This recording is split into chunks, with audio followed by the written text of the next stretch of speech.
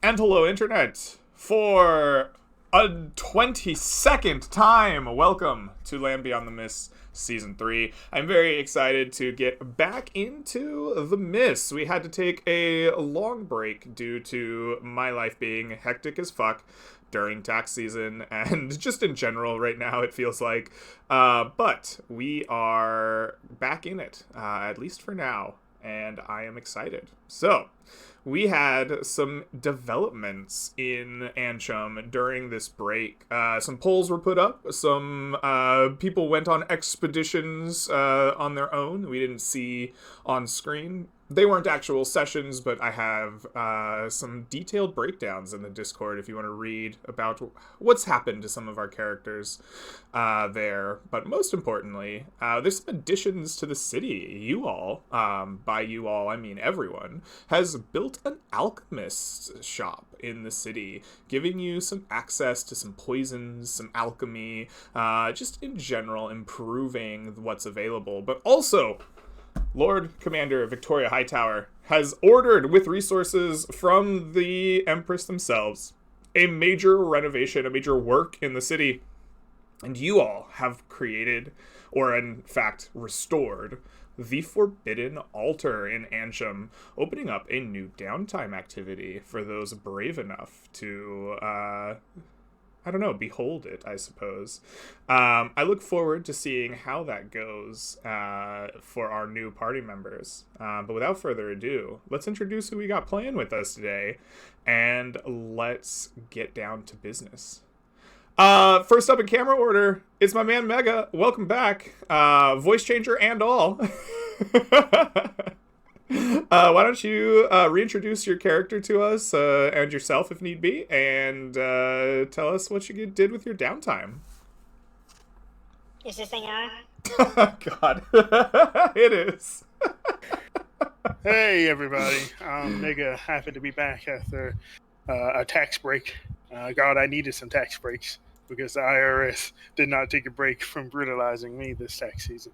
I am playing Chill Guy. He's a Snurf Neblin, I think that's how you pronounce it. Gnome, a deep gnome, who, when he originally came out here, he was coming out here to help out that guy Baldy, I think is his name, something like that. And he still kind of is, but during the last session, he did some strange magics, and he's still chill, but in a non-vibey way, He's now he's more like, who needs a pulse kind of chill, You guys will see. He's a little different. Okay, I look forward to that. For his downtime activity, after he oversaw very intimidatingly the creation of the Forbidden Altar, yes. I see. He thought about using it, but then realized he just hit enough XP to hit level 4 and went, no. No. so he walked, and he is going, for his downtime activity, he's going to be going to, let me check my notes, to Hocus Focus. Hocus Focus. He is riding on his mount, a Mastiff, who used to be called Smooth Sam, but now he's just called Sam. And he walks in the shop and he demands tutelage to learn the mirror image spell. Absolutely. Going to Hocus Focus, our Arcanist, I believe, or Enchanter is what we have called it. You are able to spend your downtime studying with the Enchanter and learning a spell. Excellent. I would like for you to pay for me 50 gold per spell level, and you may add this spell to your spell book. And if you have spell slots to cast it, you may do so now. Absolutely. Excellent. Tell me, what was the hardest part of learning this from the Enchanter? Where did you get stuck, and what was your breakthrough? I think the hardest part was the insanity, because he was using the orb to help learn. I see. Yeah, so like anytime he came into like a hard part, he would grab the green orb and see beyond the stars and start, lightning bolting and magic missiling stuff before they knocked him unconscious. And when he came back to, he was like, "Yes, I know now." I forgot that you just have that orb. Yes, all right. The poor enchanter at Hocus Pocus is got like burnt eyebrows, like smoke coming out of their ears. They're haggard and tired from dealing with your insanity orb. But you will learn the spell after weeks of tutelage, and be ready to go on an adventure. You will leave Hocus Pocus and meet up with your party at the gates. But before we go on said adventure, we got to meet some more people. And just next up in the camera order I have is Mr. Underground. Welcome back. Always a pleasure to have you. Go ahead and introduce us to the character that you are playing, or I suppose characters at this point. We've gone on some strange adventures. So, I'm formerly Mr. Underground. I'm finally finishing with my personal rebranding. Hi, I'm Palace now. Hello. Palace. Hello. Yes. Like the fancy feudal keep or whatever those rich gaudy nobles live in. All right. Well, I will make note of that. Thank you. Thank you. And today I'm playing, at least for downtime's sake, the Bad Joke. Mm-hmm.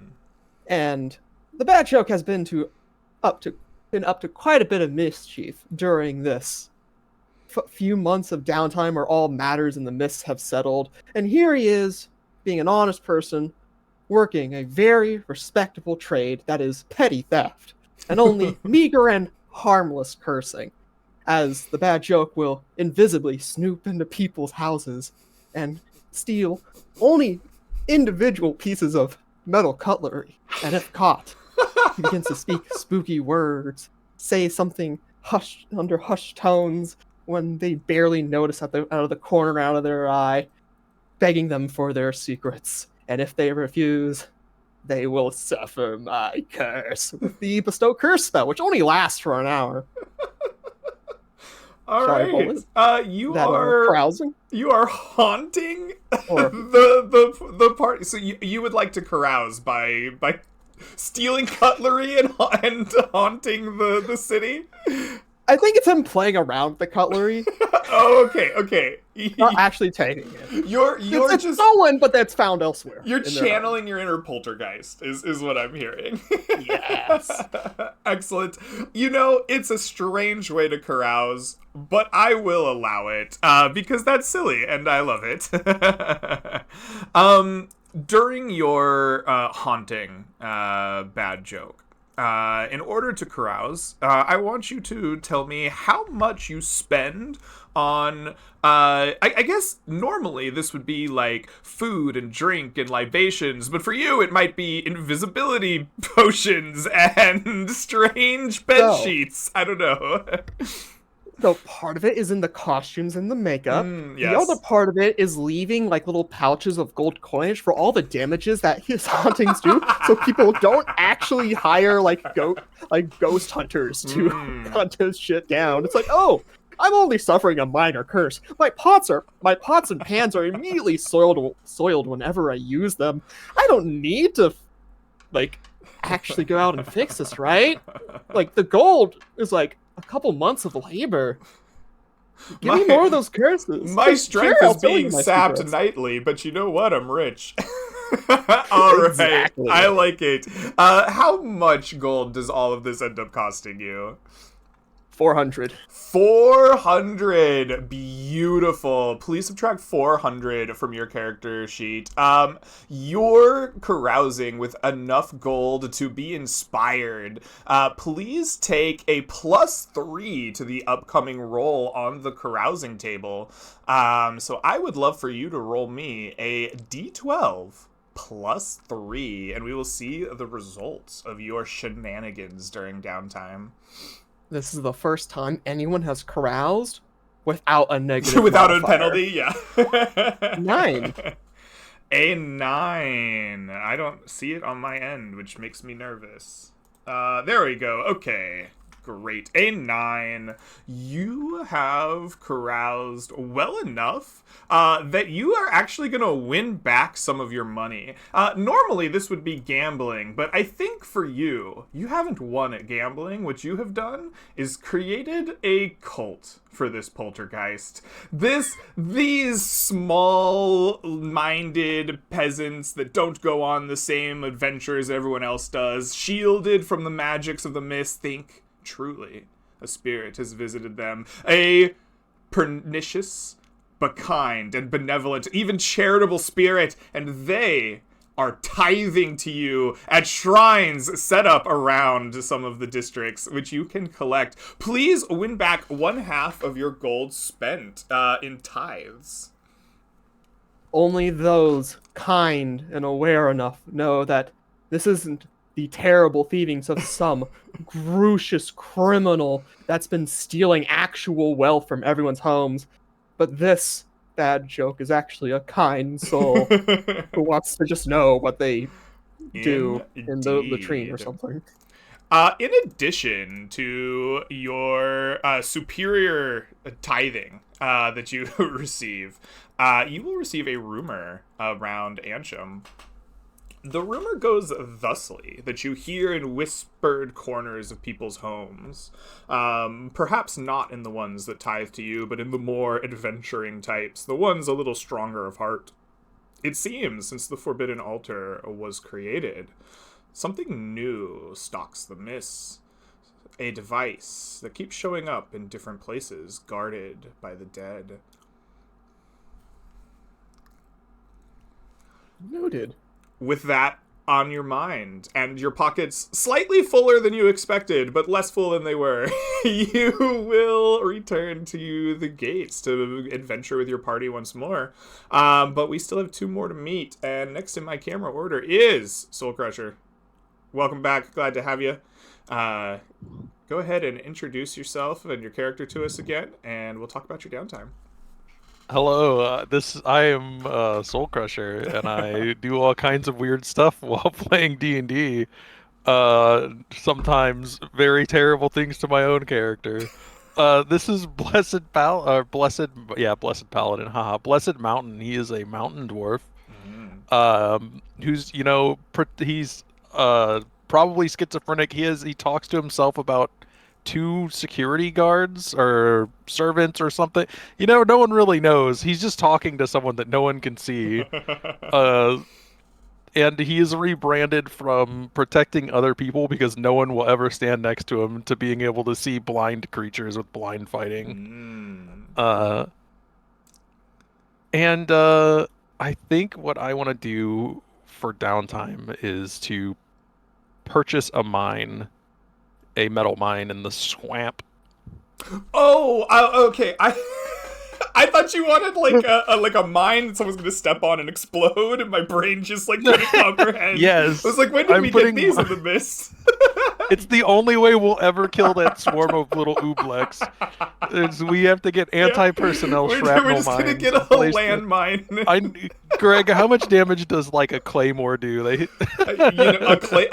That's a missile, right? A claymore? No, it's like a claymore mine. Oh, it's one of the little pocket green mines. thing. Okay. Yeah. What's the missile? There's a missile that sounds like that, right? Javelin. A javelin, right? Okay. Yeah. Those are also fun. I would say a claymore probably does 10d10 fire damage. I would imagine something Hell like that. Yeah. Anyway, a mine. Absolutely. Let's go to our map here of the mists that we have been using. Where is the mine that you are wishing to purchase, and is it secure? Yeah, I think it's up here. Right. We fought some earth serpents. Correct. Earth elemental serpent monsters. You have secured this mine of peat iron in the bog. You can mine it out of a cave that was once the nest of elemental serpents. Absolutely. We will delete our point of interest here. And let us put on our mine for... this is not a handout, is it? Yes, it is. It is map tokens. There we go. Where is our mine? And I will delete a 100 gold. Yes, for please. myself. Please delete 100 gold from your stores here.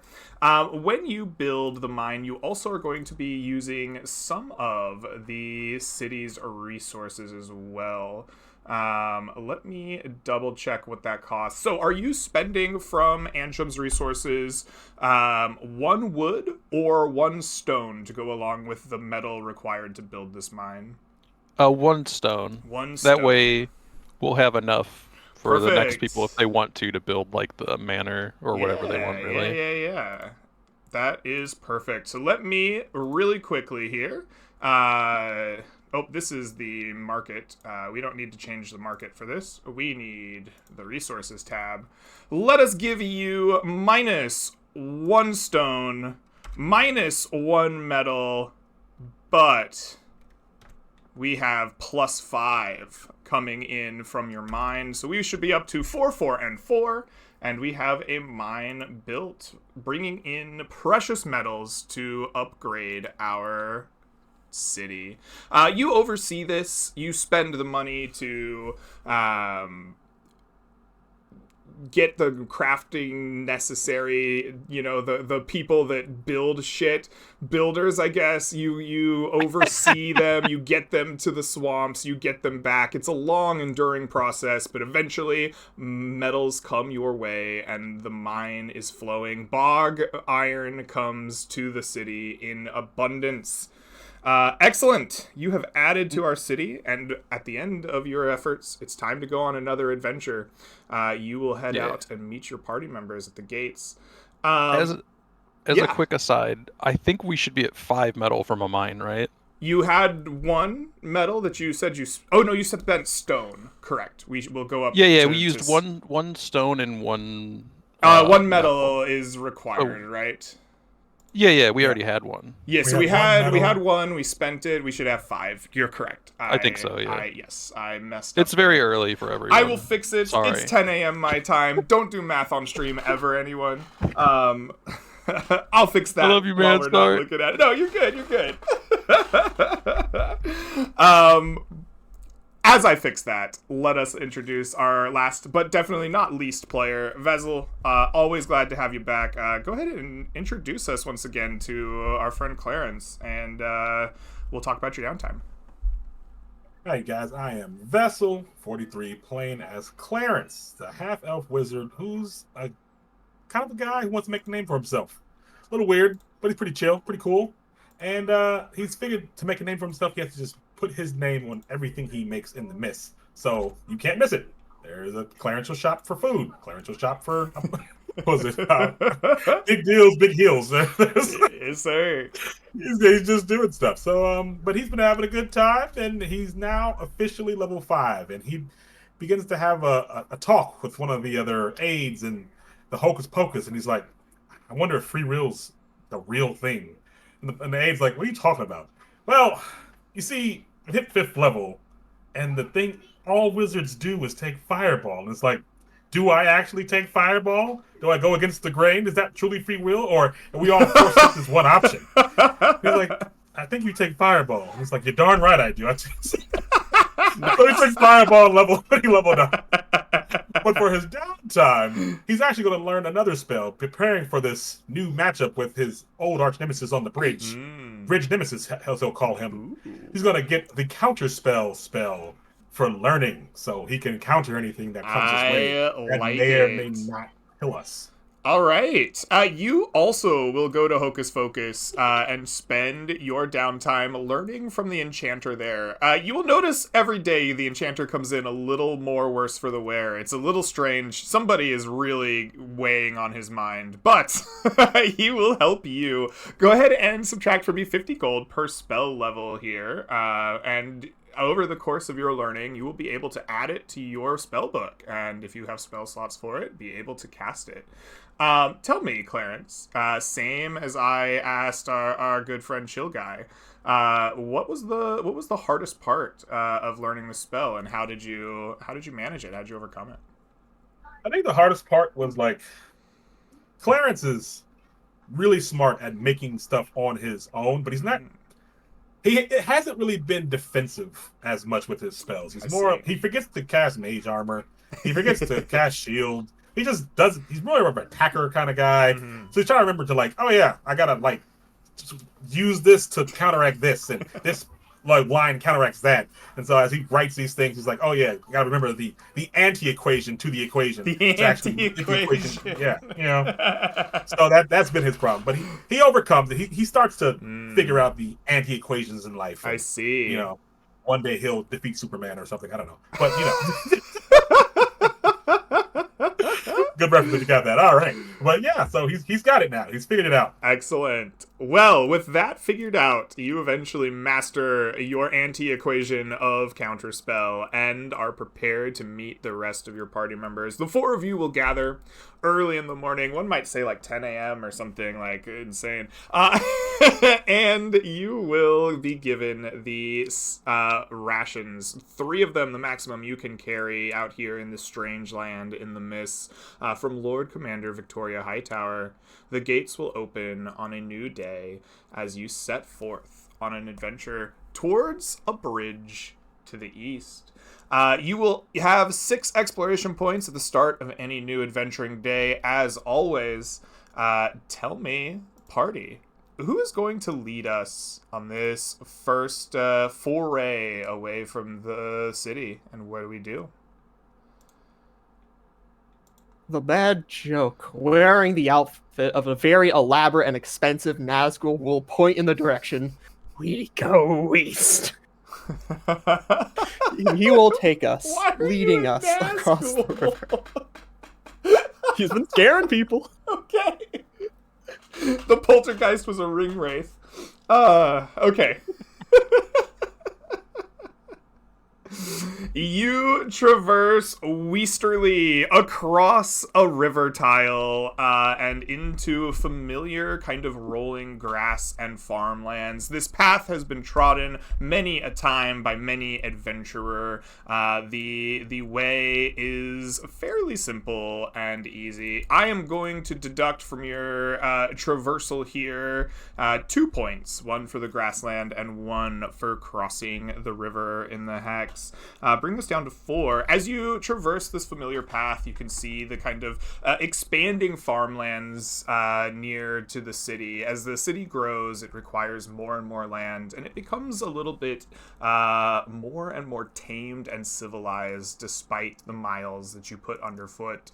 Eventually, though, those farms and steadings disappear, and the waving grasses of the plains come to meet you. As you do so, would you please, for me, excuse me, roll me an encounter check, and D100, and let us see if you will be accosted on this early stage in the journey. That's a 95. That is a 95. That is quite the roll. Let us see here, as you traverse these plains between the hills.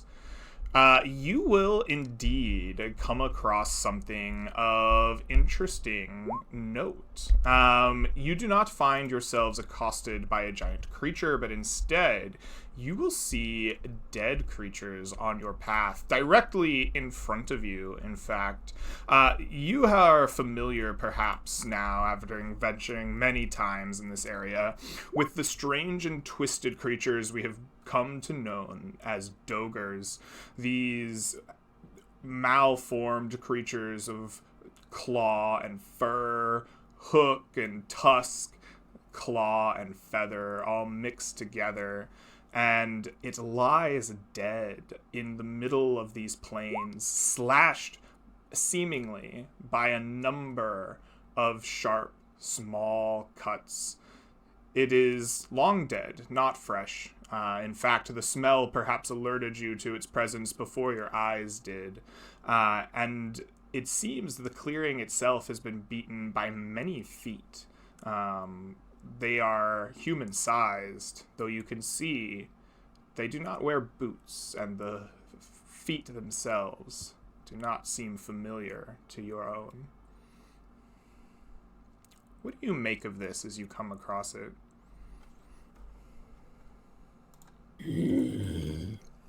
Nothing of concern.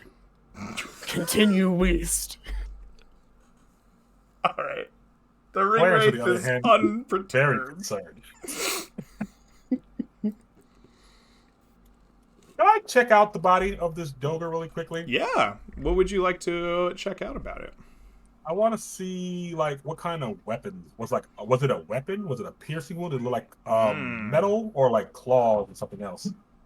Yeah, go ahead and give me either a history or investigation intelligence check, depending on how you are interpreting these wounds. 11. An 11, and you used your investigation. With an 11, you cannot identify exactly what these are, but they are not weapons. These are not sword slashes. These are not piercing from like spears. It is in fact much, much too large of holes that have been created for a simple spearhead. At least not from like a humanoid spear, perhaps a giant spear, but you think that the feet marks, the footprints in the grasses are unlikely to be giant sized. You would imagine that perhaps this creature was felled not by many small weapons, but many small tools. Okay. Back to east. All right. You leave the area, perhaps, pushing ever more westerly, guided by the harrowing visage of the Nazgul. I guess, actually, let me clarify. You did say Nazgul, right? Yes. Isn't that the flying creature the Wraiths ride? Yeah, he's... Okay. I told you, it cost 400 gold to make this very elaborate. Okay. It is not a ring wraith that you follow, but instead practically a dragon. Hold on. Is that the dragon? I'm pretty sure. I always mix up the I think the Nazguls are the dragon. Yeah. Then it's what we're going with. It's terrifying. Also, Greg, Yes. can Chill Guy take like a Dogra hand? You may, yes. You will find that the Doger hand, is, as you like, you cut up dead things all the time, Chill Guy. It's very chill to do and definitely not questionable by your party at all. And as you cut this open, it seems almost drained of blood. Part of the reason this old thing has not, rotted as efficiently as you think something this old would be. So it seems to just be it's like drained almost entirely of its blood. But you don't see any stains of it on the grasses that it lies in. Can I make an Arcana check to see if this is caused by a spell? You absolutely can. How do you embrace your arcane nature here to come to these conclusions? Like how does that manifest as you investigate? I think Chill Guy, being from the Underdark, would know about a lot of drow magic. And some drows, I imagine some of them are sangromancers. So he's probably went on the mushroom picking retreat with his master and saw some poor guy go and get drained from the traveling drow bane. So drow just shows up, drinks a guy, and then like dips and walks away. Chill Guy's damn, these mushrooms are doing something. So all right. Yeah, you think back to your visions of sanguinmancy. Go ahead and roll me an Arcana check here. For your knowledge of sanguinmancy, I'm going to allow you to roll at advantage. Booyaka. Excellent. With a 16, you recognize this, in fact, to not be sanguinmancy. This blood was taken from him the old-fashioned way, right through the holes that have been made, the countless numbers of them. However, there is sanguinmancy at work somewhere.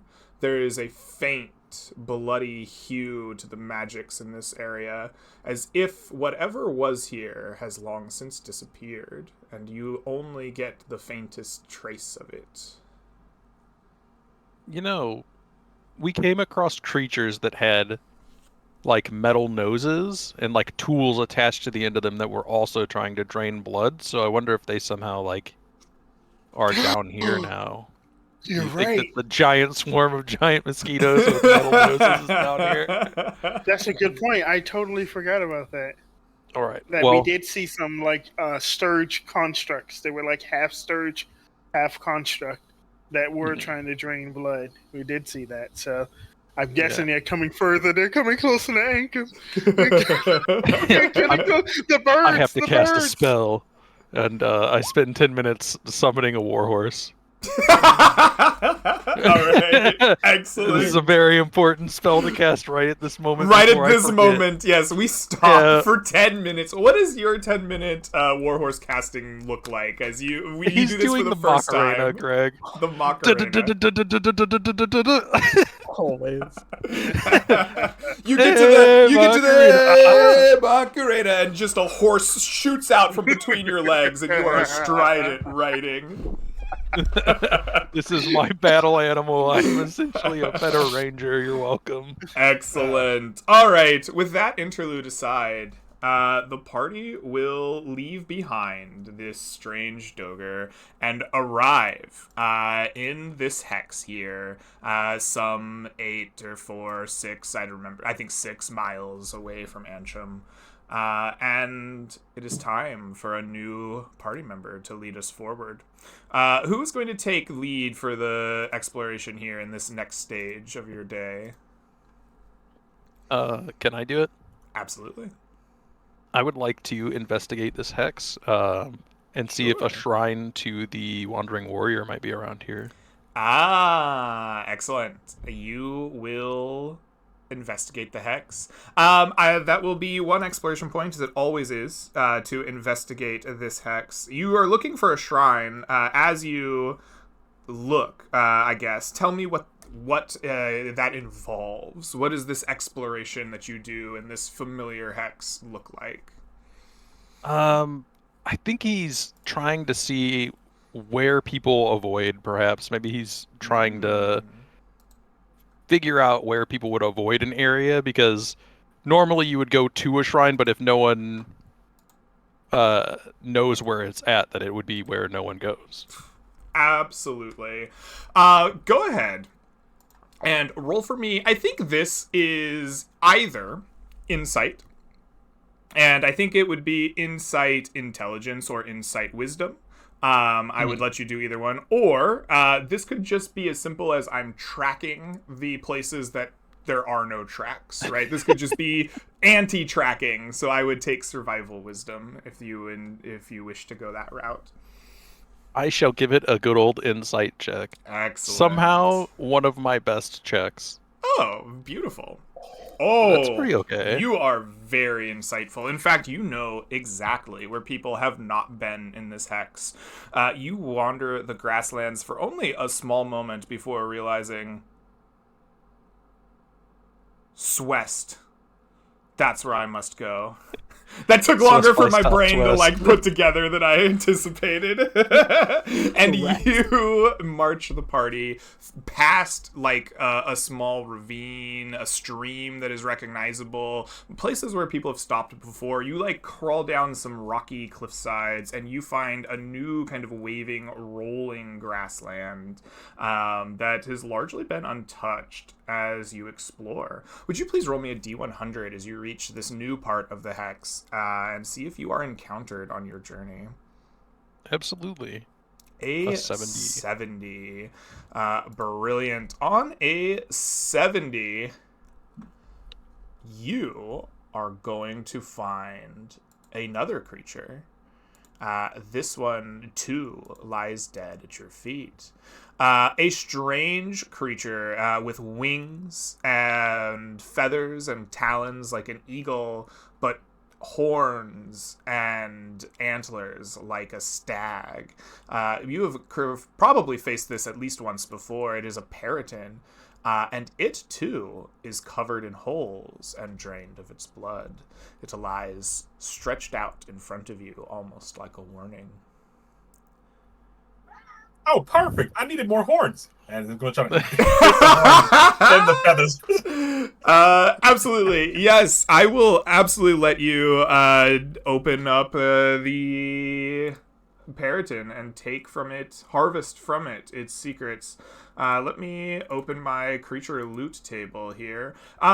Clarence, because this creature has undergone some kind of trauma before you got here, I'm going to increase the DC of this creature. Normally, for a CR2, it would be DC 12. In this case, I want a DC 15 nature intelligence check to harvest this creature.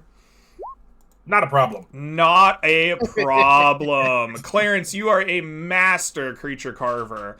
Go ahead and roll me D2 for antlers.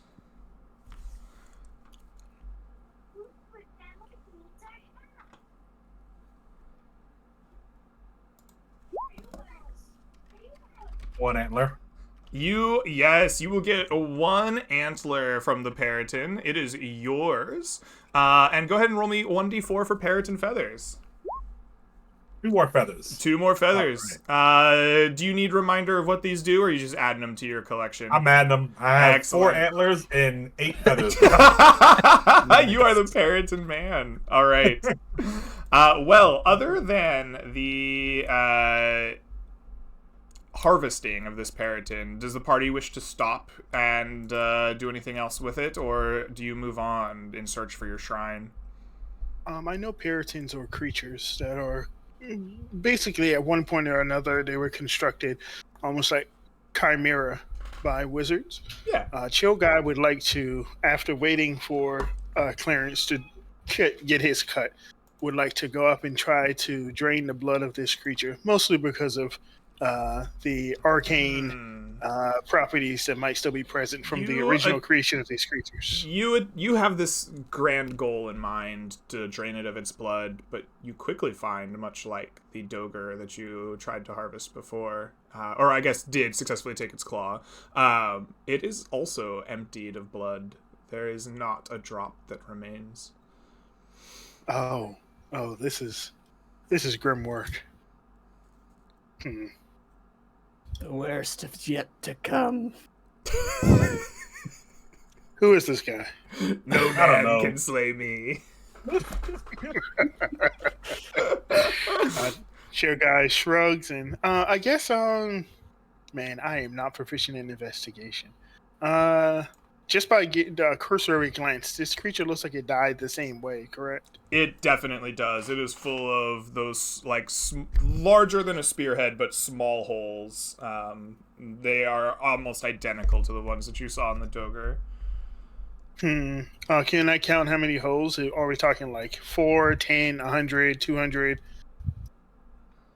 That's a good question. There is tens, maybe dozens is a good way of putting it, of holes. I don't think that it would reach 100, not on the size of a creature at least. But it's not a small number. It's not like 5 or 6. You're seeing upwards of a couple dozen, maybe 3 dozen holes at most. So fellas, it looks like whatever these creatures are, which are probably the cyborg or the mechanical Sturgis we saw earlier, they are traveling in packs of dozens. That could be a problem. Don't get hit. It's only a problem if you get hit. Your guy shrugs and gets him back on Sam. Oh, I guess I could look around to see, because we know they had like metal added on instead of their normal like biological needles. Mm-hmm. Did we see any of those around in the creature or around the creature, like they could have broken off? Interestingly enough, no. You don't see any broken off metal pieces. You know from when you first encountered those creatures that they are like something that could break off. They are not like so sturdy that they were unharvestable to you, nor were they like... they're not titanium, right? This is metal from an old time. These are old creatures. But you do not see any in this area, despite your investigation, despite the many holes in this creature that you can look through. You do not see these, like, as you call them, metal noses anywhere, or pieces of them. Okay. Alrighty, that's it from me. All right. With that, the party leaves behind its gruesome scene and instead marches right where good old Blessed Mountain knows no one has been. Sure enough, Blessed Mountain, you have a chance of finding the shrine, but it is a manifestation of the mist. It moves. It's not easy to find. I want you to tell me highs or lows. Oh, it'll never be what I look for, but it's always highs.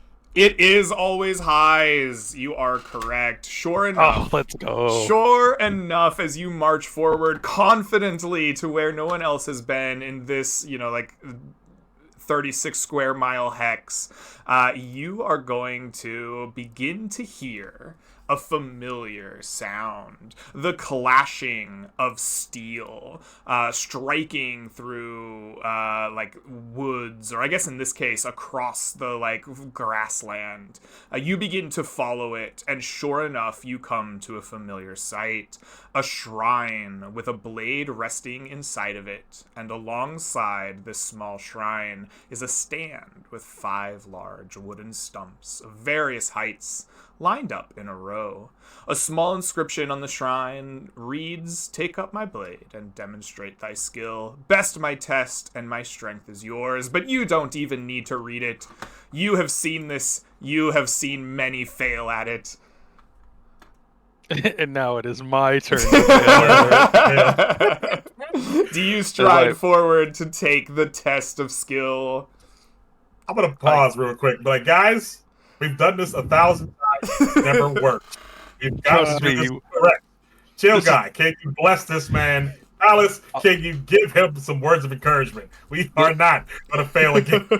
We can do this better. Even I longer. will bless, and Chill Guy will make me a smoke buddy, so that I get the extra D4. Oh yeah. Yeah. So we could pull all of our resources into failing this. It'll be perfect. I may assist, but what is it you desire? A blessing or a curse? Maybe probably the blessing, but Yeah, it would be really cool if you could inspire me to swing more aimfully. You have chosen wisely, for you shall not be stuck in the mire. I will bardic inspiration you. The bad Alright. joke, under the guise of the Nazgul, will give a D8 bardic inspiration now that I'm level 5. And Excellent. Nazgul is just another name for Ring Wraith. Oh, is it? Okay, I thought it was the So- creature they rode. Okay. It would have been really something. Okay. So I will. After, sorry, go ahead. No, you're good. Go. I was gonna say after he asks you if you want a blessing or a curse and gives you whatever the heck you just did. Maybe a nasty gnarled finger touched your chest or something like that. I don't know. Joe Guy is going to kind of shrug and just very half-hearted vape circle goes your way. And unlike, you've been in parties with him before, unlike before where you got very chill, smooth vibes. This is a harsh vibe. You feel anxiety rack your body, almost as if you smoked the wrong string. Oh no. You still have the D4, but your You're shaking. D4 is represented more by anxiety than it is through relaxation. Oh no. Oh shit! They know I've been smoking today. Oh shit! Oh, I'm gonna get caught. Mom knows. Your blood vessels contract, your bloodshot eyes swim in paranoia, your adrenaline spikes. You are inspired by the Nazgul. I assume it gives you a ring.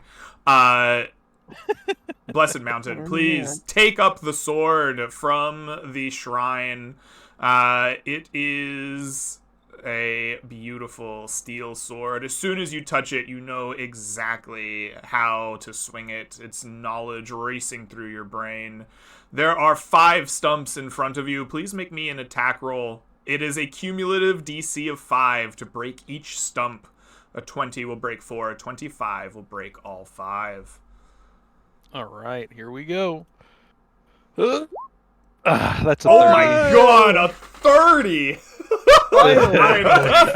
Plus 2d4 plus 1d8 got us there. Let's go. Your blade flashes through the air. The ring of steel striking wood echoes across the plains. Like a butter, you slash through 4 of the 5 wooden boards, these logs.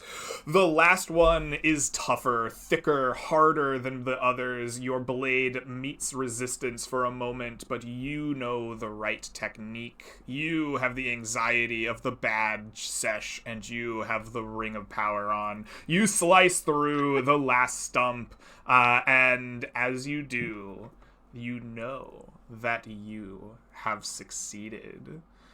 The blade is yours. You are its master. And as it turns in your hand, not into the rusted old thing that you have seen many times before, you see this long, thin, two-handed blade turn into a beautifully constructed elven weapon. It is colored in greens and browns. A heartwood wraps around the edges of the metals. You know this blade to be that of the Heartblood. Was that spelled heart as in like a heart, or as in heart as in a deer? Heartblood. As such. Okay, perfect. I actually don't remember how to spell the heart as a deer. I thought it was the same spelling, but this is how I have spelled it in my notes. This is perfect. Excellent. It is a +1 sword for you at the moment, and it is immediately attuned to you after passing this test. I will get you some notes on it as you use it. Excellent. And this was you said a two-handed It sword? is a two-handed, long, thin blade. Think katana, Okay. but specifically it is a two-handed sword. I will put in a long sword, like a +1 long sword, and then I will change that to this. I guess mechanically it is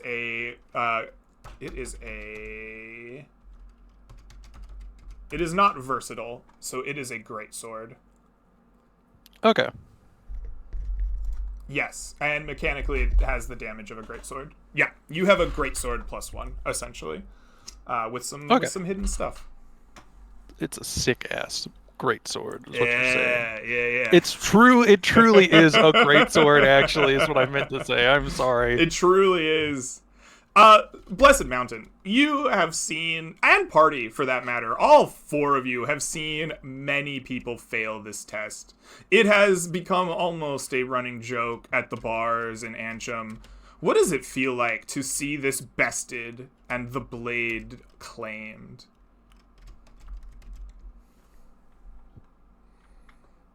Your trial shall become even harder from now on. Prepare yourself. Oh shit, the anxiety's working in overdrive today. I think Blessed Mountain is like, last time we definitely would have failed, and that's why the bad joke took over and failed for me, so that this time I could succeed. And he's just like, I think we're all gonna be best buds forever. Especially when I decide to become a warlock, and then we can all do like really weird stuff together. Ooh. All right. A what? Nothing. I didn't say anything. I don't know what you're talking about. All right. Well, With this in mind, you have investigated the hex and you have claimed a blade. It's time for somebody new to lead our party going forward as you still rest some few miles from Antrim. Who's going to lead us for the next section of our journey? Clarence will. All He's like, right. thank God that thing is finally over. It's been at least 4 to 6 months of people coming out here, hitting the wood, and it just rusting in their hands, and then we get frustrated. I don't know if I could do this anymore. All right, and we're moving up. Northern. And, yeah, take a 1d100. Absolutely. Scabramzo. How much is this woods? This looks like it is majority woods. As you travel northward from the farmlands nearby, you go north, closer to the Tarnished Hills. Green grasses give way to copses of trees, most of them healthy, but they begin to wither. You see the touch of the tarnished hills, the rusty reds come in, grasses dry beneath your feet and crunch. The trees become more and more prevalent around you, thicker and deeper as you head farther north. As you rolled yourself a 26, let us take a look at what that may look like. On a 26 to 30, you actually are greeted by a cool and rejuvenating breeze blowing across the landscape, swirling between these copses of trees. Travel for you as you lead Clarence seems light and easy. You will gain back +1 exploration point, so it will only cost you a grand total of 1 to traverse these woods, leaving you with 2 left. As the breeze alights upon your skin and takes away some of the harsh anxieties and worries, you will arrive here at the edge of the mountains as the woods around you are tarnished and touched by the reds and dusts and dryness that is coming to the north. Excellent. Chill Guy, you are the last of the party to lead, and it is time for you to take the reins. What are you going to do, my friend, as you take, I guess, point in this exploration? We have 2 exploration points left. We do, yes. After the weather, you have 2 left. Sure, yeah, I'll just move Galactic North. Galactic North. You skirt the edges of the mountains to your west as the day begins to descend, shadows creeping across the red lands in front of you.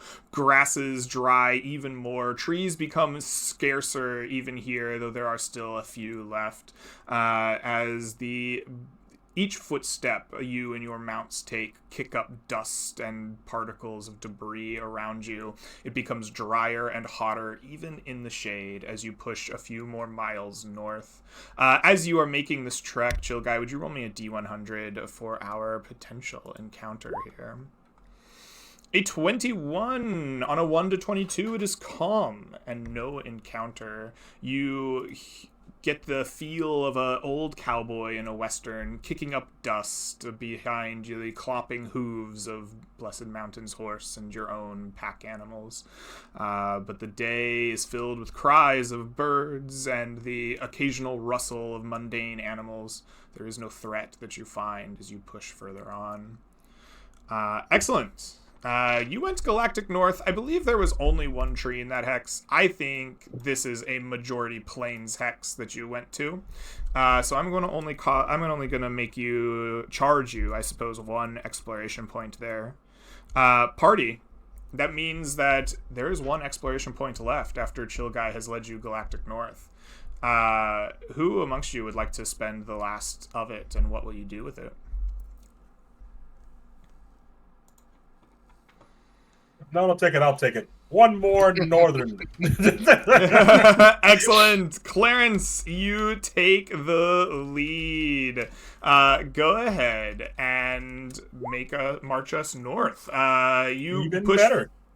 Oh, Perfect. You also roll a calm, no encounter. You leave behind any traces of the trees and the woods, and instead find yourself fully in these rolling hills. You have not reached the highest points of them, but as the day comes to an end, you climb up and down the rolling high hills. It is hard work, and you try to find the lowest points to keep your animals at least less tired. The sun will eventually, though, set upon you. Darkness envelops, and you have ended your day of adventure.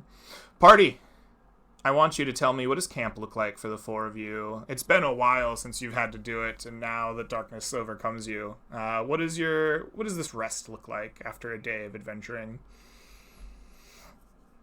I think it starts with Blessed Mountain getting out like a bunch of mugs and pouring everyone ale and being like, "All right, everybody, we've done a great day, great job today, excellent work. We're out here doing what the the gods intend by beating off all of these terrible challenges and avoiding whatever is draining blood from everything." The mask figure takes the mug and just pours it on top of the mask. Okay. Chill guy will tell you he's fine as he goes to set up his grim tent and does some grim experiments throughout the night. Okay. Clarence is chilling. He's happy.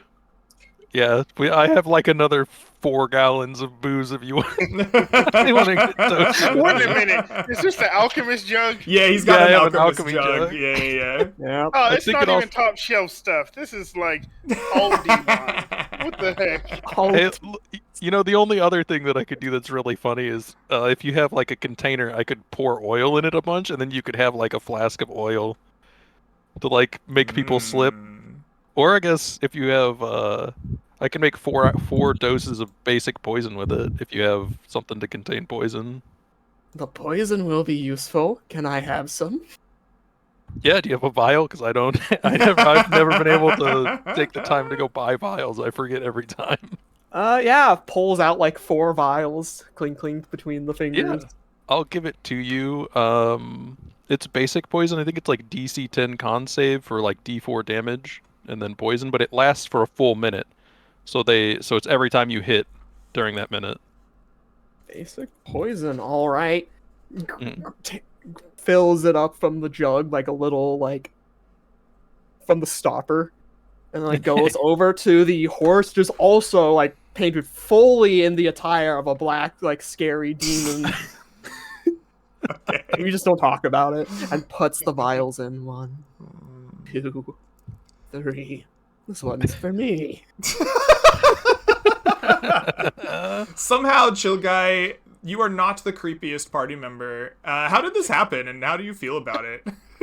I'm fine with it. The more distractions there are from my totally not necromancy that I'm doing in my tent, the better. All right.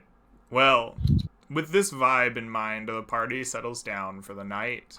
I would like for each of you to roll me a D100. You are in a fairly low danger area, so lowest roll will determine our night encounter. I can do that. I also owe. Oh my, okay. You're welcome. I also owe you a con saving throw, I believe, or is it a wisdom? It's a wisdom saving throw because I have an Ublex STD. What? An Ublex touched me and I failed to Right. save Yes, with my massive wisdom I save. would like from yes. you a wisdom saving throw, please. It has been so What? long, I almost forgot. I wrote it down in my ideals so I wouldn't forget. Can you not get that fixed? It's a curse. I don't have remove curse. All right. One of us does, right? I give could've. curses. I You don't remove them. succeed the saving throw. Your rest will be restful. Your curse does not continue deeper. You are visited by dreams of a giant slug-like slime with a face. It rests somewhere far to the south, but it does not bother you overmuch. You are used to seeing this face in your dreams. The curse does not continue further. You guys rolled a 5 and a 6. This night goes very peacefully in this area. You will sleep and rest well. Take I guess the equivalent of a short, or I guess a night's rest here. You may spend any number of hit dice to regain hit points, recover them, yada yada, get your spells back. You know the drill. You guys didn't fight anything. And the next morning, you will awake with 6 brand spanking new exploration points and the chance to use them. Party! As camp breaks and dawn arises, you get an early start on the day because you are in the Tarnished Hills, and it gets hot as hell in here if you wait too long. Where do you go, and who leads us? A new morning means a new day to mourn. Who wants my blessing? Cast aid. Who wants it? You're those two, yeah. As meat shield number 1, I request aid. Gives aid to meat shield number 1. Gives aid to chill Gaiathan. Okay. You spend your spell slot, and you myself. will cast aid. Excellent. Please increase your hit points by 5. Or I guess your hit point maximum by 5 for the next 8 hours. But after this aid has been cast, who will lead the party? Who else but the Nazgul? Perfect. Once Always more. knows where to go. We go east. Takes us northeast. All right. You go northeast, skirting by the edge of the hills and a known pain in the ass location. You try to avoid the worst of the elevation changes, the ups, the downs, the rocky cliff faces. Instead, hugging close to where the grasses grow, you can find a shade of green here and there amongst the dusty, red, and dry crackling grasses. With each step, you hear the broken, sharpness of the grass crackling, and you push ever forward. Go ahead and roll me a D100 to see if you escape the notice of the creatures in this area. Everyone's interested in the. Oh, no, yeah. 28. No. Everyone loves the Nazgul. Excellent. With a 28, you have finally gotten out, I think, of the... Nope, you are still in 26 to 30 range. And 26 to 30, as we know, is a cool, rejuvenating breeze. Despite the heat of this area, it seems that it is cool and refreshing right now. A breeze at your back, you push ever forward. It will refund the 1 exploration point cost to go to this hex.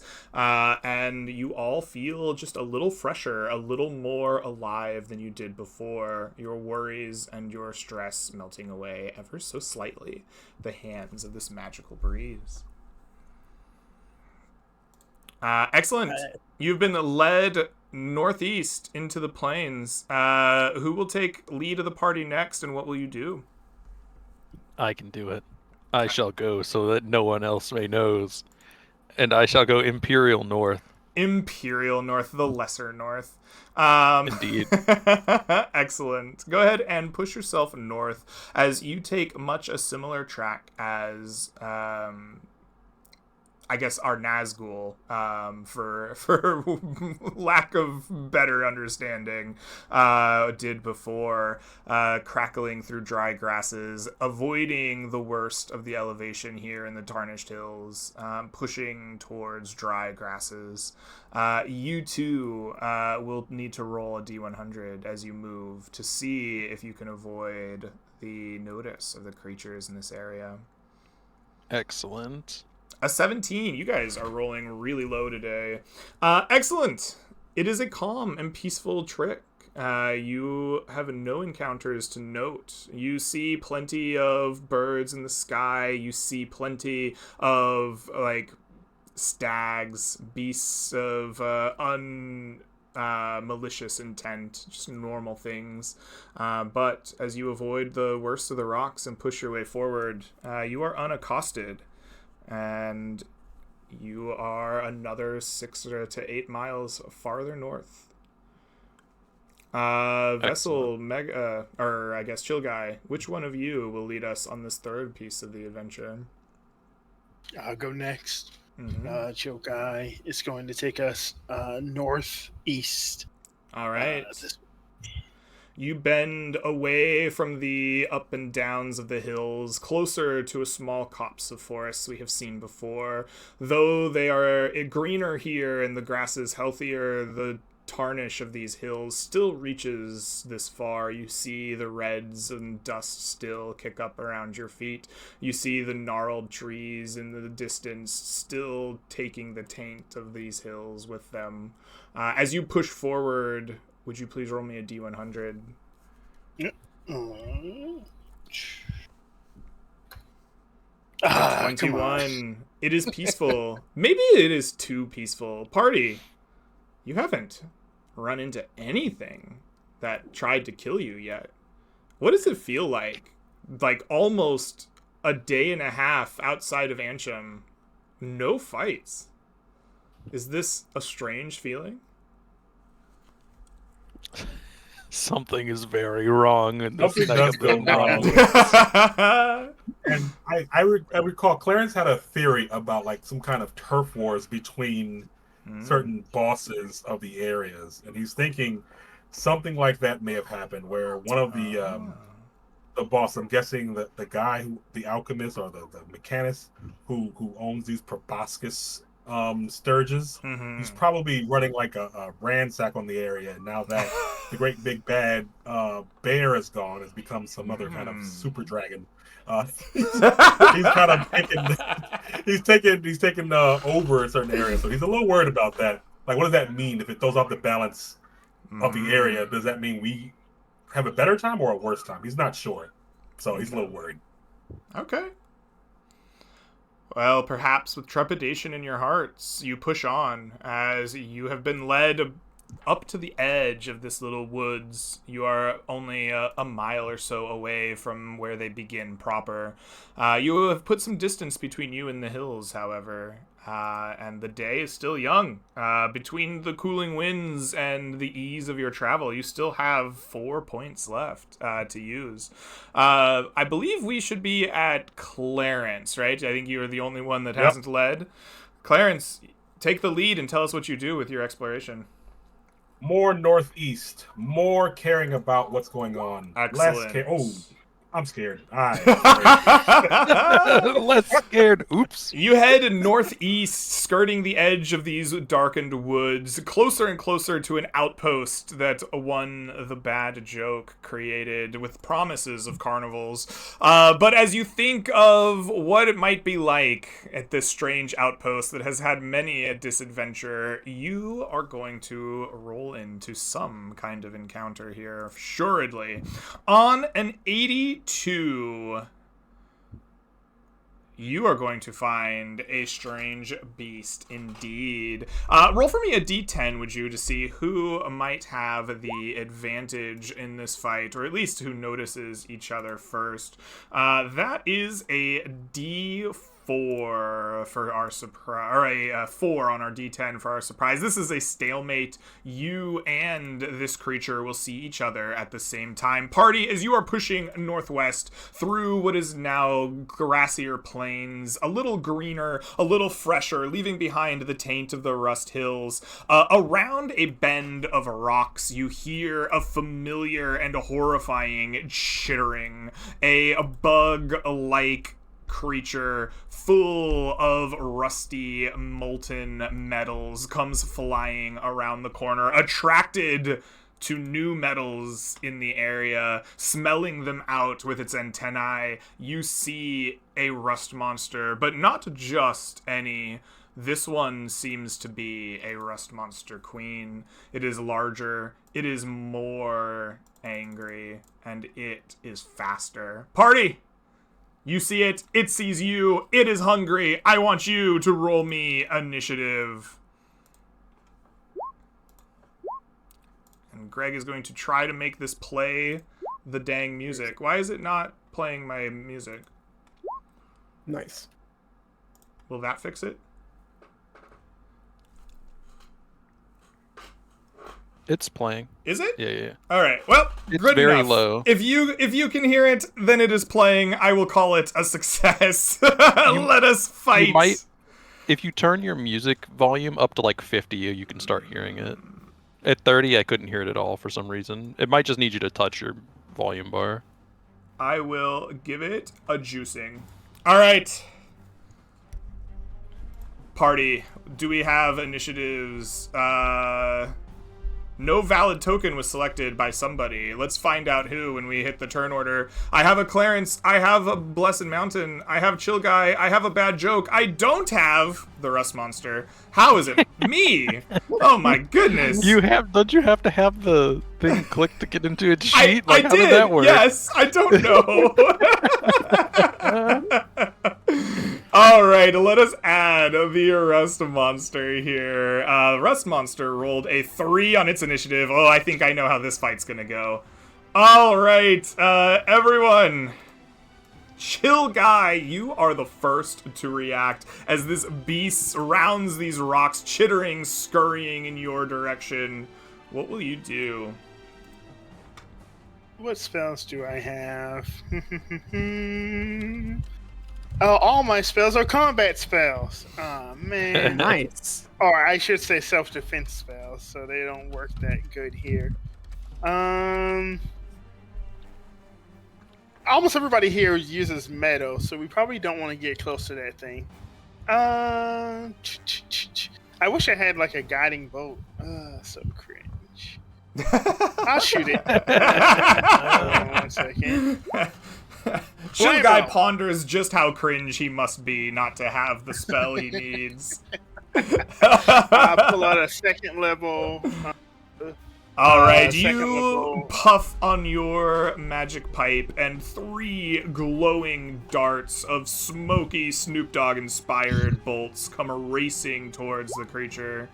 Yes, you roll 11 points of damage. They smash into the beast, punching through its chitinous hide. Or I suppose I keep calling it chitinous. I think it's actually chitinous, but I like the hard C sound. You do not quite bloody the creature, but it is wounded and it screeches its agony. I move and then I end my turn. All right. I tell the others, don't get too close, it'll kill you. Beautiful. Chill Guy retreats with a warning to his friends. And it is now Clarence's turn. What will you do, Clarence? Clarence opens to a page of his book. He reads a couple things. He puts his hand inside of his book for a second, and a whip comes out as he causes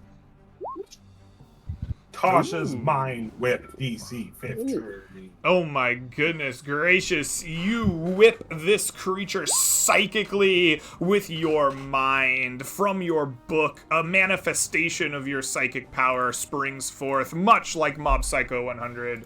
And this very, very intelligent creature will try to save. Oh, it was way closer than I thought it would be. That's a 17 on the dice, but it's Poor not guy. enough. It will take 12 points of psychic damage as you rend the mind of this hungry, slavering creature. But it does not die. It is merely bloodied. On its next turn, it will get an action or a bonus action, or a move, but only one of those 3, correct? No, he saved, so he only takes. He failed. half It was a as much 17. damage? It was a 17 on the dice, but it was -4, so he Oh! fails the save. Mm-hmm. Right. Well, then yes, he will only get one of his things. Right. Move Okay. forward. Perfect. He's only slightly less intelligent than Blessed Mountain himself. Yeah. Oh God, I forgot how that works. Okay, cool. So, all right, yeah, he's screwed. All right. Perfect. Bad Joke. It comes to you. We're all talking like this thing's gonna have a turn. And falter. Fall victim to the slaughter. I cast Dissonant Whispers with unsettling words. So Oh my roll me a goodness. Wisdom save at -1d8, and it's DC. All right. You're expending your eloquence bard's unsettling words. Understood. Yep.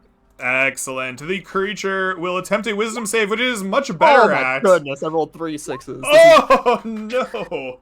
Amazing for 2E, but So this thing fails its wisdom save. Your dissonant whispers race through its mind.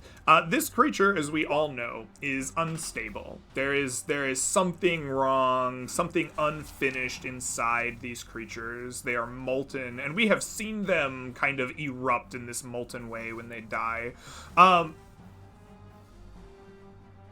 Bad joke. I want you to narrate to me what you said, how these dissonant whispers affect this creature, and what it looks like when just simple words cause this thing to erupt in a fountain of unfinished earthen, magic.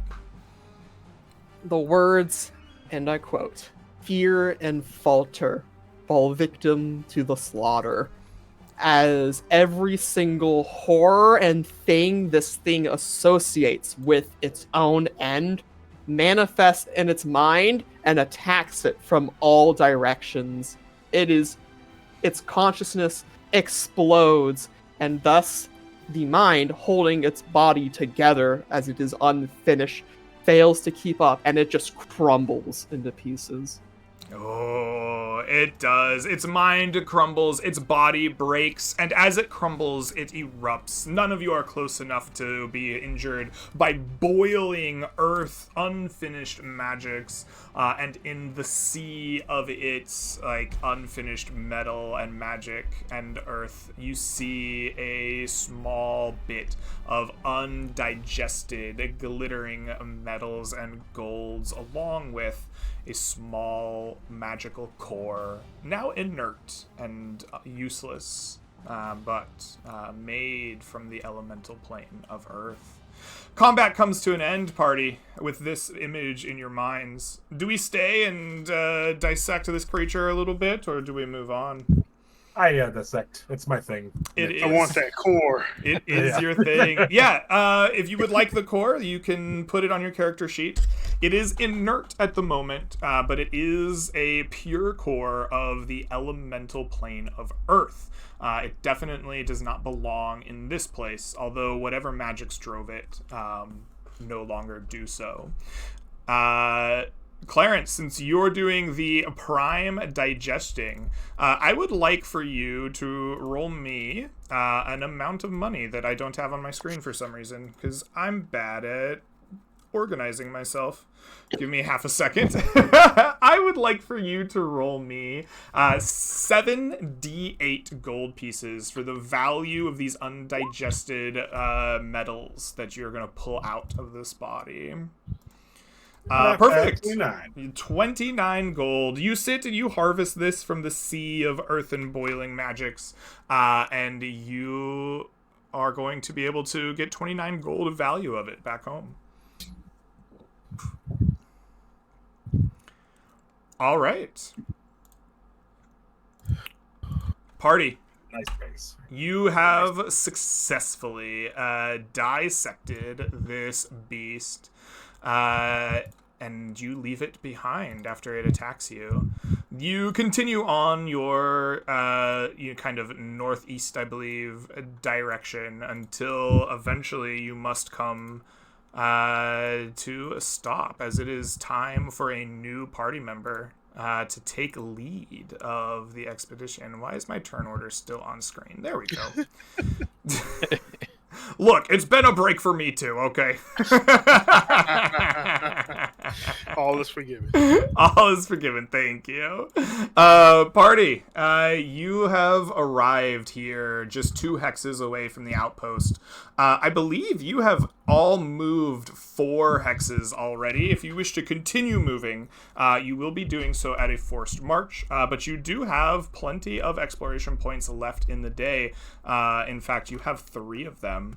Party, who's going to take the lead, and what do you do after you arrive post your encounter in this new hex? I'll do it. I'll go. I'll make Alright. us take exhaustion as we head northeast. Yes. All right, you will move once again, traveling northeast.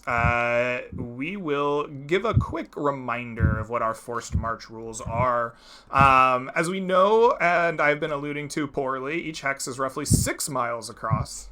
I remember now. And 32 square miles in area. This means at a regular pace you can move through about 4 hexes in a single day. If you move through more than 4, which you are doing at this moment, you are considered to be moving at a forced march. Each travel action taken after this move to the 5th hex in the day will... Each party is being... How did I lose my place in this stupid thing? You will make any checks or dice rolls required from the travel action or encounter at disadvantage for your forced march. So, you press on, good old Blessed Mountain, atop your steed, a long and hard trek. You push the party a little bit farther north and east. I don't believe you've moved your tokens. Go ahead and put that northeast here, 1 for me. I can do And that. go ahead and roll me D100 twice, as we will take the worst result for the party. An 88. An 88. Beautiful. On an 88... you are going to run into a severe weather event. As you are getting closer to the coast, you see clouds rolling in.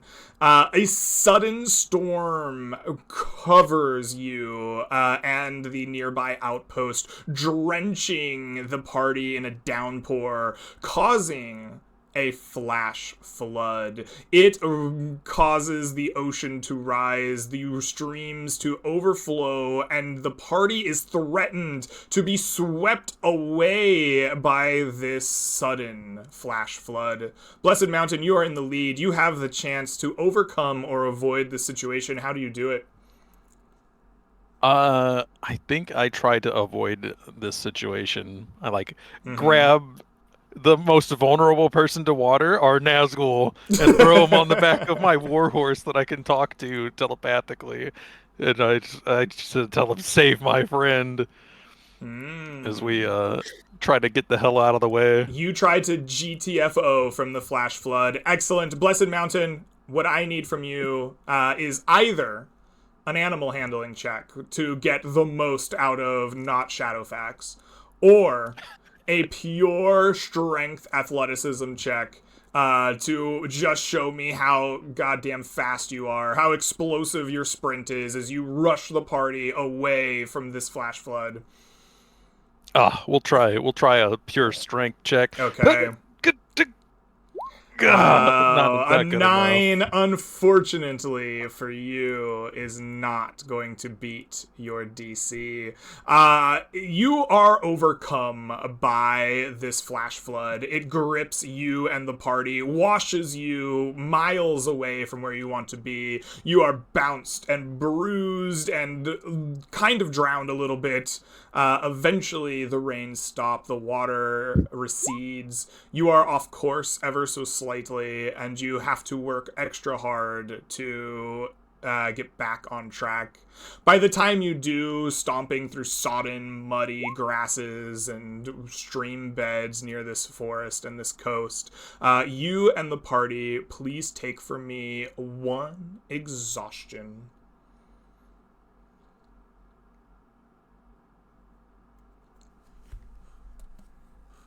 Excellent. Sorry, everyone. We all knew this was going to happen. It's not. This is the standard playing with Soul Crusher route. We're about to find sanctuary soon. This is true. After this ordeal, you still do have a little bit of time left in your day. In fact, you have 2 whole exploration points. You are sodden, wet, grumpy, probably, definitely exhausted. But you're only a few miles away from an outpost in a relatively safe couple of hexes. Do you, as a party, push on? And if so, who leads us the last bit of the way? Yeah, I'm just gonna push us there. All right. We have to rest there 2 nights for whatever reason. Let's do it. So yeah. If we get another exhaustion. All right, I know. Clarence, you boldly push the party forward. You know it's just a little bit further. You try to find the roads that lead to this outpost you've been to multiple times. With a 74 in your exhausted condition, you will encounter 73 to 75. This is technically not an easy encounter. So the outpost regulars, the militia, has not defeated it. You and the party will run into some creatures here. Clarence, as you tiredly, exhaustedly march, the shadows getting longer, the day getting darker, the grasslands muddy and wet, would you roll me a d10 for surprise as we see who might have an advantage in this fight? An 8. Yeah, Ooh, we're doing very it. good. That's going in the party's favor for sure. On an 8 on our surprise, the PCs get vision first. So I want the 4 of you to give me a contest of perception. The highest amongst you will have the chance to prepare an action at the start of our combat. We're forced marching, right? It will be a disadvantage, correct? All right, Is I don't it- need to roll a second time. Don't worry, I got you. All right. Perception. Disadvantage.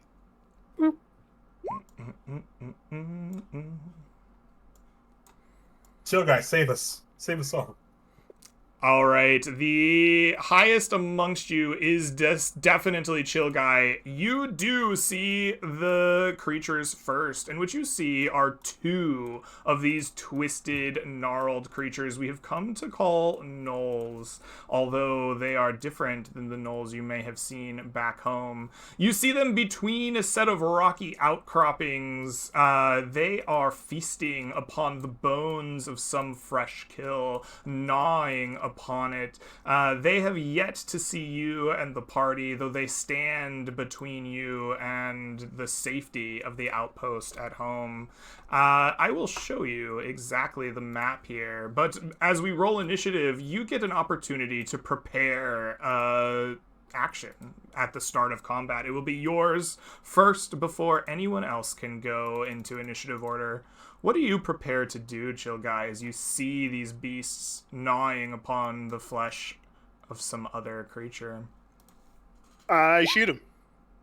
All right, you shoot him. What do you shoot him with? My peace enforcer. Your peace enforcer. All right, I want everyone to roll me initiative then, and we will start combat with the peace enforcer going off. Oh, that damage. Consider your peace enforced. Consider Peace your will be peace enforced. Yeah, I started blasting. Excellent. I love it. They may Initiative not tracker. Oh, 7 They flesh may not get a gnawers. turn. All right, so before combat even gets a chance to go, Chill Guy pops up, puffs his pipe, missiles come flying out. Which one are you striking with your magic missiles? This guy. This guy here, he is struck, pop, pop, pop, blood flows, he howls. You hear a response behind you. It is some time away, but it will get here at some point. It whirls to face you, but Clarence, you take initiative first. You see one of these creatures bloodied. They both look at you. You hear the response from behind. What do you do?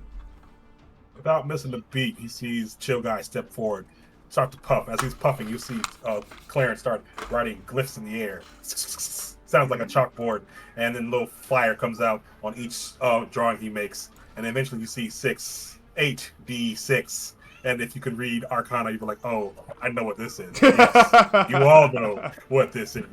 This is a 29 damage fireball. Oh my goodness Nice. gracious. That is a good fireball. The glyphs in the air glow, and a ball of fire erupts in the vicinity of these creatures. I'm not even going to save for this guy. On a fail, he will burn just as much as on a success. The second, however, will probably want to save if they can. They will. You see them quicker than you imagined possible, diving behind some rock cover. Whoosh. But they will still take half of that damage for a grand total of 14 points, bloodying it, the smell of burning flesh and hair filling the battlefield around you. Its grasses ignite as well, adding a layer of smoke across the field. This is all I've ever wanted. All of this in my hand. Okay. Bad joke. It comes to you. As the smoke kind of clears a little bit, you see the field in front of you. What do you do? You said there was a sound of something behind us. Yes, you heard when it howled in pain, there was a response, almost like other howling creatures behind you. They are not immediately in view, but you get the feeling that others may be coming. Our family-friendly Nazgul will walk over down to the south to these rocks to get vision on this last Fleshnar. Mm-hmm. And yes, what was it? Yes, he will point his finger at it, will also unsettling words it as an eloquence bard, and says, "There is no escape. For your bones we shall scrape." Dissonant whispers. All right, Yeah. with a dissonant whispers, you will attempt to murder this creature. It will save with a wisdom, which is not that bad for it, actually. Yay. It will successfully save, actually, taking, I Minus? believe, half of the 7 psychic damage. Minus 1d8. Oh, because of the unsettling words. Correct. Which means it will fail. Take full 7 points of psychic damage, which leaves it, ironically, at 1 HP. And then it will use its reaction to move its full movement away from the source of the dissonant whispers. Its full movement, in this case, being 30 feet. And you're kind of diagonal to it, so it's going to go 10, 15, 20, 25, 30 up this way, rushing away from you and your Nazgul appearance. That's my turn. All right, excellent. That will bring us to Blessed Mountain. You see this playing out in front of you. What will you do with this fleeing creature?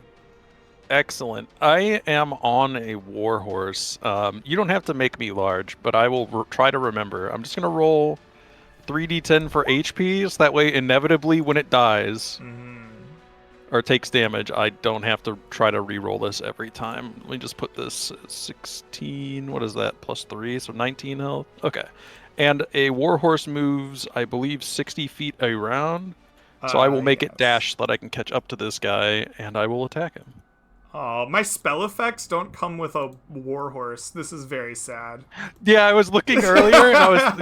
Can you just make a spiritual weapon, but make it large? Make a large spiritual weapon. Large spiritual weapon, and I'll just take both of them at the same time. I think it'll be funnier.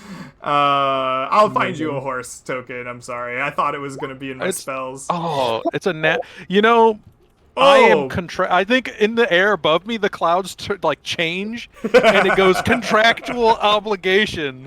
You must smite this creature. I hear you. Okay. I smite him with a 2nd level spell slot, even though he has 1 HP. I have to. I'm required. I would get fired if I didn't. Oh my goodness. All right, so 44 damage. This thing had 22 total max health. You do enough to kill it in 1 blow. It had 1 HP left. Describe the nuclear strike you have on this creature for us. Elucidate the amount of overkill you are doing. Blessed Mountain is not. This is the first crit he's ever had. I know. It's 7 or 8 games with this guy. He gets this perfect underhanded stroke with this brand new sword, this excellent light elven sword, and it just takes all of his energy, just blasts this thing, and he's just oh, holy! This is the best sword I've ever had. holy crap, this thing's amazing. And then afterwards, he'll move like 20 feet back this way on the All horse. right. You strike this creature from the like plane of existence that it is on. Party, it's Chill Guy's turn technically. But the enemies in front of you are slain. You heard the call of enemies behind you, but they are not on the field of battle yet. Do you wish to leave the battle, or are you going to sit and wait for more slaughter? I'll be honest, I don't care. I got another fireball ready to go. You got to say. You got the God, double he's a barrel and you monster. just check the. Yeah. Yep, I got my other That's shell enough. in. I'm down for anything, but it's up to you guys. Yeah, I'm down. All right. I'm gonna get on a rock, Let like them one of these come. rocks, and then post and wait till they get All to right, range. you can post up on a rock when it is your turn then. If the party chooses to stay on the field of battle, we'll respect the turn order. Chill Guy, you just witnessed, like, death incarnate. What do you do to prepare for what is to come? I want to use my movement to go here, and then I wanted to try to hide. Oh, I like it. Give me a stealth dexterity check to hide behind this large rock. I will also be using my gift of the Snurf Leveling. I think no, that's not the right thing. I'm sorry. It is. I think it might be this. Yeah, where I make stealth dexterity checks, I can do so with advantage. Excellent. That'll cancel my disadvantage from having heavy armor on or medium armor. Perfect. 10. A 10. Does that include your -1 from exhaustion? No, so A 9. 9. Perfect. Okay. I will make note of that. You move behind this rock, and sure enough, the calls that happened show themselves. The reinforcements, so to speak, show up and rush forward. The remainder of these pack-like malformed creatures arrive in like tight fireball formation, actually, just because they don't have tactics like that. They will rush forward using their movement, and they don't really have ranged attacks, so we're gonna call that their arrival here on the battlefield. Somehow there's still a rust monster in this fight. Let's go ahead and delete that. Clarence, it will come to Suddenly you. Rust Monster. You suddenly rust monster. As these creatures arrive on the field of battle, you standing near them in the open. What will you do? Oh, this is exactly what I wanted. Let me just back up just a bit. Yeah? And as you see him walking backwards, you see him just drawing in the air. Oh. And then it all comes down and forms into his hand, and he lets loose another fireball. Oh my Right there goodness. for 23 damage. Yeah. We see a ball of fire erupt around these creatures. Once more, they will make saves to try to avoid death. The first will succeed, diving kind of like to the edge of the battlefield, maybe like forward, rolling, taking half of 23 for a vicious 12 points of damage, bloodying it. The second gnoll in the middle will attempt to do the same. Which it will do successfully. This one's gonna actually like back roll away from the fire, but it will also still be bloodied. Smoke fills the air once more as burning grasses and hair and fur and feather fill your noses. And the final gnoll is gonna try to tactically get away as well. This one super succeeds. He goes like 2 forward. He's like doing a ballet flip as he goes. He just takes the like partial fire to the chest, but still takes 10 damage. As the smoke clears from the fire, bad joke. You're kind of hiding behind a rock a little bit. What do you do? Wither and wane, for we are here to become your bane. I will start off by using unsettling words. I use using my third bardic inspiration so Okay. far Perfect. on, let's say, this top one, the one I'm doing it. All right, perfect. And then I cast Bane on these two. So they need to both make charisma saving throws. Yeah. Absolutely. Do you not get to target 3 creatures with Bane? It is, unfortunately, 40 feet away. Ah, that is unfortunate. Okay, we will make some saving throws. I guess we will do the first one upon... oh, this is charisma, actually. Oh my god, what have I done? There we go. This is a charisma saving throw, and this will be at a minus D8 if it succeeds. It fails matter. regardless. It is baned. Let's put a little, like, marker on this guy. He's gonna have a bad back. Ugh, Bane makes me feel like bad back. Oh, that hurts. And the second guy will save as well. This guy also failing. Fail. Ugh, they're not feeling good about life at the moment. They woke up on the wrong side of the bed. I've done my part. Their curse gives a pat on I'm player. doing my part. Leans back against the boulder. I'm doing All that. right, the Nazgul shows up in a different movie for a moment, and everyone is confused. But Blessed Mountain, it comes to you on your warhorse that I didn't give you. What will you do? So the warhorse charges forward and does like a spinning like side kick to the side of this thing's head. I made a macro for this. Oh, you made a macro. I think the horse should also be exhausted. Does a 12 hit? A 12 will not hit this creature. Alright, It has like thicker feathers and fur than you expect. The hooves that are usually so sharp and dangerous just kind of glance off this thick kind of covering of this monstrosity.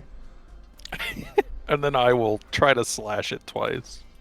All right, slash away. Okay, that's not a hit. What about that one? Okay, does a 19 hit? A 19 will definitely hit. Your blade slices through some feathers on its first and then makes contact. Go ahead and roll me damage. All right, and I will smite him at first level. You will Oh, smite that's a him good as smite. well. Oh! You once more open up the, like, light of the heavens upon this creature and nuke it out of existence. It ceases to be in front of you. Excellent. And then I will position my horse and myself. How far did I go? I was like here. I have, I think, enough room to get over here. And I will position myself next to this guy. Alrighty. I found a horse for you. This is Yes. my horse token. Excellent. If you give me permission to move it, then I will just move it and myself all the time. I will do my best. Thank you, sir. I think that is yours. Mess That's around it. with it. Hell yeah. All right. I'll try to find you a better token than that for your steed. This is a perfect horse. This is definitely a horse. Yeah, it is. It is definitely a horse. That brings us to Chill Guy. You are doing your best to hide behind this rock. You can't tell if they've noticed you or not. What do you do? I am going to do the tried but true peace enforcer on the furthest knoll thing up there. All right. That is going to be, where is it here? And that's going to be, I think is it 2d4 for the first one? Or is 3d4? It's I've been 3d4, underrolling. 3d4 plus 4 if you want to put all of them into it. Yeah, I've been underrolling because I've been trying to use second level spell slots. Oh, if you've been using second level spells, yeah, then you would be having an extra d4 plus 1. Yeah, it's chill. It's chill. So All that- right. 9 points of damage. Funny enough, puts it at exactly 1 health again. Oh my God. As you strike it with your smoky darts, pop, pop, pop. It howls in pain, but it does not go down. All right, that's it for me. All right, you stay behind the rock, and it is the Flesh Nar's turn. This creature cracks its back. Oh, God, I don't know why it hurts like this. And then it will attempt to strike out at... I think it will strike out at the creature that's, like, hitting it with a sword. or at least it had watched you open the heavens upon its brethren. Like, that seems a little scarier than the horse that, is just a beast, So Yeah, it for will sure. make 2 short sword attacks and a bite on you. The first will be a 22. I'll go ahead and Yeah, that roll the hits. d4 for Bane just to show that I remember. That's a 21 total. I believe that will hit you. Indeed. You will go ahead and take from me 7 points of piercing damage. Alright. The second short sword attack comes out as it licks. It will critically strike you. The sword finding purchase in between your armor once more. Please take an additional 8 points of piercing damage from the creature. And That could have been worse. then it's going to do what we call the chomp chain attack as it leaps up to your level, like jumping of straight vert so that it can bite at you and not the horse. With a 17, that might miss will with a hit. d4. -1d4. That's a 13. Oh, it misses. It will miss. It's unable to both jump, swing, and bite in one motion, so it just clicks its teeth into the air.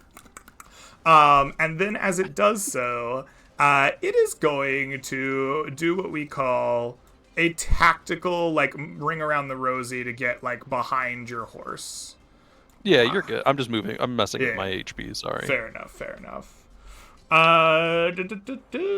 Which will bring us to Clarence. No, it won't. Not yet. There's one more. The 1 HP Null. Are you far enough away from it that it can use its rush? Oh, but it can get to the mage. Oh, you firebolt it. You're gonna see this creature up here with 1 HP. We're gonna see it, actually, hold on. We're gonna see it make a morale check first. It cracks its knuckles. It's- It prepares to it's- make you remember what a chain chomp sounds like. It's been hit with a fireball. It's at 1 HP. It's seen 2 of its friends just turned into sardines on the side of the road. We're gonna morale check it before its suicide lunges.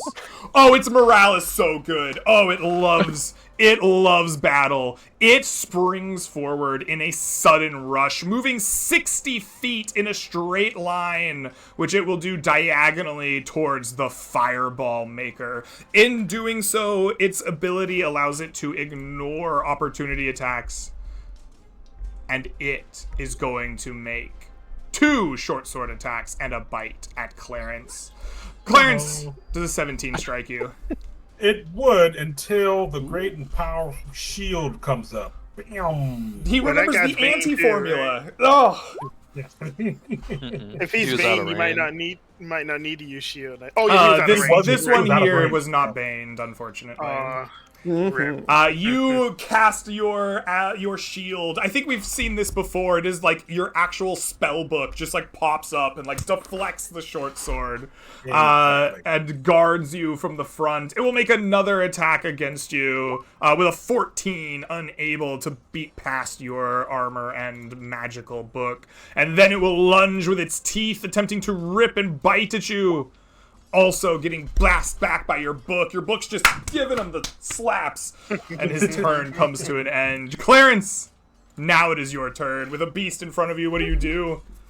Well, the obligatory magic missile. So 3 to this guy, 3 to this right guy in front kills of me. him. Yeah, he has 1 HP. He is dead. and then 10 to the other guy. And 10 to the other guy is actually exactly the amount you needed. He is dead. Your magic missiles spring forth. Pew, pew, pew. And with that, the field of battle goes quiet. The enemy defeated. The party victorious. Well done, team.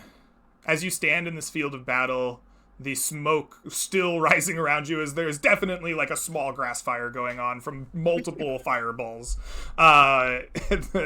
What do? Do you enjoy the fruits of your battle? Do you raid them for their resources? What is your Absolutely. plan? Yeah. That was a great. I mathed that out perfectly. I didn't expect them to dodge, but overall, math. Nice. I want their hands. You want their hands. By all means, Chill Guy, you may take their hands. They are yours. Excellent. I will lay on hands, heal myself 15 hit Mhm. points. Okay. By all means. You harvest hands. You give yourself the good touch. Clarence, you said you were going to Getting loot whatever the gold I can bodies. get. Resources, yeah. Yeah, alright, excellent. So, for these flesh gnars, I would like for you to roll me 6d8 in terms of value. You find 22 gold worth of value on these creatures. These creatures do not carry like metal weapons. I know we said short swords. Canonically, they use their claws. They have like long claws like blades. But they don't carry like metal armors or weapons or gold coins of valuables. But what they do carry on them are trinkets from other battles, polished stones, rare feathers, the belts made of their enemies. And amongst these things, you can find enough valuables, rarities, trinkets, and oddities that you can sell back at Ancham to interested parties for about 22 gold in value. Were they eating anything of importance? Yeah, you go check what the first two were eating, and sure enough, it is a creature that you may have seen before. It is torn in pieces, its bones cracked. They were drinking the marrow out of it. But it looks a lot like one of these creatures. The bat-like ear head things that you have fought before. I believe one of you knew enough to call them a Vargul. Oh, this is really far out of its habitat. I Does suppose it I still could have its show piercings? this Can guy on stream, since I like pulled it out to have you look at it. Cool. This is the type of. It's not that big. I just, rather than zooming in the stream, I just made the token bigger. This is Does the it still type of have creature. its various piercings? Ah, good call. It sure would. These guys aren't interested in it. Go ahead and roll me an additional amount of gold here. For the Vargul. This one is a matron. So the matron would be... go ahead and roll me 5d8 for the piercings. I am going to imagine most of these you do not find upon the creature itself that is being consumed, but instead worked into the trinkets that the flesh gnars had taken. And you will find an additional 31 gold for this creature.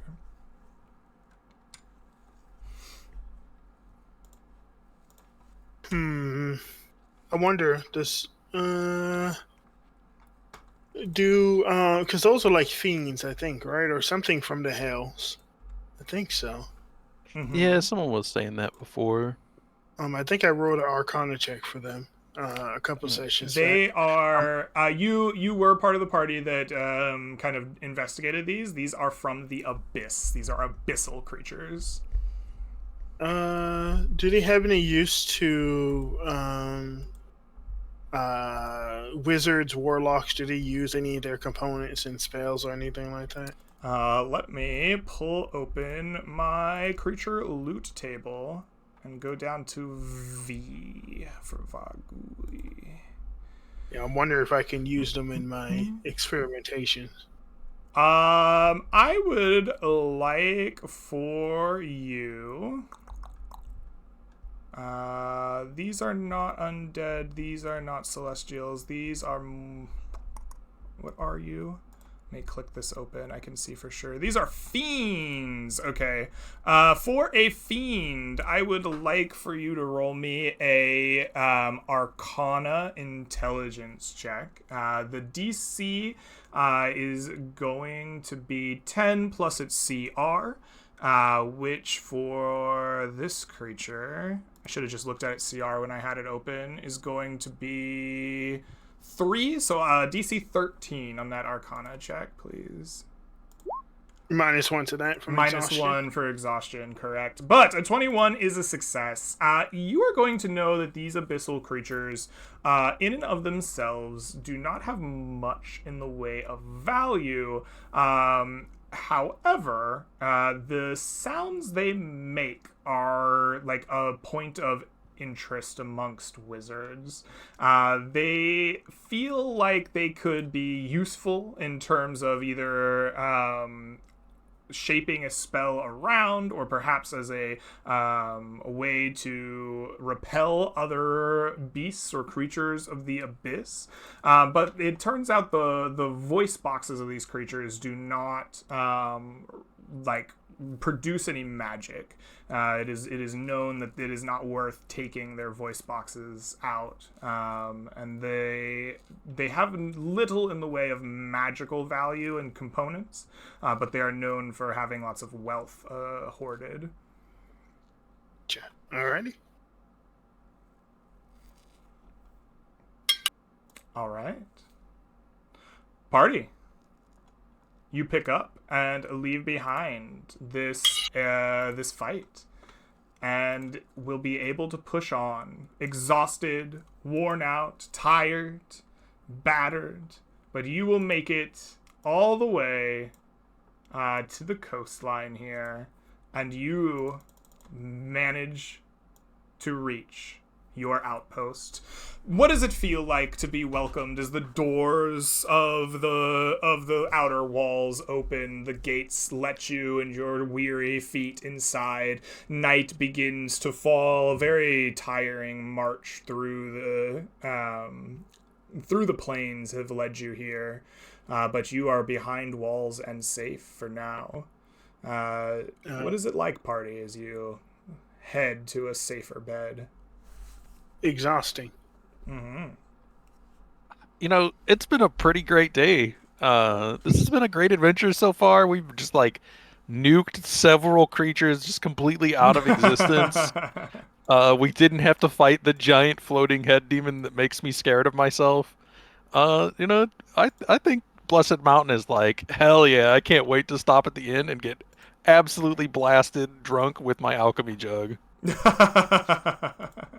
Speaking of which, Chill Guy would try to grab because I'm too short, to grab like your pants leg, Blessed Mountain, to get your attention.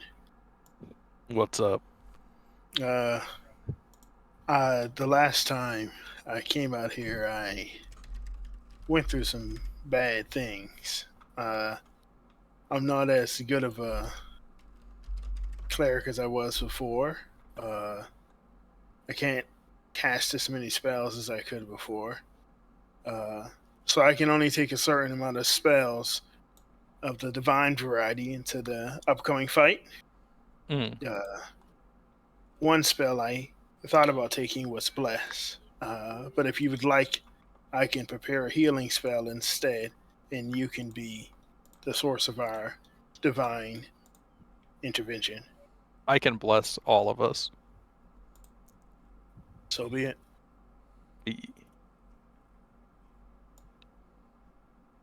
And he walks away. You don't even want to ask for mayonnaise or oil? Man. No. As the party arrives at the outpost, Greg, Yes. how has this outpost fared after, over a year's worth of settlement? It hasn't been a year, but it's Nearly. doing okay. The outpost has access to the water for fishing. It has a steady stream of people heading east of adventures. The large boats can't get here that occasionally, rarely come from the mainland, but there is like coastal trade between you and or between this outpost and Ansham. The people that live out here are hard adventurers, the same as you and the main host in Ansham. They are improving it ever so slightly. They probably think that there are more buildings here than there were before. There are more resources kind of being uncovered in this strange land all the time, and these outposts gain some of them too. There's probably more people and more commerce and more just things here every time you visit. The bad joke under the guise of this kind of terrifying, like, hooded figure Shade will go up to, like, some point in one of the few, like, dirt streets of the town and will, like, set up some kind of, like, small time shop. He just gets up a sign and puts curses for sale, crossed out buying. And he will spend his time for anyone interested, adventurers, always interested in curses. He knows this because he travels with adventurers that just love their curses. And he is going to not sell the people the right to curse them, but will pay people to curse them. I know, it's very weird. You're going to pay people to put a curse upon them. Yes. Okay. You do this during your night or day here in the outpost. I think that people are probably really weirded out by somebody dressed as a ring wraith setting up a shop and like offering to curse them. Performance. Sure. Go ahead and give me a performance check as you do this. Awesome. Technically still exhausted. You are still exhausted as we do this. So a 24. That's a 24. It's a very good performance, and it turns out the wisdom of these people is about a 6. So you're not going to get a flood of customers, because this is a very strange thing that you're doing. I only got 2 third-level spell slots here. You close shop when you get 2 people. You will get at least 2 people to come, and they will accept being paid to be cursed. They're intrigued. They like money. Maybe they're desperate. They got some gambling debts, but they will come to you to take a curse for money. Well, you may be unlucky with this curse. May its fortune pay off your debts. However may you owe them. He pays them each 10 gold. And he is going to cast the Bestow Curse spell on them. And it only lasts up to a minute because it's a 3rd level spell. But this is over the course of, like, I highly doubt they meet up together at the same time. And he will curse them. And it's only a minute. The people don't notice it. But as they walk away, they willingly choose to fail their saves. In secret, the curse is far more malicious than we can ever imagine. Oh. Where in truth, the bad joke, under the guise of this terrible wraith, curse them with farts that cannot be trusted. I see. Oh, The outpost here will become ever so slightly more gassy for about 2 minutes, and you will be poorer. He's gone. How much do you He's pay disappeared. these people to take your fart curse? He gives them 10 gold each. These people trust these farts in the next minute that passes, and it's much worse. And when they go back and complain, or when they tell people, wait, someone just came here and I shit my pants. Oh no! He's gone.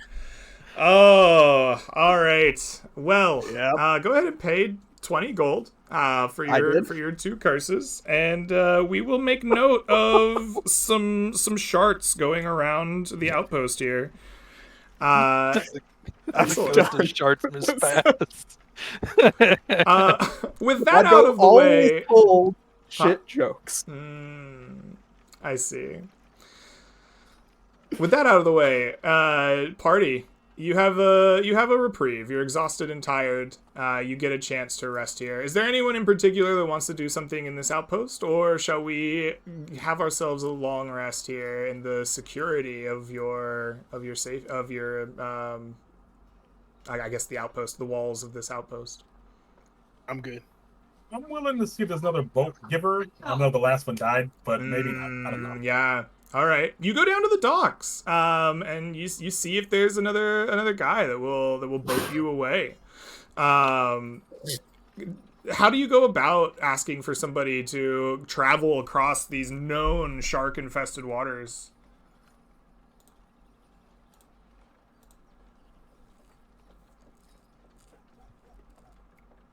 I give him 50 gold to take us across. Okay, you walk around the docks, gold in hand. Anybody? Anybody?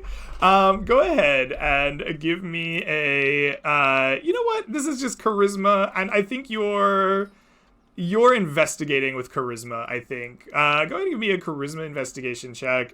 With 50 gold in your hand, I think you're gonna get some people's interest. I'm gonna say DC like 11.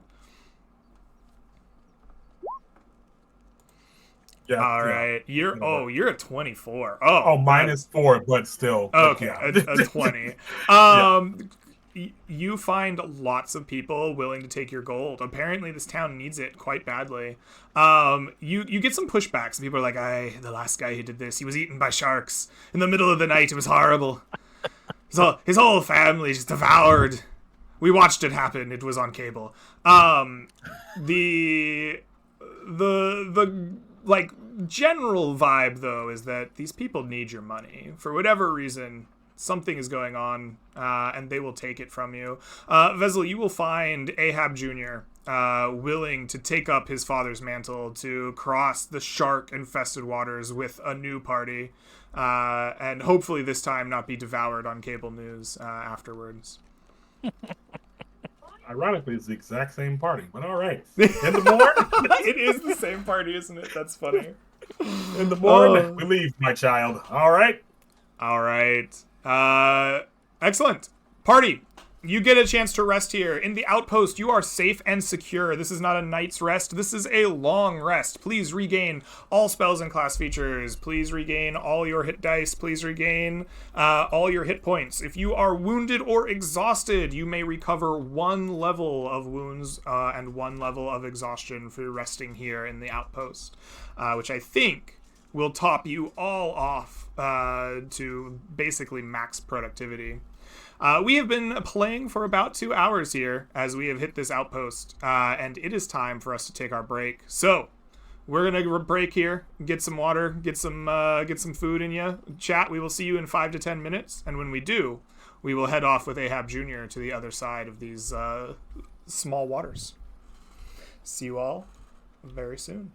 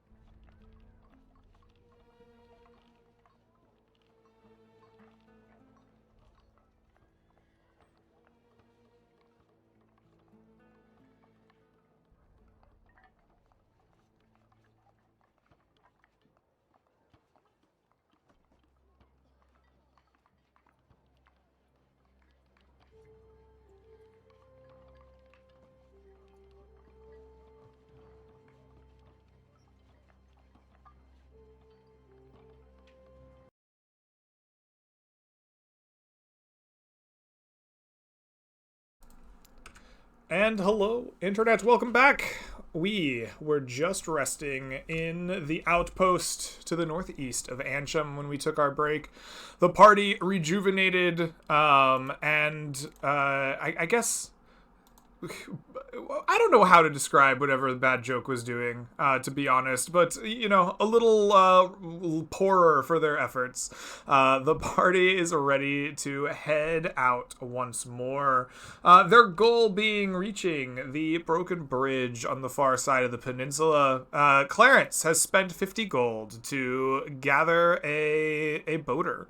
A man named Ahab Jr., the son of an unfortunate sailor Ahab who was eaten by sharks the last time a party went through here.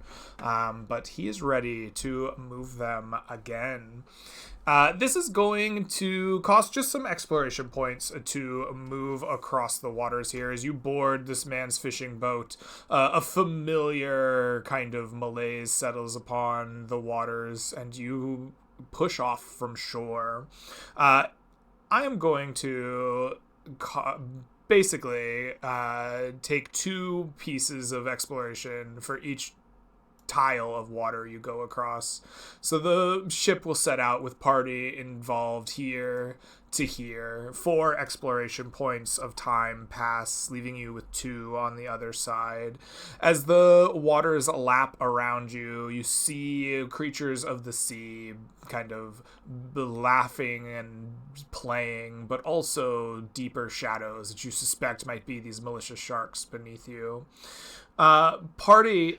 This is the second time you've done this, passed by here by way of sad sailor taking your money. What is this, like, hours-long trip across the narrow kind of bit of sea here like for the 4 of you? I don't think Chill Guy's ever been on a boat before, so he's pretty sick. Oh, yeah. And traveling. Yeah, he's pretty seasick. Obviously vaping to try to keep the anxiety at bay, but it's not working, so he's like vaping and puking. It's a mess. Oh no. Okay. You're having a hard time there. It is, you are chumming the water real good behind the boat. Perhaps this is why the dark shapes in the waters keep following you as you go. For the rest of you, I suppose this sight is slightly unnerving. It's no fun. Ahab Jr. keeps patting you on the back, like, it'll be okay, son. We'll get to the other side. No worries. So Ahab Jr., is something weird going on with the outpost? Like, we saw some monsters that normally wouldn't be over here. Is everything okay? Seems to be okay. We have regular adventuring parties go out to keep it safe in the nearby hexes. Few miles here and there. I haven't heard of anything overly strange going on. Oh yeah, we just saw like a dead giant flying head monster. That sounds horrifying. Yeah. Well, I hope you keep that one to yourselves. I don't need any flying heads around here. I got enough to worry about with these damn were sharks. Were sharks? Aye, they got me, Poppy. Jumped on his boat, they did, and devoured him. Holy shit, are you gonna be okay going back by yourself? Do you want to just like hide for a couple Surely days? nothing bad would happen to me crossing these waters. Oh, My shit. family's sailors through and through.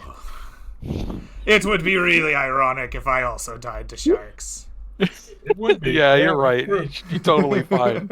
Here, take this weird conch-like morning star. Ah, a sailor's weapon. Made from the barnacles of the sea. Yeah, for sure. Perfect. I'll beat off any were sharks that try to get on my ship. Yep, just make sure you use 2 hands. Is it a 2-handed barnacle? I see. Yeah. With that, your time in the ocean will pass. Eventually, Ahab Jr. docks on the far side, bids you adieu, And the party gathers their now seasick horses and other things off of this small fishing vessel that really shouldn't have been carrying all of your stuff, to be honest, but somehow made it across no problem. And departs, perhaps to be eaten by sharks, perhaps not, another day. Party. It is later in the day than you perhaps hoped as you crossed these waters here, but you still have a bit of exploring time left if you desire to push forward here in these grasslands. Tell me, now that you have arrived on the other side, what do you do? And who leads us? Take my blessings. Yes, thank you. We're moving more east. All right, Yes. Clarence, you take some aid from your wraith, and you head eastward. Go ahead and move us in the hex that you would like to go. This will only cost you 1 exploration point out here in these grassy plains. As you do, yes, roll me that D100 for a potential encounter. That's a 67. Does that Love, mean love it. All right, a 67 in our area here is going to be 67 to 69. You are going to find some strange creatures in these tall, high grasses. I'm just going to keep us on this plains encounter one so I don't have to go find my high grasses. And it's just easier this way. As you're marching along this this grassy plain, there are slithering, snaky things in the grasses. Most of them ignore you, but these ones will not. I would love for you to roll me a d10 to see if they happen upon you or you upon them first. An 8, we know what that means. The party sees them first as they snake their way through the grasses, bending and breaking towards you. I would love for each of you to make me a contest of perception to see who will get a prepared action against them. Not me. Perceptione. Percepzione, indeed.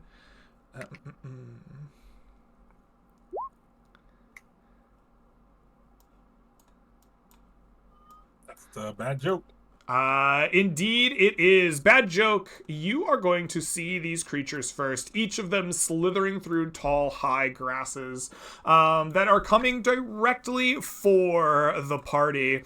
As you look upon the ground in front of you, these creatures are making almost like an aberrant bit of ground around them, sucking in the grass and mud alike as they move. They don't seem to have realized you are there yet. You will have the opportunity to have a prepared action as combat starts. Tell me, what will you prepare? And then roll me some initiative, everyone. He will prepare Bane for when they all get within range. All right, excellent. You prepare the spell Bane.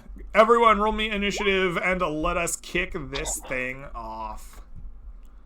Whoa. Some great initiative rolls. Oh. Oh my goodness, you guys are crushing the initiative. All right, well, before initiative can even start, bad joke. I want you to cast me Bane. Go ahead and mark it off your spell list. I'm going to give you 3 saves against it. They're not within range because the initiative was in our favor. Here. They will become in range for you. Okay. Uh, Make them save. I will indeed. This is charisma, which is always weird. That is 1 fail. You'll move up to make it possible. This is 2 fails. We take them. This is 1 success. All right. We will have some bad back feeling snakes here, but the bottom one will save and is not baned by your spell. You will retreat behind this party and what would it be like for a snake to have a bad back. We'll find out. Clarence, you are first to react in this initiative order after the spell goes off. These creatures, now aware of your presence, lunge forward to take some tasty bites out of you. What do you do? Clarence, looking at these things, looking kind of like fire snakes, was like, fireball may not be the option that we want to go with. Instead, we'll use this guy, Hypnotic. Ooh, very fun. DC 15 for, let's see, 30, was that 30-foot cube? I think I can only get 2. So I'm going to get the 2 that's baned. All right, you're going to get the 2 that are baned. A cube of twisting patterns and hypnotic colors weave in the air above them, and they are going to make a wisdom saving throw against your spell. That is a failure for the top left one, and likely a failure for the bottom one as well. Yes, each of them are entranced by your spell, just completely and utterly stunned by it. What's a good charm? Oh, yeah.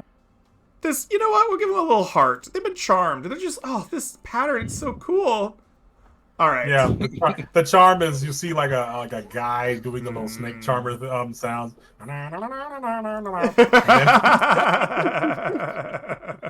Wonderful. I'll push this guy back 15 feet with, 5 feet with Clarential push if I can. I don't know if you'll let me. All right, you will push them 15. back. Top one or middle one? The bottom one, the one that's not charmed at all.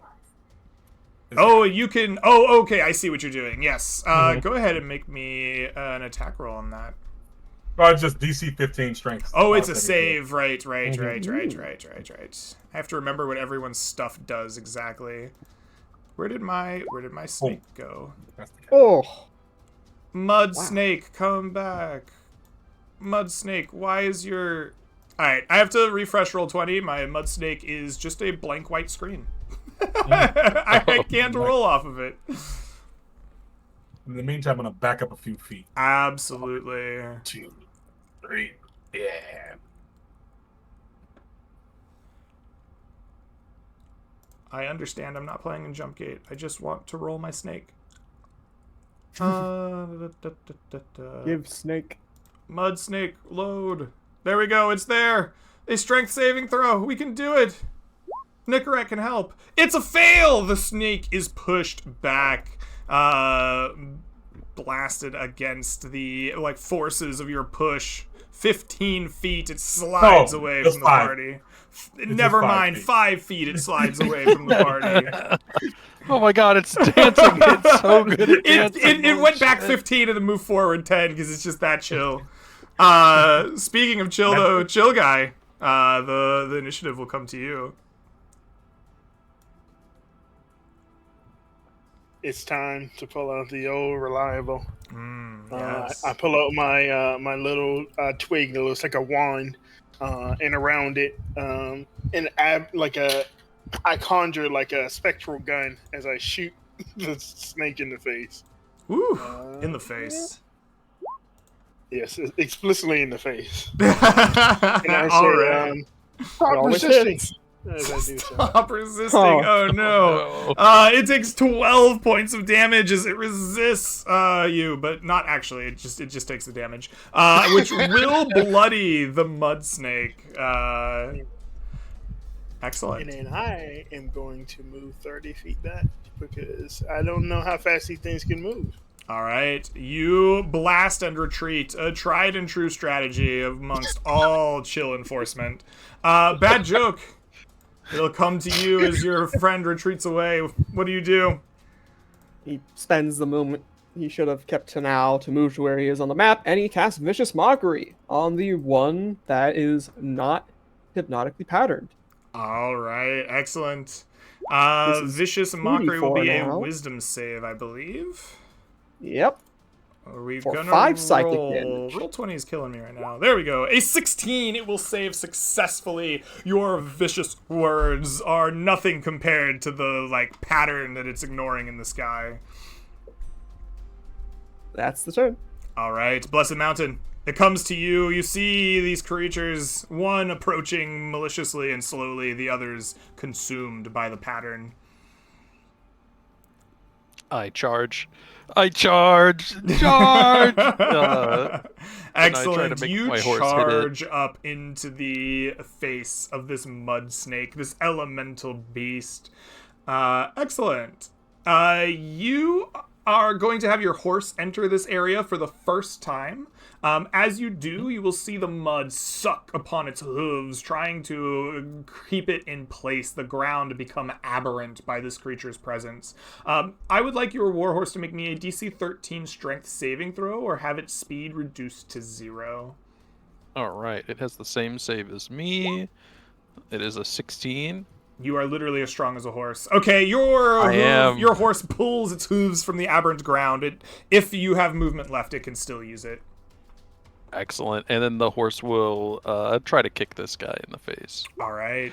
It's a 20. That is a 20. That is a success. Your hooves clash into this thing for sure. Alright. Max damage. Max 16. Does that damage. kill it? All right. Your hooves make a crushing blow. You are sure that this would have killed an ordinary creature. Okay, actually, I'm going to need a reminder. You have cast... This is not a regular horse. This is a summoned steed. The attacks from its hooves are not considered magical, though, correct? Correct. There. Okay, yes. It's essentially a spirit that makes itself look like a horse. Right, so. Right. Perfect. So, it's this time, the beast truly does resist. And its damage halved is not enough to kill this thing outright. Is this creature prone immune? If not, please make a DC 14 strength save or fall prone. That is a great question. Is this mud elemental prone immune? I feel like it should be. I feel like it should be. Messes with it? Because it is Messes both with a ground, snake and an earth elemental. But it doesn't specifically call out prone on my sheet, so I'm gonna just go ahead and make that strength save. Which it'll fail. Tell me, how does this snake go prone? Like, what does this look like for everybody? So this was like a maximum damage, really good roll. He sweeps its non-existent legs. Yeah. And then the warhorse has trampling charge, so whenever something gets knocked prone from this effect, it gets to make another attack. Oh, please do. Yeah. This time at advantage because it is prone for a 17. 17 will hit. All right, another 9 damage. Another 9 damage. It is resisted, but it is still going to kill it. This creature falls to the trampling hooves of your spectral steed, and it dies. The ground around it still retaining that aberrant sucking effect for the moment. All right, and then we will move the last 15 feet of my horse's movement. Right. And I will take an attack on this one. Do you want me to make that save again for the I round? would love for you... You have 0 movement left for your horse, so it actually really doesn't matter, because you're going to make that save at the start of your next turn if you're at the start? Okay, okay. When you enter for the first time or when you start your turn. So the reason I made you make it the first time was because I knew the horse had more movement, right? Okay, I couldn't remember if it was like you fail it and then you have to roll every turn to get out of it, or if you roll every turn. It's just when you enter it the first time or when you start your turn, you roll, and if you fail, your movement is 0, and then the next time that comes around, we do it again. Okay, perfect. Yeah. I will swing at this with my cool magic sword. Sick. 24. 24 hits. Go ahead and roll me some damage. I will smite it at first level. Incapacitated mean advantage on that, or I don't know. No.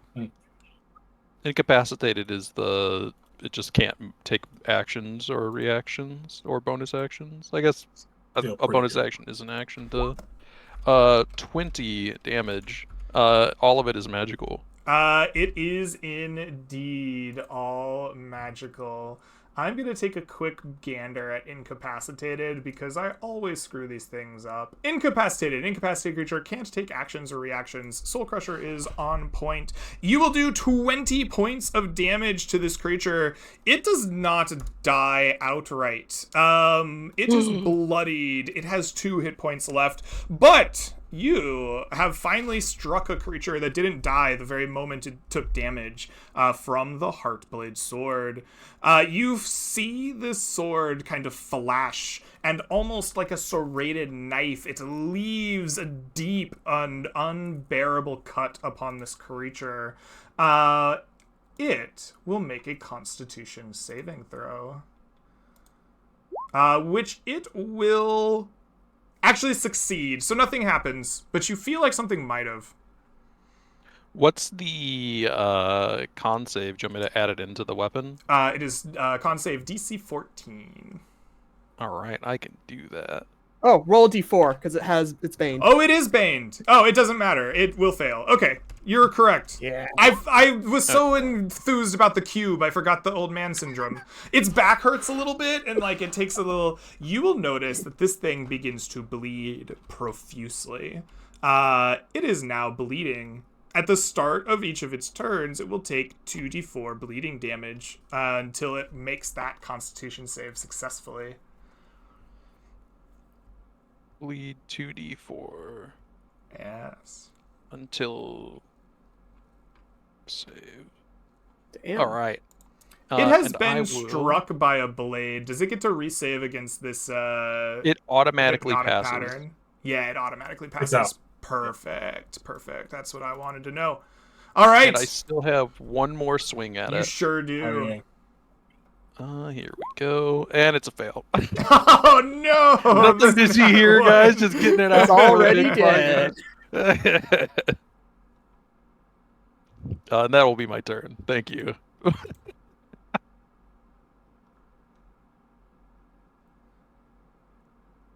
Excellent. That is your turn. Let us go to Zephyr Snake. Why? Alright, I'm struggling with Roll20 again. I apologize. I will mess with this later. The Fire Snake will go. At the start of its turn, it is going to take 2d4 damage. Just straight up. That is 3. That is enough to kill it. You watch as this thing just gouts elemental liquid like blood at you and dies. This one here is just staring, man. It's just, oh my god, the colors. The colors, they're so beautiful. I love them. And then it's just stuck. It doesn't get to save right now. It's not getting shaken out. Vezel, it comes to you. Or I guess Clarence, it comes to you. What will you do? Well, I had my fun. I tried out that thing. Now I'm just gonna use Scorching Ray at 3rd level. We're gonna sleep pretty soon. Excellent. So let's do 1. It takes 4 points of fire damage from your this is- first someone just do- ray. What's that? 3D? Yeah, it doesn't matter. Boom. Boom. Are these all? Ooh, 14 hits, 21 hits, 25 hits, all of that hits. Yeah. 66. So 18 plus 4, 22. 22 is the exact number of hit points this creature has. As it's staring up at your hypnotic pattern twirling, it's like, it just erupts in fire. Just fire, fire, fire, fire. And this mud snake just dies. It immediately burns to a crisp. And with that, the battle comes to an end. Our What the? I hero was is going to victorious. peace enforce it. Yeah. Took too long. Consider your piece enforced still. I'm gonna check out these mud snake. Clarence has never seen them before, so he was like curious about what they were and what they're doing and the Yeah. thing they were doing on the ground. So I'm just gonna check 'em out. Absolutely. So when you're curious about them, how are you investigating them? Like, what does that look like when Clarence investigates these snakes? Typically, he'll like look at the bodies, touch over them, and then And once he's done with that, start opening up, dissecting it like every other thing he's ever come across. All right, you're gonna start investigating these by opening up an elemental and taking a look inside. Wonderful. Clarence, the first thing that you will notice is that the ground around these creatures is aberrant and remains so for quite some time. It sucks at your feet. The mud and muck pulls at you. It takes some strength to get out of. Outside of combat, it doesn't matter. Eventually, you will pull your feet free and make that happen. As you look at this creature, there's not much on the way of the outside of it that seems valuable to you. There's no gold to be found amongst it. There is no treasures upon its back. So you instead go to cut the thing open and to harvest it as if it were some other strange thing. As this is an elemental, I'm going to want from you an Arcana check as you attempt to harvest the creature. And as it is a CR1 creature, your Arcana will be DC 11. Well, I passed. Okay. Oh, look at that. You rolled exactly an 11. Nice. Okay. With that, you will find that there is little in the way of useful items. There's no crafting materials or other things here, but the cores of these creatures are somewhat intact, and there is elemental cores. Something from the elemental plane of Earth rests inside of them, much like you found from the Rust Monster Queen.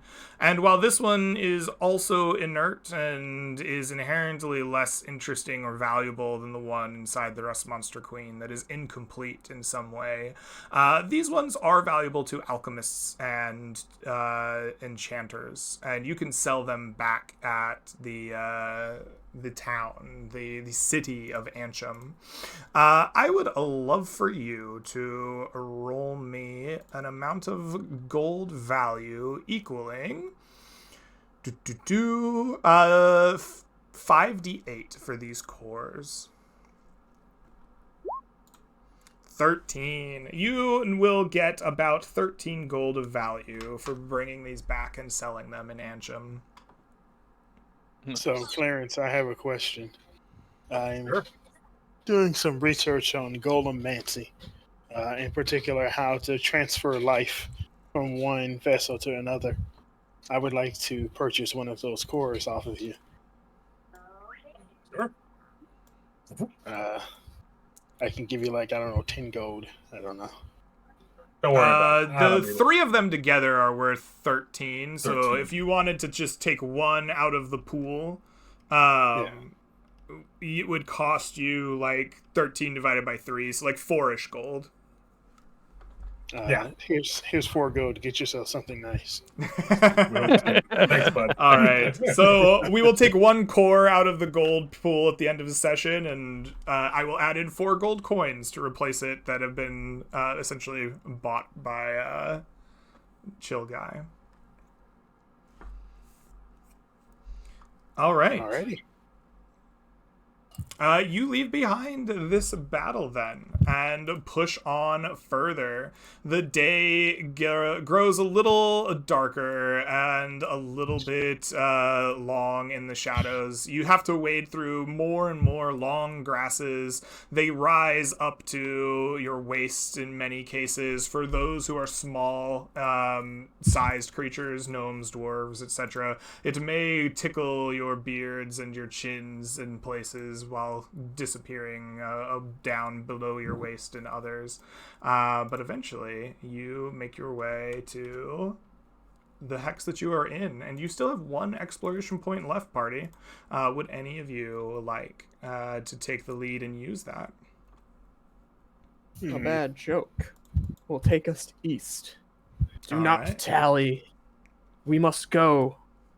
East is where we shall sally. Southeast. All right, bad joke, you take the lead. Nazgul in form, pushing into the shadows in the dark, the grasses rising up around you. Stars will soon be seen in the sky, night will soon descend upon you, but there is a chance as you push ever further into the miles east that an attack of some kind, a calamity, might ensue. Would you roll me that D100? 80. That is an 80. Excellent. On an 80. 76 to 80 is going to be a weather effect. Here, you will find that there are secrets hidden amongst these long grasses. A simple plain and prairie this is not. And you are going to walk into a very muddy, mucky, and even swamp-like ground in this hex. The grasses covered it up, you didn't realize, and you soon realize there are gases being expulsed from the mud around you.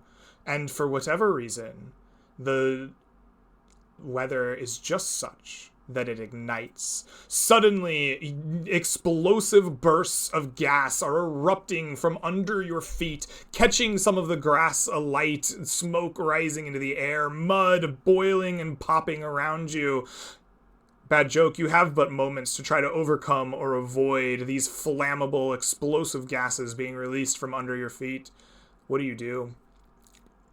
You will lead the party very quickly, very swiftly, going from step to step, making sure we don't step on any more mud, making sure we only step on right footfolds that won't sink or rise to meet us in more flaming bursts, hopefully to an area of safety. All right, you rush the party forward, trying to pick the right places to put your feet. This seems to me to be a matter of either survival, your wisdom at stake, or your knowledge of the nature and where these gases may come from, your intelligence at stake. Go ahead and give me one or the other. Your DC will be 13.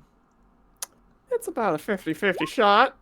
Oh, you look for the right places to put your feet, to lead the party forward. You take them into the, midst of these gases, and you come up short. A few of your steps are sure and certain, but a few are not. Flames erupt from the gases around you. The party is enveloped in them. You make it through to the other side, but your party is singed, burned, wounded. I would like for each of you to take one wound from your experience with the flammable gases. My costume shall protect me as I reduce the AC as it entirely blows away, revealing a very cruelly and disgusting looking Yes, bad as a With player this option, play. you may break your armor, or I guess take damage to your armor, reducing its AC by 1. If AC is reduced far enough, it breaks away entirely, much as we see from the Nazgul here. The flames envelop you, but rather than wounding you, it burns away your leather armor. Revealing the person you all know. I'm free!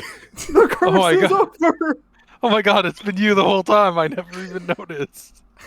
I couldn't say anything this entire time. The game changer music kicks in. The bad joke's like, I've been here the whole time. It's Old Man Jenkins. Holy Ah. shit. Oh, gods. By the gods. All What right. happened? Where are we? Don't worry Thanks, about it. We're ignorant. gonna find a dude on the bridge. What? Yeah. All right. Okay. With the rest of the party taking wounds, night will descend upon you. You get far enough away from the explosive gases as the night begins to fall to feel safe setting up some kind of camp here. As you do, I would like to hear from the four of you what this camp sounds like, feels like. You have, supposedly, I guess, realized you were traveling not with a Nazgul this whole time. I'm sure that was quite the reveal.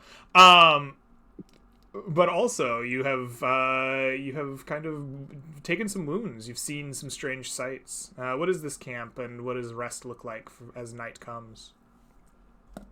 Oh, smokes. We just took a wound. Oh, no. Freeze frame. Chill guy is not looking good. Yeah. Yeah, a wound on a 25 HP wizard is not a good thing. Minus 3 HP. How minus- Do unfortunate. you need some That- aid?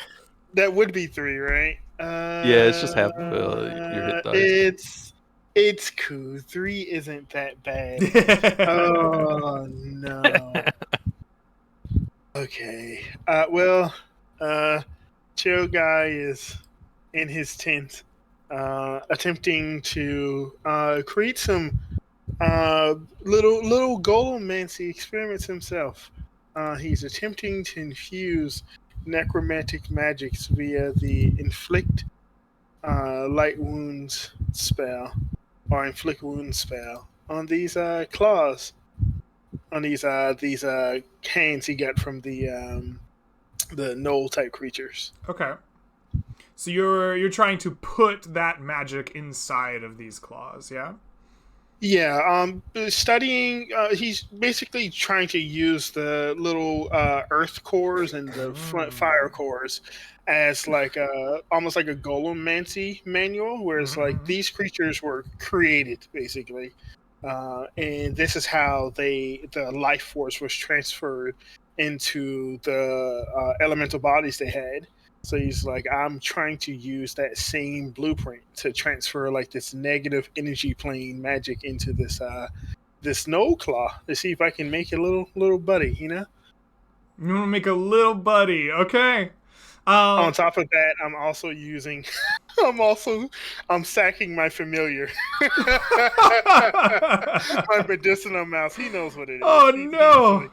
easily Poor medicine mouse. Okay, well, you are going to spend some time and night as the stars alight. You sneak away, perhaps, or hide further in a tent from the party. Desiccated hands, once gripping weapons or claws, now drained of their blood, are filled with these little orbs, these inert magical cores that once held together creatures of elemental magic. You begin the blood ritual, sacrificing your mouse upon these cores and pouring the only magic you know into them that has any necromancy, the inflict wounds. Go ahead and mark that spell slot off. I guess it doesn't really matter. You're about to rest and get it back, but you expend that spell. And I would like to have you make me an Arcana intelligence check.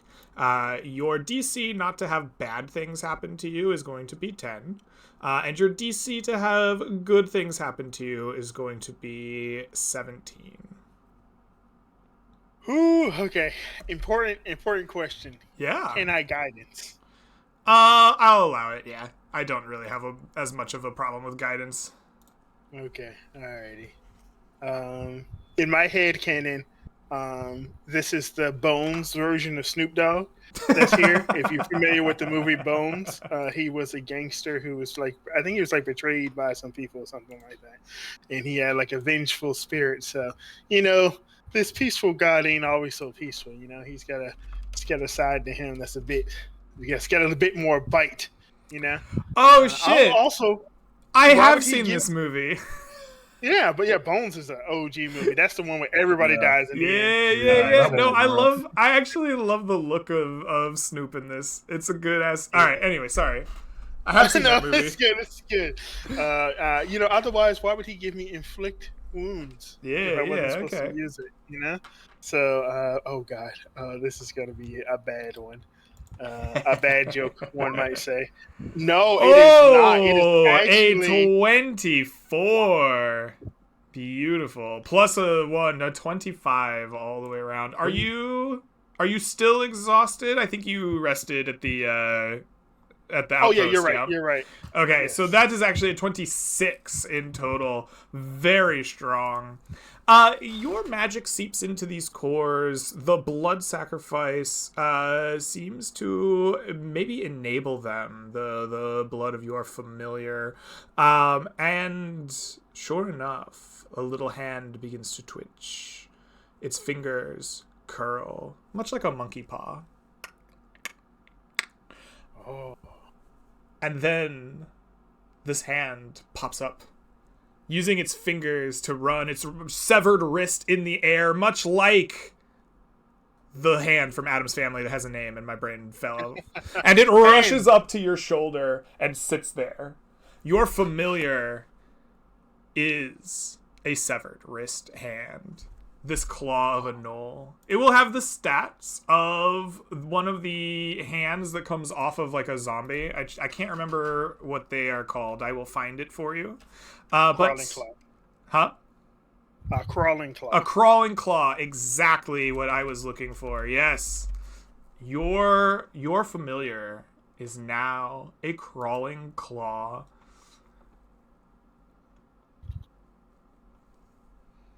Wow. That is so kick-ass. He's so happy that he thinks about it for a second. He's like, wait a minute.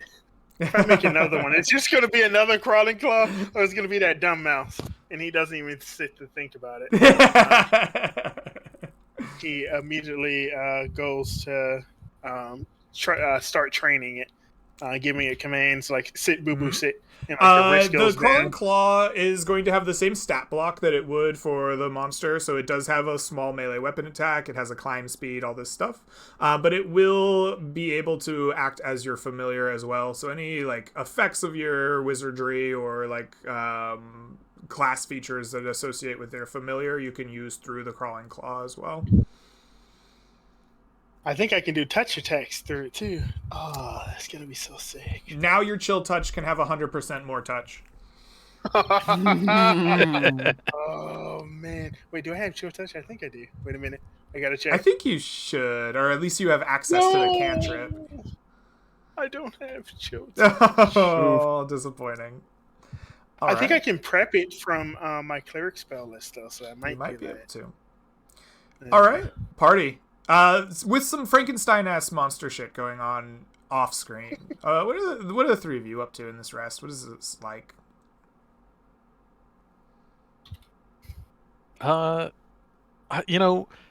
It's been working for the group so far. Blessed Mountain like breaks out his cask and is like, it gives the bad joke just like a gallon of wine and is like, here, I need it to help you get over your ordeal. Just is wasted. Drinks like there's no tomorrow. All right, you guys get sloppy wasted off the alchemy jug, and a crawling hand gets created. Somewhere, a lightning bolt strikes in the sky. Somebody yells, "Fran Blucher!" and the horse is all whinny, and a crawling claw walks up somebody's arm. I would like all of you to roll me D100s. You are in a medium dangerous place. The mean, or I guess, yeah, the mean result will be our key for how the night goes. We have a 68, an 89, a 27. Where's our fourth one? A 4. Okay, I passed my wisdom save. All right. You passed your wisdom save. Very good. That is going... I guess we have no mean here. Our, like, middle of the road result is going to be between 27 and 68. We're going to lean towards 68 because this area is a little farther away and a little more dangerous. In the night, that means we may have ourselves an encounter. Who rolled our 68? It was Clarence. Clarence! You are resting in the night, people getting alchemy jugged. It's a whole thing. The camp encounter table is going to show us...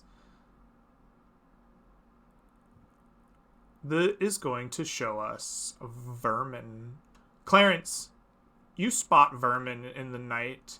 Small, earthen-like creatures, snakes, and mephits. All kind of coming together, converging around you, perhaps expelled from the very muds that wounded you.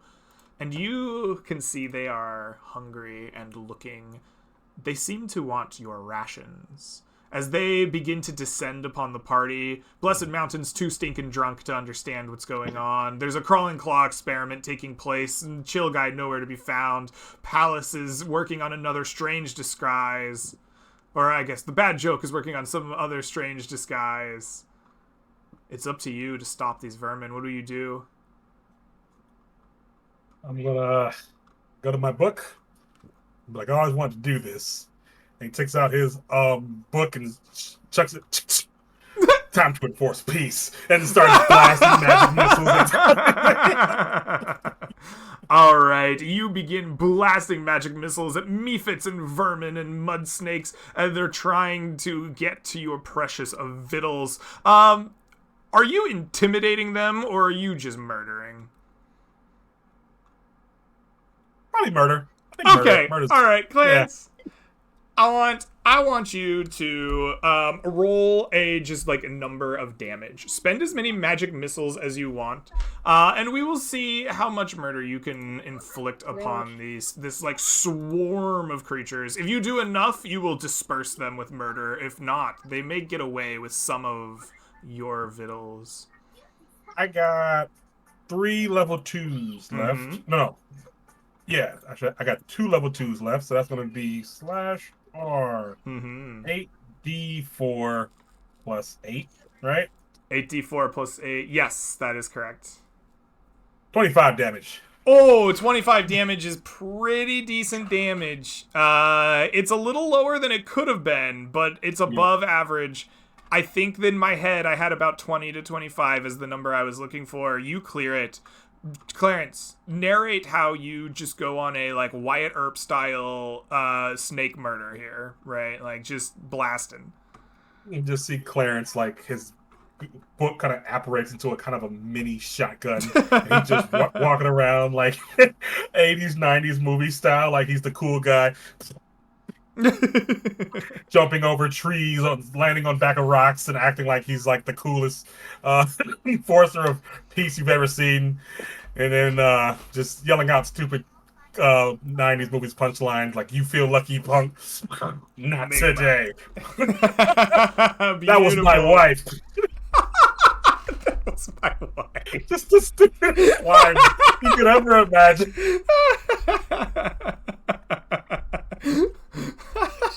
I like that you went with "that's my wife." All right. Very good. With that scene in mind, nothing escapes with your victuals. Clarence is the true snake stomper. And the party will get a night's rest. I would like all of you to mark down 1 ration eaten for your rest. I would like for you to regain all spells and class features associated with a long rest in the player's handbook. Your wound will stay, but you may roll any number of hit dice to regain lost hit points. And then recover half of those hit dice rounded up to be used in the next day. Point of note, did we sir. get rations refilled at I'm sorry if that was unclear. At the outpost, they will give you rations back up to maximum when you leave. Outposts are chill like that. Yeah. All right, good. All right, then. Dawn will come on the next day. The party has a bit of ways to go before they reach their destination at the bridge, but they are quite close. Who amongst you will lead the charge this day as you make for the bridge? I will start. Oh, you want to? Go for it. Yes, trust me, you're not going to want to start after you see. When you see Chill Guy break his tent down in the morning, he's by himself. And then you get ready to start, and he says, allow me. And as he does, he opens up his little familiar pocket dimension, and a rotted Gnoll claw falls out of it, goes on the ground, does a little salute, and it starts walking forward. And I just start following it. All right, you start following the creepy claw. That is probably terrifying to all of you. What does it feel like to see this animated Gnoll claw leading Chilgaius through the grasslands? Clarence was about to shoot it with his peacemaker. His own peacemaker. He's like, okay. So now he's a little worried about Chilgaius a bit. He knows that antics happen. The bad joke specifically is just known to just do random stuff throughout the mist. You just kind of got to go with it. And then Chilgaius started off pretty normal, and then he's been slowly becoming crazier and crazier. He's like, I may have to put this one down. I don't know, but all right, we'll see. Just in case you're wondering. Oh, go ahead. Chilgaius, just wondering. I know every wizard has their own form of specialty. Are you a necromancer wizard? Because it would explain a lot. I like to use the phrase businessman. You're my kind of fellow. We got much business to talk about in the future. I'll drink to that. Okay. Well, with corporate interests in mind, the party moves on following this hand. You're heading eastward through the grass, is what I heard. I assume that is straight east. Huh? Yeah. Ah, Yeah, perfect. east. All right, you move east for the most part and south, traveling through long, tall grasses. The area here does not change much. It is quite homogeneous. It is almost a sea of tall grasses that rise and fall like waves, but you get through it relatively easily for the most part. Every once in a while you'll find some mud or some rocks hidden underneath the grasses that stumble you up for a brief moment. But for the most part, traveling through here is not overly difficult. It only costs you a single exploration point. Chill Guy, would you please roll me a D100 for a potential encounter here in these grasses? That would be a 54. Let's take a look and see what you might have stumbled into. On a 54 to 59, a sudden fog rolls in from the ocean. It is immediately disconcerting. You find your sight limited to only a couple of feet in front of you. You risk stumbling into sucking mud or into other strange traps hidden beneath the grasses here, or perhaps running afoul of dangerous predators. As the mist overcomes you, Chill Guy, how do you overcome or avoid the dangers presented by this overbearing fog? I believe crawling claws have blind sight, so I literally go blind myself and use my crawling claws like a walking stick. Navigate us through it. I like the idea. I mean, a Knoll Claw, even if it's a big guy, is only going to be like this big. You're like reaching all the way down to like hold the bone. I tie it to a pole I have. I got a quarterstaff. Oh, you have a pole? Yeah, quarterstaff. Yeah. Okay. The improvised 10-foot pole I think technique. that is a very decent idea. You are going to follow the Crawling Claw. I think a Crawling Claw's probably not the most intelligent or wise creature, but Arcana is generally the thing that governs magic. So why don't you give me an Arcana intelligence check for your Crawling Claw's ability to traverse this fog using blind sight. Your DC will be 11. Oh no, I've been on fire all day. Oh no. Burn, baby, Oh, burn. oh! Pretty good. Pretty good. You do exactly as you described, gripping the pole arm that you have like attached to your Crawling Claw, letting it guide you, everyone holding hands to make it through the fog, you gripping onto the quarterstaff as the claw leads you flawlessly out of the fog. You make your way to the other side, and the fog eventually passes, and you once more make your way through seas of grass until it is time for somebody else to take the lead and march us forward. Who will march us the next bit of our day? Is it just me or did the party icon move itself just now? Did it? Oh, it did does move look like it's itself. in a different spot. Interesting. Everybody control Z. See who did it. It wasn't me. Oh man, this is gonna get rid of the text I just wrote. Wait, text? Text? Yeah, I wrote a bunch of stuff for the weapon. I There you think go. Oh, it's still there. Let's go. are in this hex, if I remember. Yeah, correctly. that's it. Yeah. That is weird that it jumped up like that. I don't. Roll20's got some I don't ghosts think in I it touched it. today, man. Mm-hmm. All right, party. As you clear the fog and make your way deeper into this sea of grass, who will lead us for the next part of the day? I will volunteer as tribute. Excellent. We haven't gone southeast yet, so we will head southeast one. All right. Blessed Mountain bravely pushes forward south and east, heading to grasslands yet unseen. You wade through a very familiar sight. This area is very homogeneous, at least on the surface, though underneath the grasses sometimes it belays something different. Would you please roll me a d100 to see what you might encounter here? Yeah. An 84. 84. Excellent. Did the storm come back to me? The storm has not come back to you. Thank On God. an 81 to 84, you will in fact find something of note. It is a creature, a beast that you have seen before. It is got long wings coming out of its ears and a screeching head. Would you please roll me a d10 to see if you meet it first or if it meets you? Don't roll a 1, don't roll a 1, don't roll a 1. A All right, it's a 4. A 4 is a stalemate. You and the party are going to largely meet this thing as it comes flapping out of the sky. A horrifying screech renders the party momentarily stunned, but as you look up, you recover, and you see this beastly, fanged creature flying down towards you, hungrily staring and gazing. I would like for everyone to get on this map that I have created and would love for you to roll me initiative. Gladly.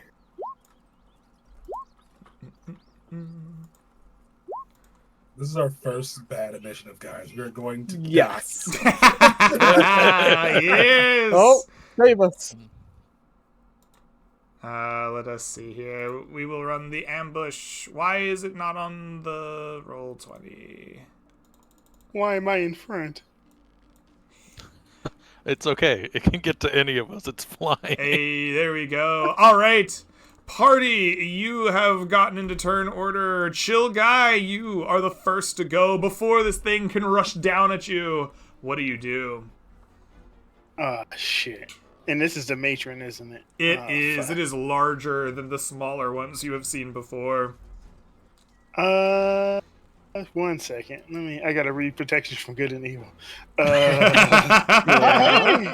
It does say. It does say fiend. Oh, yeah. God, that music is so intense. I'm not a fan. I'm not a fan. I'm not a fan. Welcome to the show. Okay. Center stage, you.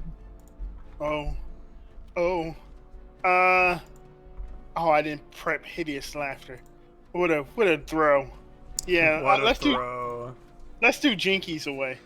Jinkies away. I'm gonna sprinkle myself with some powdered silver and iron, and splash some holy water in my face. Do a quick wash, and then I will start shining and smelling of bong water. Which, if you ever smell it, it's not a good smell. And then I need to move away from these people. 1 second. I got 30-foot movement. There we go. All right, you cover yourself in your stinky bong water and you rush away from the creature. Or I guess towards it, rushing away yeah. from your party. Yeah. And you prepare for the worst. As the creature will get to go, you have rushed forward and covered yourself in stinky bong water.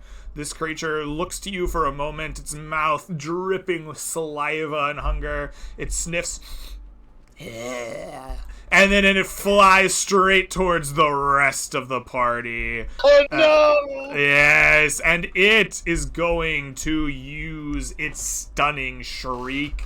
It opens its mouth and a horrifying noise splits your ears. It is so horrifying. In fact, I would like for you all to make me a DC 15 wisdom saving throw or become frightened to the point of being stunned. Is it a cone? You are not within 30 feet of it, I don't believe. I think I barely passed. Oh, you Let's are. go. Yes. Chill guy, I would like for you to also make this save. You will have advantage on it from your protection. Oh boy. I think I already had advantage anyway. All right, fair Let's see. enough. Yeah, I have magic resistance. Oh, so I didn't even need to use this. Oh. Someone's losing their age privileges. Okay. Wisdom saving throw. Here we go. Mhm. Advantage on this. You will fail. That is not better than DC 15. So, all of you who failed are frightened, and when frightened this way by the Vargul matron, you are considered stunned. I can't be frightened. Does just see that... that. Yes, the protection says you can't be frightened. Then you pass. You didn't need to roll anyway. Perfect. But for the other two of you, you are considered stunned. This effect, it works until the end of this creature's next turn. Bad joke. I believe you stunned. failed. You are stunned. Your turn passes. Clarence, you are Stunned. stunned. Your turn passes. Blessed Mountain, you just barely passed. Blessed Mountain, Oh, did your horse I- pass? Nope. Just checking. Okay. Yeah, I'm gonna move up one. You As get I off your jump off horse. of my You horse. jump yeah. off the horse. Okay. So what the Varguli was not expecting is that there's a fucking paladin, Mm. and I'm going to beat the shit out of this thing. All right. We will take a swing with Heartblood. That's a 16 hit? 16 will hit. Go ahead and roll me damage, and I will make a Constitution save for this creature. Please will smite it. Please So fail. this is going to be more than the base. I guess it fails anyways, right? It does fail. So what that means is at the start of its turn, it will exsanguinate 2d4 damage until it makes that save at the end of its turn. All right, this is going to be a lot of damage because this is a fiend and it takes 1d8 extra from smites. Oh, very nice. Take 42 damage. Oh my god. Okay. 777 jackpot. Blessed Mountain. This is the second time you've done more damage than a creature has like total life. This thing has 45 hit points in total. So you just outright nuke this creature, this head, this fiend that has stunned your friends. It's dripping in drool, ready to eat you. It's flapping ears, keeping it afloat. Describe to me the like carnage that you unleash upon this creature. I think this is an excellent time of like he jumps off the horse and just pulls the sword out, and like maybe you see the ghost. Someone insulted the warrior before, and you see his ghost like grab onto the sword and like smite through him. You have like the As he just, like, stand slices the behind thing you, in half. like finishing the blow. Yeah. All It's right. just like slices in half. Oh my! And then goodness. explodes and like in a huge explosion. It's like a Gundam fight. Yes. Yeah. The slice through is clean, and it just like sits there for a moment, and then he like slightly does this, and then explodes. Perfect. You annihilate this creature. It ceases to exist. The party is victorious. After a moment, those who failed their saves will become unaffected and remove and like will come back to their senses and no longer feel stunned. Party, you have absolutely destroyed this thing. What will you do? I'm gonna Holy hug Blessed shit. Mountain and just like jump on. I'm like, oh my hero! Thank God. Don't worry, I do this Okay. all the time. I definitely normally don't hit any hits in the combat. That worked out tremendously. And then he'll start looking for the rings and the ears that this thing has, usually. Absolutely. I would like for you to roll me 7d8 of value that you can pull from this thing's piercings and rings and all sorts of fun accoutrements. That is 30 gold of value that you pull from this thing's 3 ones, face. 3 8s. Well done. Oh, that is hilarious. 3 1s and 3 8s. Oh my god. Slightly below average. Incredible. But you pull every piece of metal out of its face, ready to sell it back home. Party. Oh, no, actually, it's slightly above. Hell yeah. I have no idea. It feels like it has to be average, right? It's the lowest possible it's 3 the times, lowest possible the behind highest top. possible And the 3 highest times, possible, and then yeah. like And then directly in the one slightly middle below, almost. so. Yeah. Yeah. Anyway, Party, it sounds like you are done with this after you pull its metal out of its face. Oh, yeah. All right, you leave the creature behind, and in so doing, will finish trekking your way forward into this grassy plain. Blessed Mountain has led you here, and you still have, I believe, 4 of your exploration points ready to go. Who amongst you would like to lead us for our next day or our next portion of adventure this day? So we're heading to the bridge. Yeah. That Yeah. is what was said. There's a guy with a bunch of loot and magical stuff on the bridge. Also, he Yes. has a book, so like, be very careful of that book. It will ruin our day. I was there. Yes, that means Yeah. we just You were head in there. this direction, right? The bad joke leads us somewhat confused east. All right, you Clarence head... is not convinced at all, by the way. you head Roll that insight. You head your way eastward, with Bad Joke in the lead, going into more plains, avoiding the coast on either side. I missed the joke here. What are we inciting? Clarence was saying he's not convinced of bad jokes. I'm confused, Motif, but Okay. he's Motif more asked convinced to do now. that. He's Yeah, like, you're, you know you're what? frustrated. He's just a very confused individual. It just doesn't make sense. Nothing makes sense. I mean, Joe guy doesn't make sense either. So All right. it's Gotcha. 100. I rolled a 72 for our with- encounter. Very good. You lead forward into the sea of grass, eastward, away from the coastline, trying to get to where you know the bridge to be. You are, as you travel, you roll a 72. Let us see what a 72 does. A 72, interestingly enough, would be a null encounter here, but not because the creature is not here. You see impacts in the grass, almost as if something had fallen from the sky and smashed down. As you go forward a little further in your path, you can get close enough to investigate and see that there are 3 smaller Varghul here, as if they had been smote from the sky, burn marks upon them as they lay in the grasses dead. We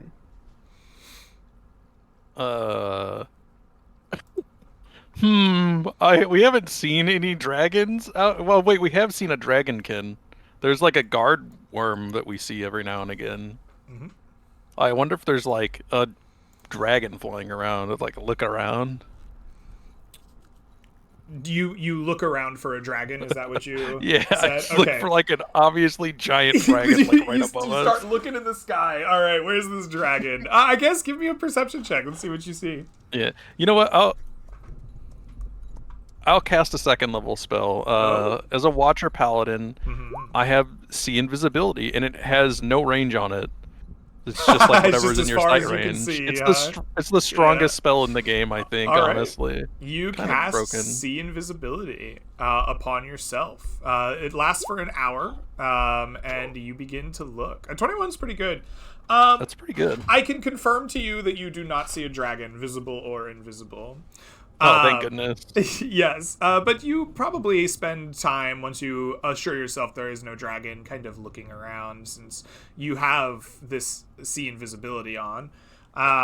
You will, in fact, see something that might disturb you as a paladin, as invisibly, somewhat nearby, there is a strange kind of device. It is metallic and shaped in almost like a cone. There's a broken and shattered top, almost like the star of a Christmas tree, but it's because of its age and the chipped and broken nature, it is unrecognizable to you. But this conic device hangs a little open, and you see that its interior reminds you of like an Iron Maiden. Sharp spikes line the inside of it, and the whole thing rests upon a stone basin, around which several skeletons lie in almost a circle. And this Iron Maiden like thing it's like heavily damaged, but it's invisible. Yes. All of this, everything that you are seeing right now, the party just doesn't see it all. Like it's over there. It's like maybe a couple 100 feet away from the party, but they don't see it like at all. Yeah, I'm like, all right, guys, I saw something and we have to go investigate. This is crazy. As per the obligations written in our contract. Well, it's an invisible, like, giant torture device with skeletons all around it, and all of it is invisible. Wait, you say skeletons torture Yes. device? We are I not. think so. It's like the first badly people- damaged. Wait, I've heard about this. We're not the first people to have found this. I've It's heard a rumor that some kind of weird device of sort has been moving throughout the mists, guarded by skeletons. Guarded. I think those skeletons will animate. oh shit! Maybe this is what has been draining all of the blood from everything. So this is some kind of monster. Yes, it's been stalking people. Is the word I heard. It was explicit. Chill guy is explicitly 30 feet from behind them. He wants to keep Blessed Mountain between him and this goddamn animated coffin thingy that drains your blood. You're just 30 feet behind. You're just like, nope. I mean, it probably thinks that we don't know where it's at, but I can see it. Like, I'm not gonna point at it, but I can see. I was just like pretending like I don't see it. Definitely not like 140 feet in that direction. Oh. Are we set to face this? This might be our only chance. I feel like we could probably ambush this quite well. How surprised do you think it'll be if we get close and Clarence just fireballs the shit out of it? I don't know. How surprised do you think a metal weird object is? Iron Maiden Yeah. metal device might be? I don't know. Probably pretty scary. If Clarence agrees, I will direct him next to me, and then we'll walk within fireball range so we can fireball this thing. I think Fireball is 120 feet, so you don't have to be very close to it at all. That's very Yeah, true. exact. It'll take some time to get to us. We can do this. It's just Clarence is wondering, every time we get involved in something else out here, we almost always die or get wounded or exhausted. I think normally I would avoid this, but I think this is following us. Stalking You know, is the key word. And I will say that's probably true. You know what? I'm down. it's invisible, and I can only use this spell with a second level spell slot like once a day for an hour. So All right. I'm down. Let's do it. I'm also going to take out something that I Wait. acquired. Huh? Mhm. Oh, sorry, Clarence. While you're taking out your thingy, I'm gonna give you all anxiety. All right, I'm at least gonna give Blessed Mountain, and you use attack spells, right, Clarence? Yeah. I give you two some smoke anxiety. Cool. I'll take that. nice. I'm going to light. I will give a bardic inspiration to Blessed Mountain. Mhm. Thank you. 1d8. Yes. This is not good music. I like this music. This is Iron Maiden music. This is Iron Maiden music. I can't afford the license for Iron Maiden. No. For one of my last adventures, I got a Lantern of Revealing, and I'm going to start. Ah, very That's a good. good All right, you light the hooded lantern. I think that you only see invisible things inside the light range, which I think is 30 feet bright, 30 feet dim, right? Yes, yes. So when you light the lantern of revealing, you do not see. I still don't see it. What but Clarence if it does come is, close, what Blessed Mountains pointed out. Yeah. Right. Which is fine with me. This is gonna. Okay. This is for. Oh, we see it now. Now we're going to die. Okay, cool. Very good. Very good. All right. So we're moving, and when he gives me the signal, fireball. So the idea is to move within fireball range, which is 120 feet, and then just light it up. We're Yeah. gonna surprise it with a fireball. Absolutely. Fireballing the Clarence, encounter. roll me your best fireball. You walk 30, 40 feet closer, and Blessed Mountain says, "There, that's the place. As far as you can throw it." This is so fucked. They're gonna find our bodies impaled with a bunch of stuff. Mirror image is not fireball. prepping. We're getting all of it out. I get it. All right. Wow, I didn't know you could spell fireball like that.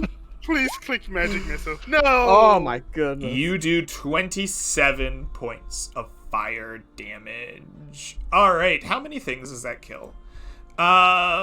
This is Yes. as soon as so let me tell you what happens before I start doing math. Clarence walks up, duplicates himself. There's now 5 Clarences. He casts mage armor. He glows. Clarence lifts up his hands, begins writing glyphs in the sky. Fire crackles and burns from his fingertips. And 120 feet away from you, fire erupts. A ball of molten energy is cast, and things start dying instantly. As soon as this happens, in the next moment, mist shrouds you, covers the entire party, and as you open your eyes, you are choking in black smoke from the fireball, as suddenly you are right next to what you saw, and it is visible, and it is horrifying. This metal device with skeletons who are animating as we speak and dying to fireball as we speak. All of these guys are in fact on the GM layer and would have been some cool skeletons. But I think you're gonna murder most of them. So let's find out. As you weren't here a moment ago, you were like 120 feet away, but now you are sitting here, Chill Guy, a cool 30 feet behind everybody, in the corner.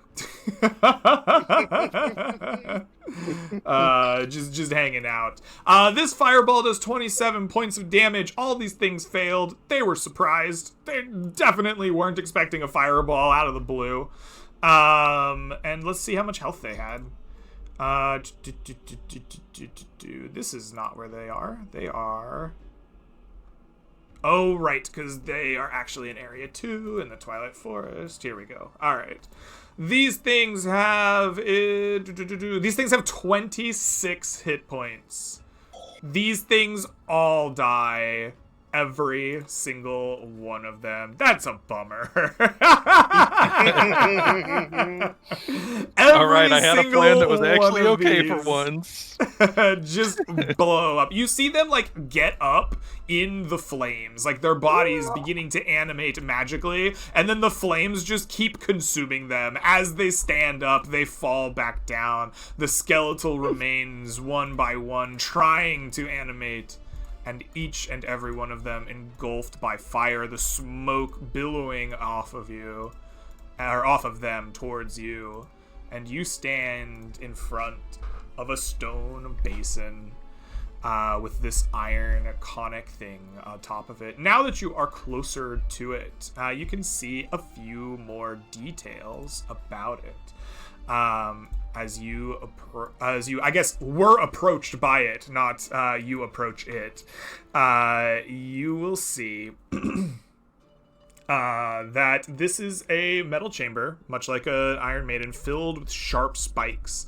The cracked and broken sigil remains unrecognizable, but the outside of the device holds a faded artistic impression that as you are now close enough to it, you see a horned beast drinking deeply from a goblet. The entirety of this metal device sits upon the stone basin, and you can see gutters running from the base of the device to the bottom of the basin. While the basin is currently empty, it smells of blood and death. If you are willing to step closer to it, you can see that the inside of the stone basin is stained by dried blood. Ominous. Ominous and awesome that worked. That's great. We're moving well. It's a decent All amount right, of XP for Necromancer. just fireballing the shit out of my dudes. He could have rolled low, and it would have been potentially scary combat. Yeah. I'm gonna get closer to it and touch it and see what's going on here. Bardic inspires you, so you don't suddenly have a Absolutely. desire to walk inside. I'll start by telling my horse to walk up there before you do, so that way if it is like a haha I snatch you thing, it'll eat my poor divine horse. Your horse will walk up first, and will get close to it, trying to follow your orders. But the stench of death, or perhaps just the skeletons, or just something spooks that horse. It rears up, kicks its feet out in front of it, and will not get closer. It stays basically at the edge of the ring of stone, that pentagrammal-looking shape. And will not, despite any of your urgings, get closer. Clarence, if you wanted to get closer, would you like a protection from good and evil cast on you? Please and thank you. Do you have the spell? I do not. Oh, I was going to tell you to cast it on yourself. Wow. Okay, I have more materials. I guess I can expend some of this expensive materials. Alrighty. I will come 30 feet closer. They're 25, only 25 feet closer. You suddenly find yourself compelled to walk even further. No. And then, Clarence, you're going up, right? Yeah. Alright. Fuck. But I'm a necromancer. Ooh. I want to Yeah. go closer. You're lucky I don't have the command spell, or else I would help you with that thought. Ooh. Closer we go. Clarence, I lift up my hand to cast a spell on you, and then I think for a second. And I look at my 12 con. And I think about it a little bit more. You have 8 on you. Shall I inspire you instead? And then I cast it on myself, and I say, I'll check it out. I'll go with you. I don't care. All We're right. going, people. You cast I'll tie a protection rope of to good you. and evil upon yourself, and Clarence and Chill Guy will walk forward. As you approach to about the point where the horse refuses to go further, the smell of death and blood just is palpable. It reeks, it burns your noses, your palates. Both of you kind of, even Chill Guy, who is kind of into this stuff secretly, have a moment of pause. There's a friction to standing this close and pushing forward, but you overcome it and you walk over the bones of the skeletons, and you can peer inside, seeing close up the detail of the faded artist's impression upon the outside of the metal. You can see the stained blood at the bottom of the basin. You can get close enough to touch it should you desire. Oh boy. Well, do we see any recognizable symbols on the outside of this thing? Like, Is there like a symbol of Orcus or something like that? There are no glyphs or symbols that you that you recognize as such, right? This is not filled with arcane etchings. The top, the conical kind of beast has like a topping that has long since been cracked and chipped away, broken. It is unrecognizable, whatever it may have been. But the outside of the metal, at least, has this like impression of a horned figure drinking from a goblet. I don't believe it is recognizable to you. It is just an image, maybe horrific, maybe interesting to you, but it doesn't make you think of a specific deity or a specific thing that you know of. The skeletons, are they all unclothed, like they were naked here, or do they have like various articles of clothing or armor or weaponry on them that would show? They don't have clothes anymore. Any cloth or something is likely burned away by the fireball, but the skeletons themselves are in fact armored. They hold weapons. Each of them holds sabers, curved swords, with matching etchings upon them. They have almost what look like the half crescent moon reversed from the blade itself, kind of running up it. All of these skeletons have that kind of matching pattern on it. Each of them wears some amount of armor, rusted, old, falling apart, as you would expect from sitting out here in wherever for so long.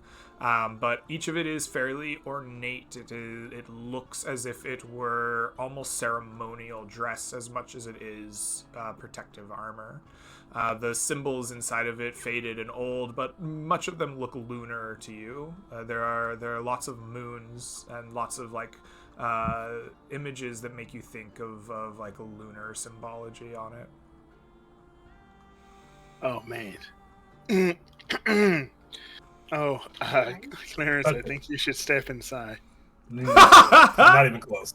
I'm gonna touch the back of it. The back of the metal thing? Yeah. The device, the back of the device rather than the stone basin. Yeah. You touch it. It is cold to the touch, frigid. It almost seems like it saps from you the vital heart like blood, the heat from your hand. It is painful to touch, though it does not like damage your life points.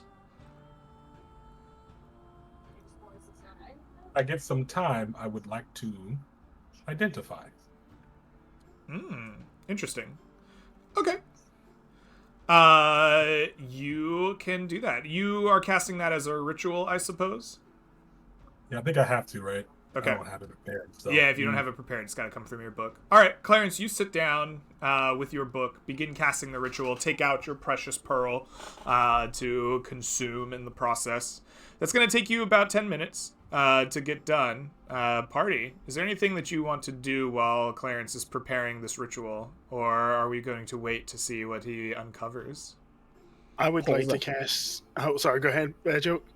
Pulls out the popcorn, starts sharing it with Blessed Mountain. I just start pouring a beer. Like, here, you want a beer or do you want some wine? We got it. We got drinks and snacks. Okay. Oh, wait, I think I also have... Does this thing have butter in it? The alchemy jug has mayonnaise, I know that. Oh, it has mayonnaise, honey, and oil and vinegar. You know, if we put a can little whip the vinegar on there, it'll be pretty good. We can whip that mayo. It'll become butter eventually, right? I'm not a butter trader. Oh, God. I don't think I would like- so. Mayo. I give him 2 gallons of mayonnaise. Whip that mayonnaise, brother. I don't believe that mayo is cream based at all. It's like eggs and oil, right? Yeah, it's eggs, yeah. Yeah. I would like to do Arcana check while these You guys can't. are Oh. whipping their mayo. You turn around, you're like, what the fuck is going on? Is I'm dumping like 2 gallons. 2 gallons of mayonnaise out of this alchemy jug. At the altar of Orcus, you're dumping 2 gallons of mayonnaise. Okay. Beautiful. All right. You would like to make an Arcana check. What are you doing? What are you investigating and how? I think I would want my crawling claw to like be sliding across the surface of it, almost like where I can sort of get like a sort of feeling for the thing. And I'm basically using this loose connection between myself and the claw to like pull at the magical strings of this thing to get like the nature of it, like what sort of magic, what school of magic is giving it life. Basically, is this thing alive to begin with, or is this thing like a tool of somebody else on like a far side of the realm or something? Yeah, all right. I like that. Here's the only question I have. Does the crawling claw go inside of the open device or on the outside? Okay. On the outside. All right. Your claw begins to walk around the outside of this thing. You close your eyes, meditate, cast your essence into the crawling claw. You try to feel what it feels, and pick at the strands of magic that lay here. Go ahead and give me an Arcana intelligence check, please, as you do this. And I'm going to guide myself as I act Snoop Doggiest. To help me learn the magics of this thing, so I can make some skeletons to roll my blunts. A 13. You are going to... You asked a couple of questions there, and one of them was, is it alive, or is it a tool from somebody else? There is definitely a connection to something here. This metal device is not in and of itself alive, but there is an animating force connected to whatever this is. There is something out there connected to it, and that is alive. How exactly, you cannot comprehend. There is definitely some sanguimancy going on here, though. You have spoken of your understanding of that, and while you're unable to pick at the threads and find their exact nature, you know that this thing definitely runs on blood. Oh, so it's like a blood-powered Tesla. A Tesla, maybe. I mean, it travels from place to place. So it's like a blood-powered Tesla. I mean, it seems to be autopiloted too. So it's like blood-powered Tesla, yeah. All Man. right. As the party eats its butter and you digest this information, Clarence, your ritual will complete, and you can cast Identify upon this device. Clarence, when you do, I would like for you to make me a Charisma saving throw. Oh no, I have a feeling. Plus a D8. Plus You do D8. have a Bardic Inspiration if you would like to use it. I need to, yeah, 15, let's go. A 17, very strong. You also have the thing from me too. Oh yeah, Another plus D4. yeah. 17. 19. Okay, 19. Very strong.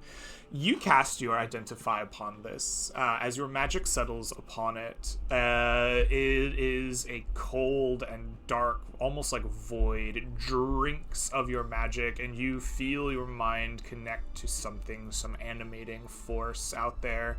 You are almost close enough that it could touch your mind, and as it does, you feel a desire, a need to fill this basin with blood. But you resist it.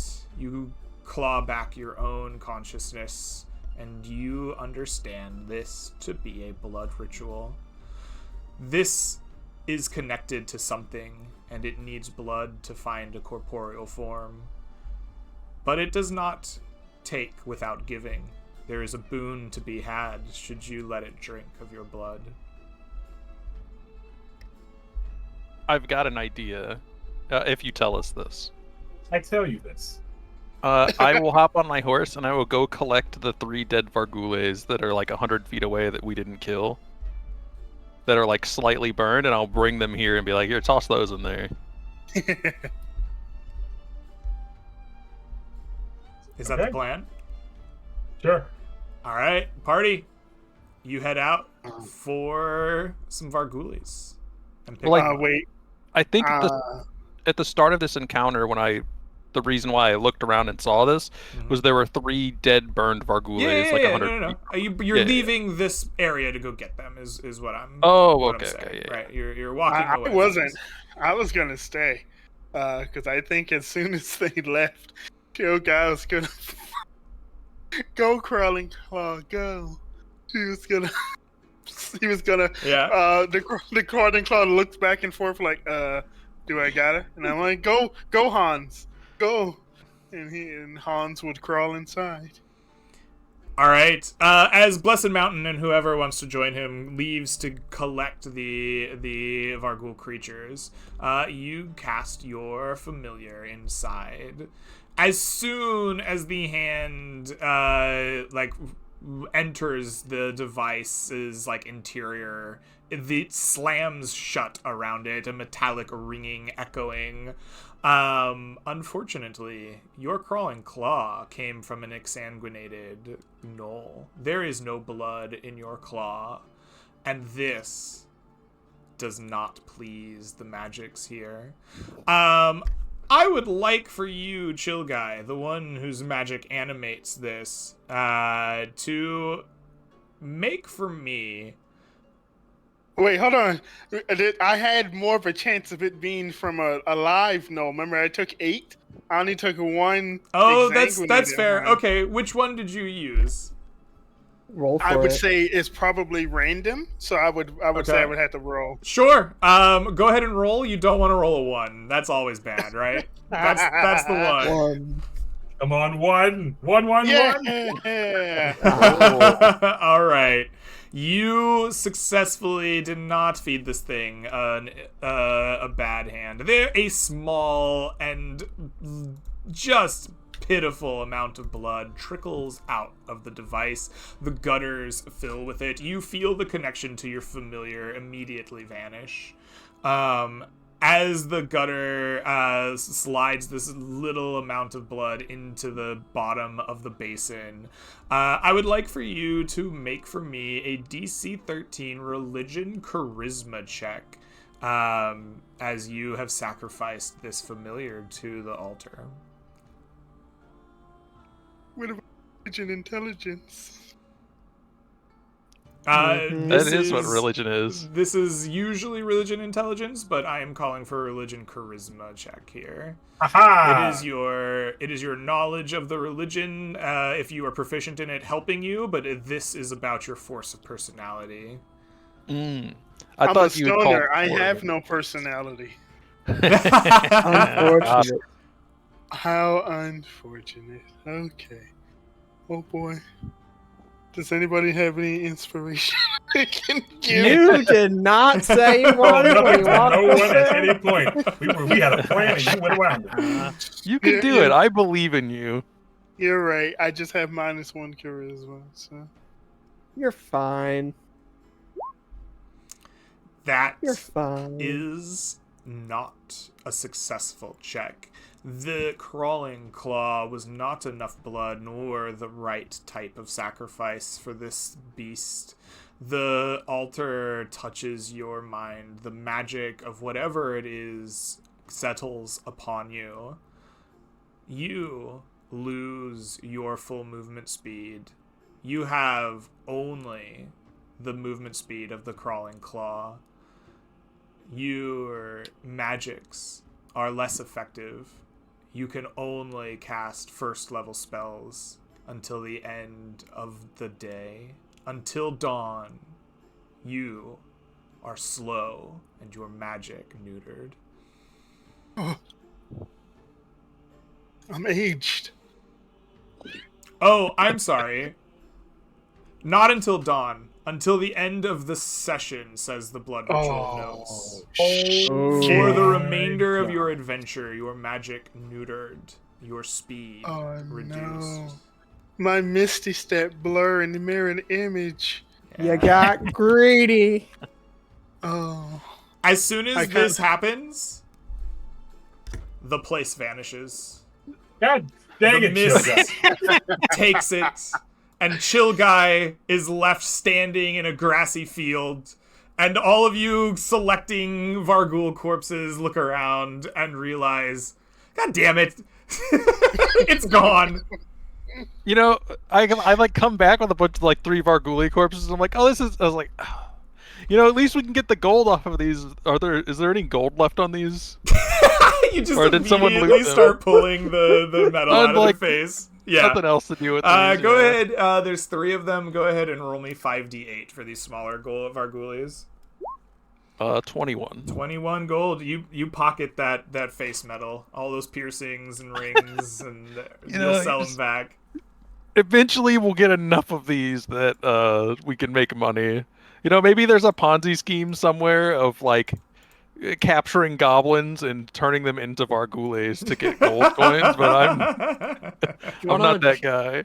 You want to join me in my Ponzi scheme? I've been terrorizing a local settlement for the past 8 months. Yeah, I just don't do that to people though. I'm just a terrible person in general. I All understand.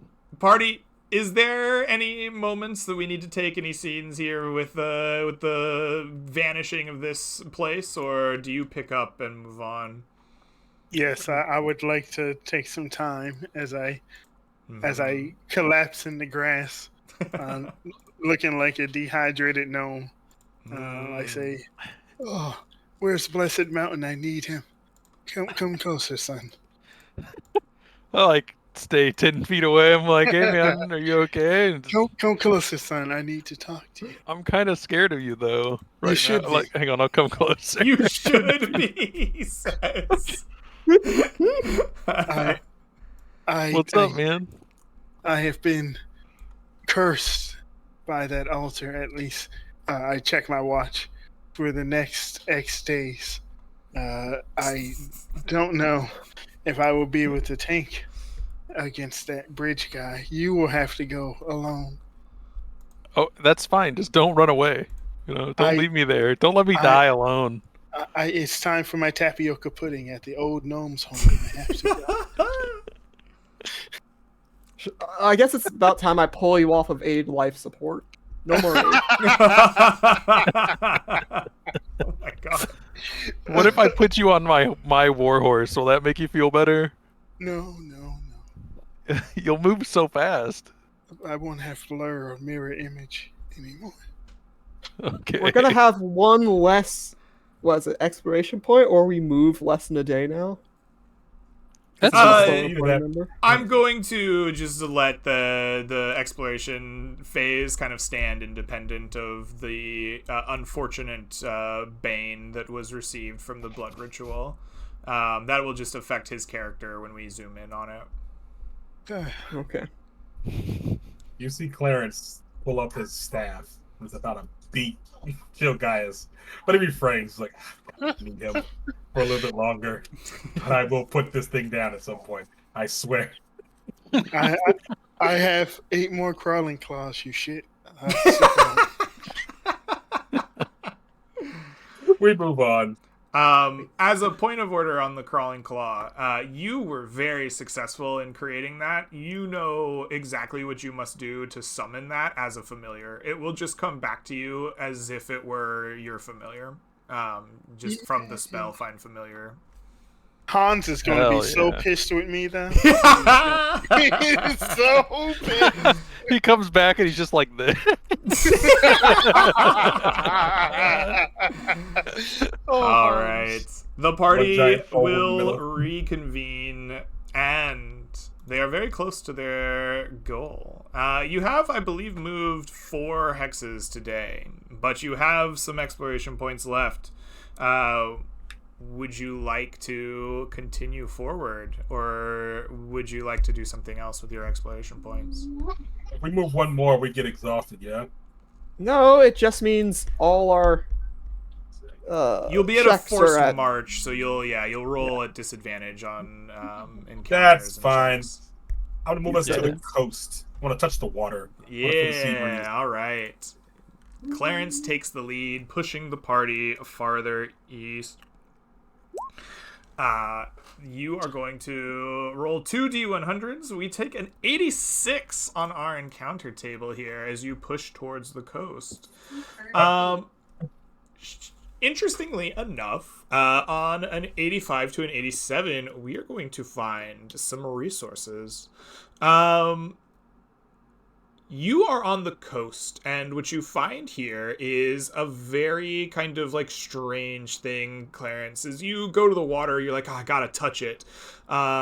You realize that the water is very rich in minerals. It like tastes almost funny to you, and you're like, this is strange. And as you follow along the coast for a little while, you will find a place where the seawater is mingling with almost like a swamp-like area hidden by long, tall grasses in this grassy sea. And a almost like peat bog is being formed here. And sure enough, there is bog iron forming in large clusters in this area.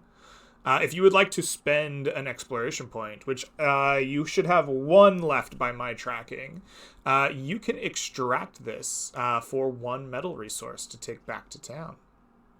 Done and done. I want to hear anybody's lip about it. We're taking this. We need it. Fair All enough. of the resources. Clarence and Blessed Mountain and Chill Guy and Bad Joke wade out into this kind of bog that's forming, and they begin to harvest this this peat iron and put it in their packs. It is 60 pounds. You have like multiple pack animals, so I'm not real worried about the weight. But in case that matters, 60 pounds of peat iron, and we will have one medal when you return to Anshan. By the time you are done harvesting this metal, though, dark will come as the day comes to an end. An eventful one, to be sure. Party, as you prepare yourselves for the night, is there anything in particular you want to zoom in on for the camp, or shall we roll and see what dangers may await you? All right. Somber drum sounds. Somber camp it is. The night is dark and full of terrors, so if you would, please roll me D100s, each of you. All right. Oh, always rolling high. Flash roll 1d100. 60. Looks like Bad Joke, your 60 will be our key for this night. On a 60, this would actually be the same vermin problem as before, but Clarence murdered so many vermin last night, and you didn't move extra distance.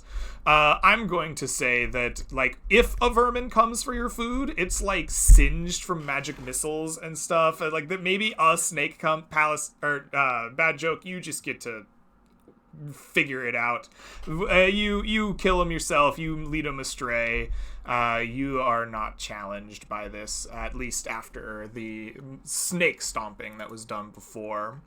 Excellent. Party, please mark off one ration. After a restful night, you may spend any number of hit dice in your pool to regain any lost HP, if you had any, and you will regain any spells and class features associated with a long rest. And then half of your hit dice pool rounded up for the next day. Perfect. Casting aid. Casting aid. Got it. Mark that spell slot.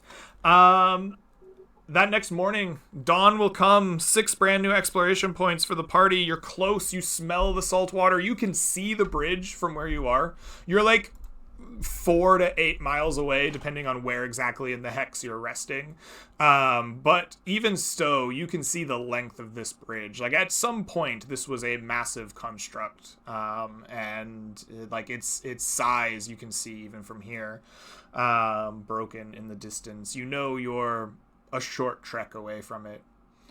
Party, who's going to lead us as you awake and ready yourselves for this next day of adventure? Clarence is going to wake and bake and use his Clarential Kush because today's the day. Today's the day. Give myself 10 max HP, 10 HP, and max hit dice on 10-minute rest. Okay, cool. I'm going to do that. All right. And tell the guys, get ready. All right. Yes. Excellent. Hell yeah. You smoke up I'm ready. the kush. You cast your spells. You're still some miles out. Party. I guess you walk your way forward. As you do, the bridge is in the distance. It is easy to find. I'm not going to make you search the hex for it. You can walk right up to it. But you did walk some number of miles through this dangerous grassland. Who was leading this march early in the morning? That'd be me. That'd be you, And Clarence. I would love a no. D100. A 91. Mm. Clarence. Bog iron. Unfortunately, you're one above the bog iron. Hard rains begin to fall, the clouds here rolling in, and nearby the coast, the waters begin to rise into the grasslands. The flash flood from before, a different type of flood. It wanted to rush you away down into thirstier grasses and lands. This one wishes to drag you back out to sea as the ocean rises and rises, covering the grasses that you are walking in, threatening to pull you and your party out into the dangerous waters. You have a moment to try to overcome or withstand this advance from the waters around you. What do you do? I will read the ebbs and flows of the wave. I will use what I know of nature from my heritage and being here for so long, understanding how this works, to guide the party in a specific way so that nothing avails us in any capacity. And I'm going to tap into my blood heritage. But like, all right, the elves said back in the day when I was a young baby boy to do this, this, and this. All right, you tapping into what you know. You're an elf. The natural world is no mystery to you. I will take survival wisdom if you want it, or nature intelligence if you want it, to remember the things that your people have taught you about getting away from riptides. Oh! Oh my goodness. Clarence, you know everything about riptides. Like, were you a sea elf? Is this where you came from? Like, I imagine we were wood elves, but we probably had a sister tribe that were sea elves, and so we would occasionally go with them and learn things about the. It was part of the trials. You go to the sea elves, the wood elves, and the mountain elves, and you just do different things, and that's how you grew up to learn how to deal with all of nature. Right. You went to you putting everything you know from your sister tribe to work. You rush away, perfectly knowledgeable about where the pitfalls might be, taking the pack animals, the party with you. You get away from the coast long enough for the rains to subside in this magical land, for the waters to recede. It is a boggy, muddy, gross walk back through this flooded landscape, but the waters do recede, the weather does lighten, and Clarence, you lead the party to the foot of this great and broken bridge. As a reminder, I know most of you have been here before, but it is an interesting place, and we will talk about it. The broken remains of this great bridge, once spanning miles over a channel to the nearby island, lays out in front of you. In an age long past, it was one of the grandest structures probably in this realm, but now is only a few miles of wood and stone that overhang the ocean in front of you. As you step up to the bridge, your feet rattling on stone and wood alike, you will quickly notice a figure standing at attention in front of you, clad in light but flexible, I don't know why blue was in there, light but flexible armor adorned with a star pattern and holding a great tome at their side. The figure's features above this armor reveal the grim face of a warrior long dead, desiccated and dry, almost like a mummy. Behind the figure and to its sides is a small pile of mismatched armors, weapons, gear, coins that have clearly seen the ravages of time and weather. As soon as you get within speaking distance, you are greeted once more by the dead warrior, a voice echoing across the bridge, though its lips move not, and it says, "Halt and turn back. None may approach the Starfall Isle." Party, as you are given this warning, perhaps for the second time, what do you do? I cast a spell. I can also cast a spell. I make them high. All right. You attempt to do magic. In that case, let's just jump right into what we need to do. You find yourselves on this bridge, the warrior in front of you. I would love for each of you to roll me initiative while I set up our stream here to show off this great battle. Oh no. We take those? We don't take those. We got the only one that matters. Alrighty. We need some good combat music for this guy. Let's go with this one. Alright, party. You are facing down this beast. I would like to get this on stream. Hey, there we go, at the bottom of the bridge here as you entered. It is combat time. What will be the first action of combat? Bad joke! As the warning rings out and combat starts, you are the first to react at the bottom of the bridge. What will you do? It's time. Stars will indeed fall, I unsettling words, this warrior. As I cast one of my more newer and more powerful spells. Excellent. But from it, a new hope will rise. Now step aside. I cast slow on it. Excellent. You will cast slow upon this creature, and it has magic resistance, so it will get advantage on its save, which is wisdom. There we go. Okay. Wisdom save. All right. It will take advantage. That is an 11, even before your cutting words or your, I suppose, unsettling words. That will be a failure. The creature will be slowed. -2 to AC, -2 to Dex saves, half movement speed, can't use reactions. It can only use an action or a bonus action, not both, and it can't make more than one melee or range attack on its turn.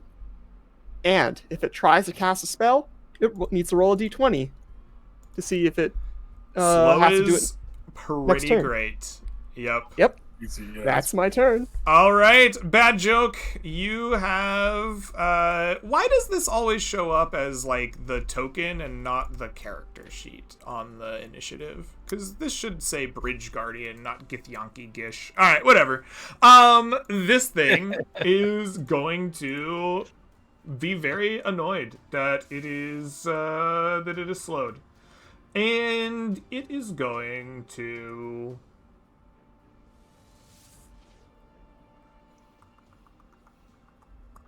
It can walk and attack, right? It just walks slowly. Yep, half movement. It's going to go 5, 10, 15, 20 feet. And then it will make one attack. It will reach into the sky and grab at what appears to be a star, and it pulls it down, a radiant light in its hand. It forms what looks like a javelin, and it will make an astral bolt attack at the one who slowed it, because it doesn't want to be slowed anymore. Excellent. That is a 13 to hit you. I don't believe that will get it done. I am still wearing my damaged armor. I didn't replace it. It hits. Oh, baby, let's go. Yeah. Bad joke. You are struck by a bolt of pure radiant energy. If you would take 24 force damage for me. Nice. My DC to pass is 12 for concentration. Okay, perfect. I would like that concentration check. I got a +2. It's a coin flip, baby. Heads I win, tails you lose. I Oh, you're still concentrating. You take a bolt of energy right to the chest, but you maintain your concentration on the slow. Chill guy, the order comes to you. What will you do? I didn't sign up for this, man. Yeah, you did. I'm just doing my job, man. Let's get a second level gulp. You know what? No, I'm a combat wizard. Damn it. I'm going to. Can I already made them hide before we got here? Last 10 minutes. Sure. I don't mind. All right. Yeah. It would have been for Clarence and Blessed Mountain since they are our combat guys. Sure. So I'm going to instead cast Magic Missile at the second level and try to shoot this guy. All right, you magic missile it up. He doesn't have the ability to stop you doing that right now because he can't take reactions. So go ahead and hit me with some damage. You can only cast a first level spell, so that would be 3d4, right? It's first level, but I cast it at second level. Does that matter? You cannot use second level spell slots. You can only use your first level spell slots. You're locked, bro. Oh, Yeah. so that's 5, 6, 7 total. 7 9. total. Excellent. All right, he takes 7 points of damage. I don't know why he doesn't have his health bar there. Let me try to fix that real quick. So he's going to be what? Out of this. Excellent. Does that show? It does. Okay. He takes 7 damage. Chill guy, anything else with your turn? You move to the side? Let me check. I have a couple of items. Shark skin drum isn't gonna help here. Wings of Icarus. If I need to get away, I can fly. I guess that'd be it for me. That'll be it for you. All right, Clarence, it comes to you as this slowed, like, specter, like, tries to do magic and stuff, but you can see it just failing as the slow spell just keeps screwing him up. What do you do? Forward a little bit, and then I'm gonna do at second level. Oh, yeah, this is scary. Let's do Scorching Ray. All right. Yeah, and he has Oh. -2. Huh? Before he does that, well, at this point, roll me another wisdom save, Greg. It's at the end of every turn for the I creature. thought as you concentrated, it was it just lasted for 10 minutes, right? Or an hour? End of each No. of his turns. It's one of those save at the end turns. Perfect. Okay. Full spells. That makes this possibly a little bit not over. Yep, you have advantage. 'cause Yeah, I of sure do. your hand. That is a success. Damn. Yeah. All right. If that were the case, I would not have done this. You can like reset a little bit if you'd like. Okay, cool, Yeah. cool. I will instead will just do the big boy. And, All right. You Put a are little going bit to back. cast Fireball. I love it. This guy is. You know what? He's willing to maybe take a fireball. He will still save with advantage. That is a success. He is going to like dodge roll. Oh my god, I love being like a little bit not on fire as much as I could have been. And he will take 14 points of damage.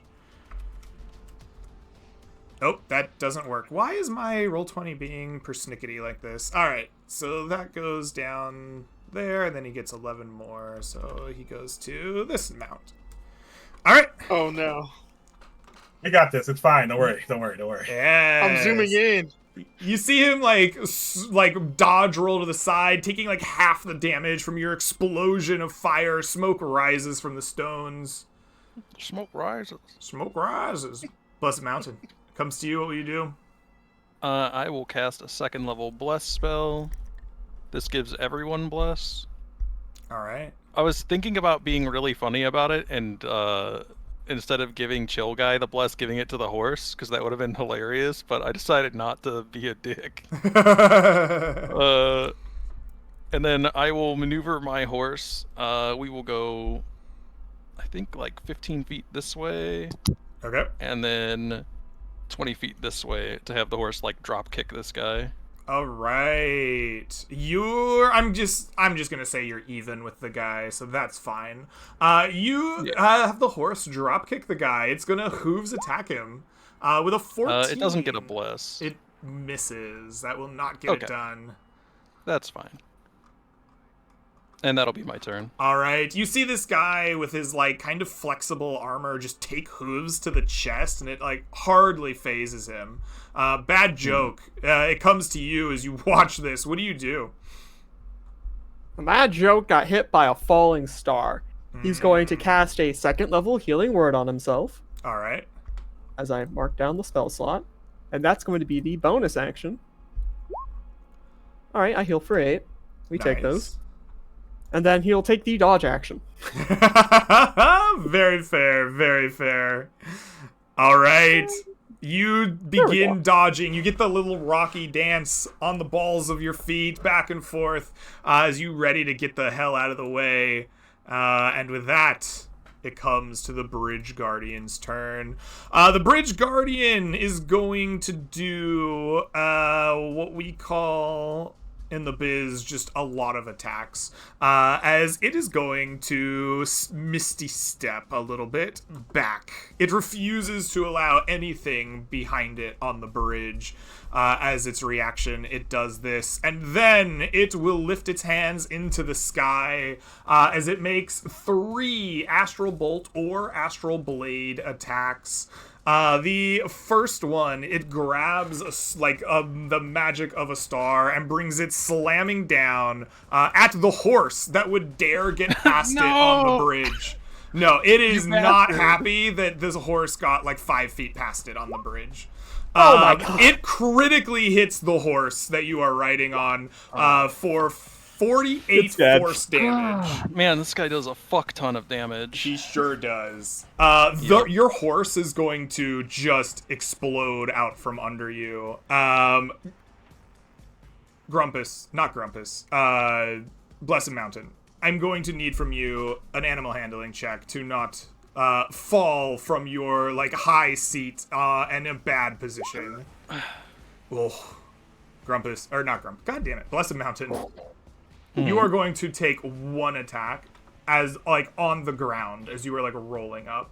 He's going He has to a D4. He's going to astral Oh blade wait, I you. have it. Oh, you have a D4. I had- Yeah, oh, yeah. that's Go ahead and use it.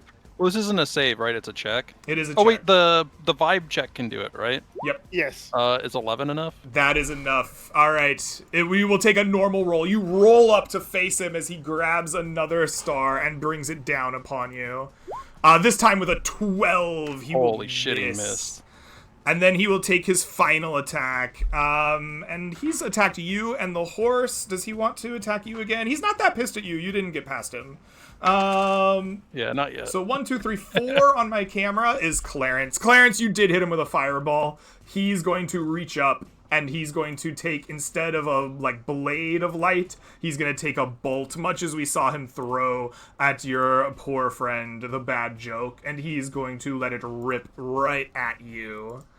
With a 16, will that hit? Shield.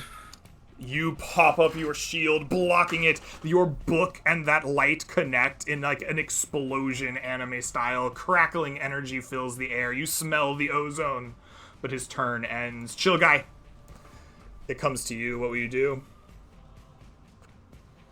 He used his reaction, right? Yes. Did he? To Misty Step. Yes. That was a bonus, right? It was his turn, wasn't it? It was a bonus action. You are correct, yeah, he Clarence. ended his turn, so we got it back. Oh did use it. no. It's fine. Hit him with the sauce. I don't have any sauce. Pull out Old Reliable then. All reliable time, baby. That's all we He's got. resisting.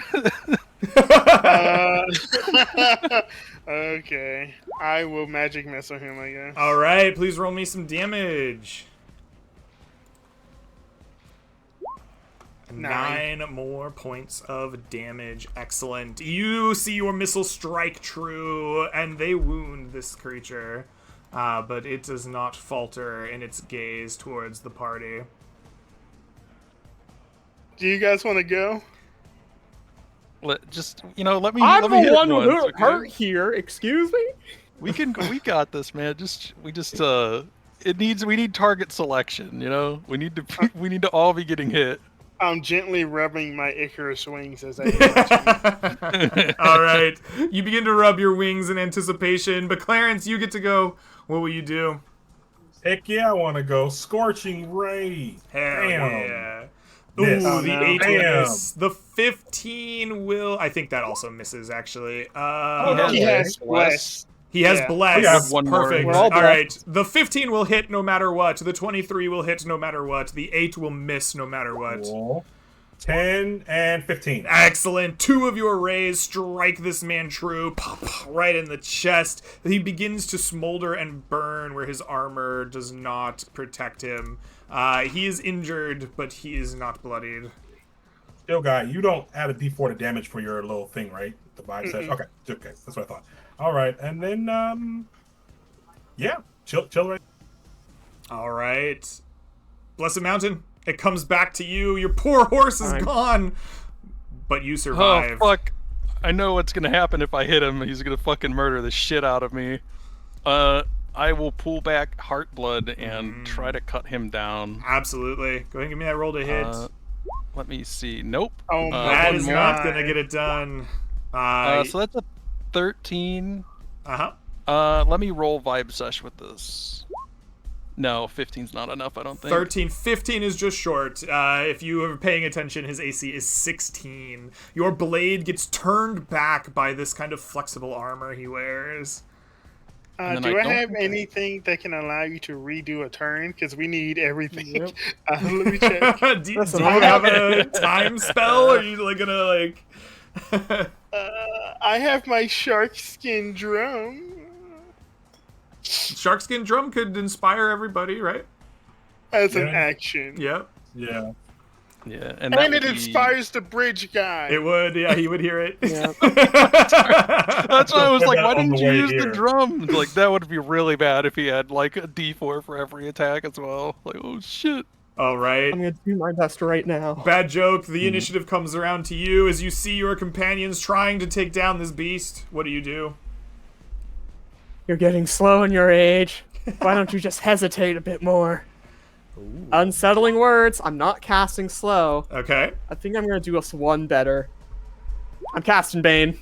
Bane. All right. Charisma save. That is a charisma save. Absolutely.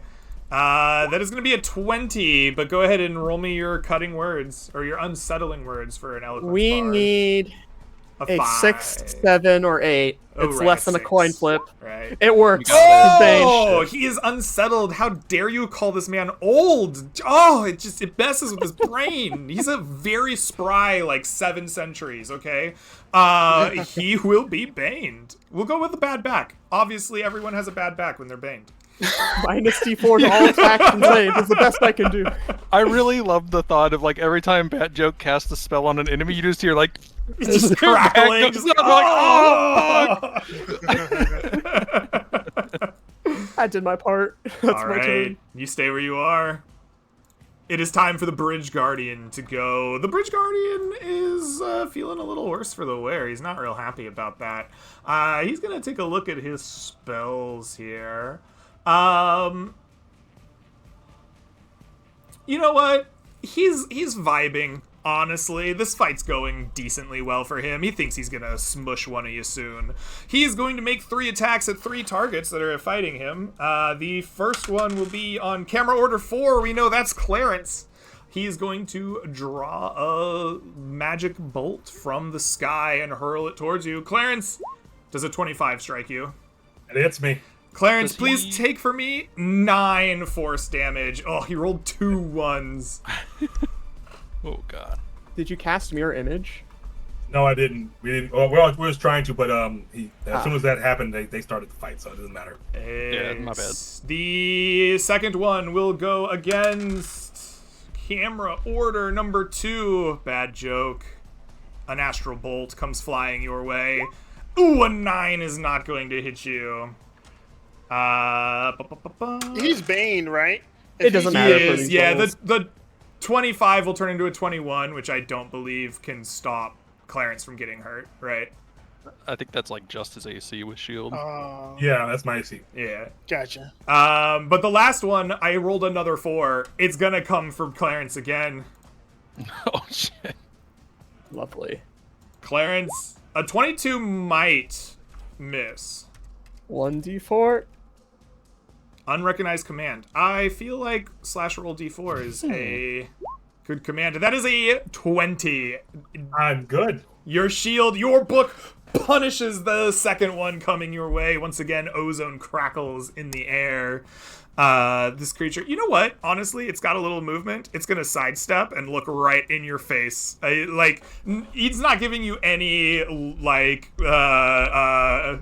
alleys to move past him if he can help it. I think he like looks into my eyes, but my eyes are looking at all the like golden shit on the side. Chill guy, it comes to you. What will you do? Magic missiles, excellent. Roll me that damage. I'm sorry, I'm muted. I just realized I can have more than one vibe sesh going at a time. Oh, that's cool. So I can get myself and the bad joke as well. Is that so I will a use bonus my- action to vibe sesh? No, it's an action. It's an action, So I'm gonna okay. do that instead.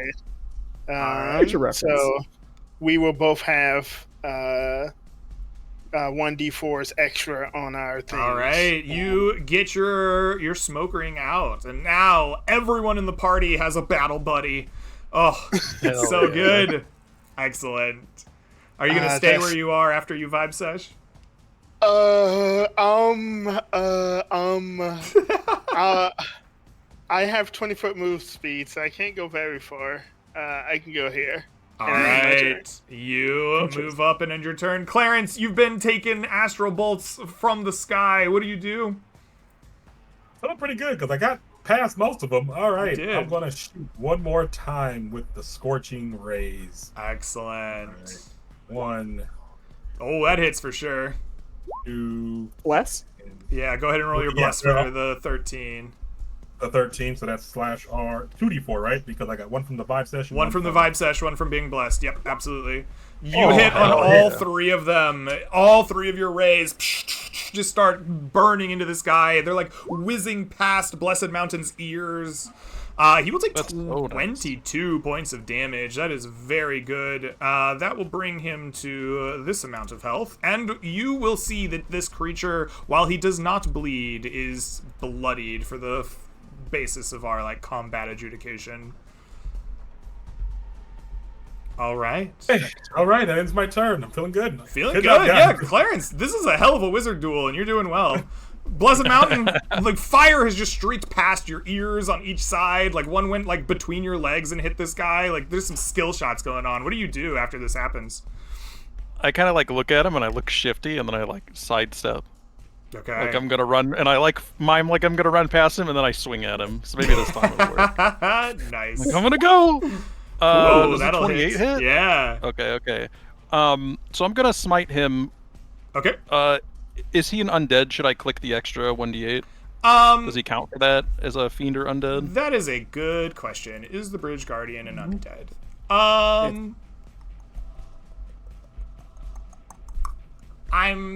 I'm gonna have to pull out the actual lore document. Why don't you roll the damage, and then if I can find, I will let you know if we need an extra D8 in Okay. there. So this is 28 damage. The melee damage is from a magical weapon. Excellent. Yeah, all of that damage is going through for sure. That is gonna bring him down to this much health. He is looking worse for the wear after you hit him with that smite. He is hanging on, but he is breaking down. You can see his skin burning, falling off. His armor's getting cut up. He's barely dealing with it. Excellent. You have a second Oh. swing, correct? I do, yeah. I would forgot. make that, because I don't think your damage kills him, even if you get the extra radiant. All right, another 26. 26 will hit. And then let me make sure his smite is turned off, because we are doing only one smite per round. 10 slashing damage. 10 slashing damage. Okay, so this guy is not an undead. This guy is just like, It's okay, you don't have to tell me. yeah, this guy If is he's just not like fiend or 300,000 undead, years then- old, right? Okay. He's just Yeah, very you're old good. elf man. All right. And he doesn't bleed, so we don't have to worry And about he the does. bleed effect, That was right? about to say he Okay. does not bleed, so I'm not gonna make those Constitution saving Alright. throws. I left him on 1 health for us to die. You too. left You're him welcome. very low. He's You're good. He's I got us. hanging on by a thread, literally. Bad joke. After Blessed Mountain just slashes the hell out of this guy, radiant energy crashing from the sky. The smoke clears. He's still up. What do you do? You're a dying light. Unsettling words into a third level dissonant whispers. Oh my goodness. He Plus is extra going 2d6. to save against Terrible damage. That is a failure. We don't even need to roll the unsettling words. 6 damage. Plus 11. 5. 11. Yes. All right. Bad joke. Tell me how your dissonant whispers destroy the last remnants of the Bridge Guardian. 2 things that this bridge guardian must adhere to. It must guard the bridge, and it's not allowed to go back. So when the dissonant whispers forces it to turn and run and flee, whatever oath that binds it here, whatever powerful magic that instills with otherworldly power, clashes with one another. And it's not that he breaks apart, but the magic pulls him in 2 separate directions. And if he had blood, it would be a gruesome mess. But his part is torn into 2. He unravels like a thread, just turning into dust and before your eyes. Party, you stand upon the remains of the Great Bridge. Its guardian defeated. Piles of rusted, worn weaponry and equipment, gold and other tithings can just be taken. They are clearly ravaged by time and weather and exposure, but some of them are still there. Still at least usable or lootable.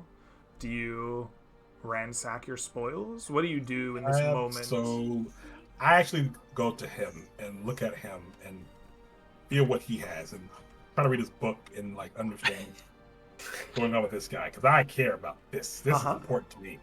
I'll offer healing. Like, who needs to be healed, and how much should I heal you? Yes, please. How hurt are you? I'm at about 43. Can you take up to 16? 25 hit points? Yeah, give me 16? like 15. Yeah, you can have 15 hit points, and then I'll Thank dump you. the other 10 into Clarence. Is there I'm actually good. I You're had good? L10 XP. Yeah. Oh, Is there a corpse left behind that I can pilfer and defile? There kind of is. We narrated that he kind of unraveled and turned to a bit of dust, but yes, inside this armor, there's definitely like the withered, like desiccated, like figure of an ancient guardian. It probably is rapidly decaying now that the magic is broken. I mean, a mummy is a mummy. I Fair. collect a body. Fair, yeah. Excellent. Let me and do then a I quick, ransack. since Clarence is reading the book. It is just a spell book. You will recognize most of the spells inside of it, I believe. Notably, one of the spells is something that you can't understand, right? Like, you know read magic, you know identify, you can spend a lot of time with this, but there's just something about the spell in this book that is like beyond your abilities at the moment, and try as you might. No one in the party really understands what is written on the page. That's awesome. Yeah, so you can make note of that spell, and then I'm going to just post like all the spells that are available to you from the spell book here.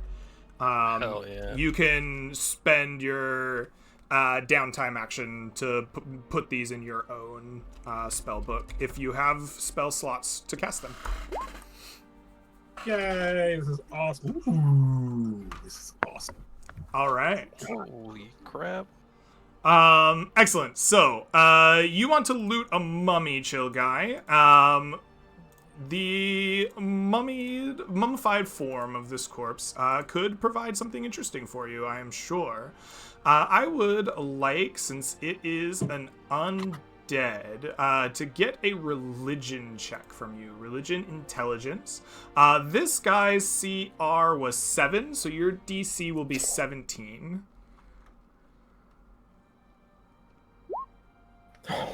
That is a 19. That will get her done. All right.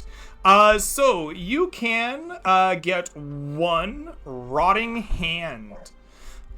This rotting hand acts as an improvised weapon. A creature hit by the hand must succeed on a DC 12 Constitution saving throw, or be cursed with minor mummy rot. For the next 24 hours, they cannot regain hit points, and their hit point maximum is decreased by 10. You can get, you actually can't get this. This man was not ceremonially wrapped. You can get a one heart of the mummy. This can be consumed or used as a material component of a legend lore spell to learn some details of the life and compulsions of this creature. Alternatively, if you have a master alchemist, it can be master crafted into a potion of necrotic resistance. Okay. All right, so we have eluded the mummy, we have looked at the book. What else are you guys doing here on this bridge? Oh, Blessed Mountain, like, Golden he's like, weapon. come on, bad joke. Let's get ourselves some, like, cool weapons and items that are over here. It's like, there's piles of weird stuff over here in the corner. All right. All right. Excellent. The pile of treasure. Most of this loot, like equipment and stuff, seems very mundane to you. A lot of it is rusted, a lot of it is pitted, some of it is just turned entirely into nothingness. Some of it's like stuck together and broken, but it is valuable in some way, just as like reclaimable.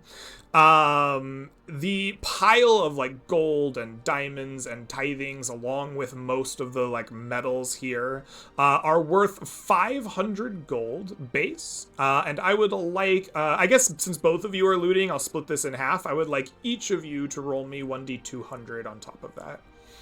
Oh. Nice. I'm bad at rolling. 146. All right, so we get That's 146 1d100. and 23 for 169. On rolled top of 1d100? 500 is 669 gold pieces. It was just 1d100 each, right? 1d200. 1d200. Okay, hang on. I need Replace to it reroll, I'm so you sorry. don't skew it. Instead of a 23, you roll. 12. My bad. Okay. 90, slightly more. So 169 and another. Oh, you're just gonna do. I wanted to do math on stream like a dummy. All right, 736 gold worth of valuables are Math eluded challenge from accepted. here.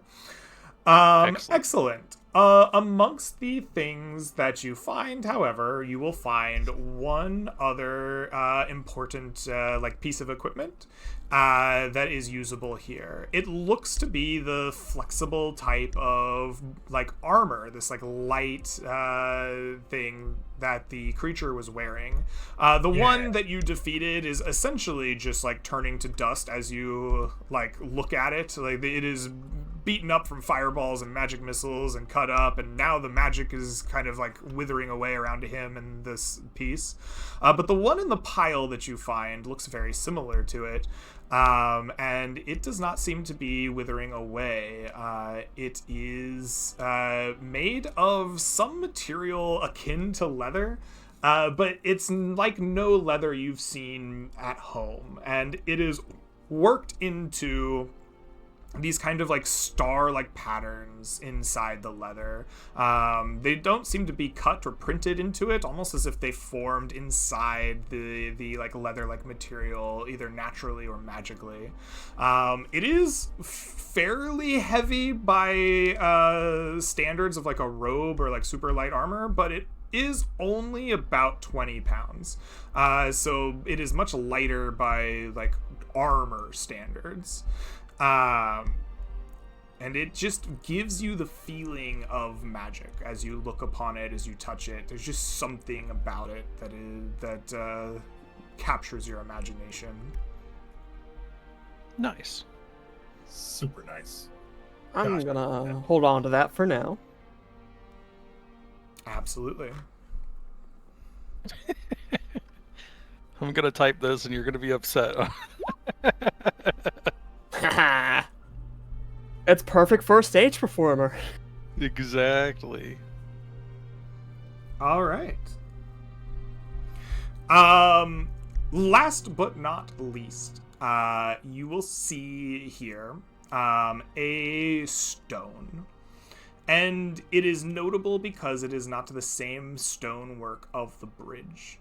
It is polished and round, almost like a like something you would find in a noble person's like house, like in a bowl of stones, or as like a decorative piece. It is not a gem, it is rock, but it is almost mirror-like in its polish, and it rests amongst the like gold and jewels, almost in like a place of honor or importance. And as any magical affinity players get near it, you can just feel magic kind of running off of it.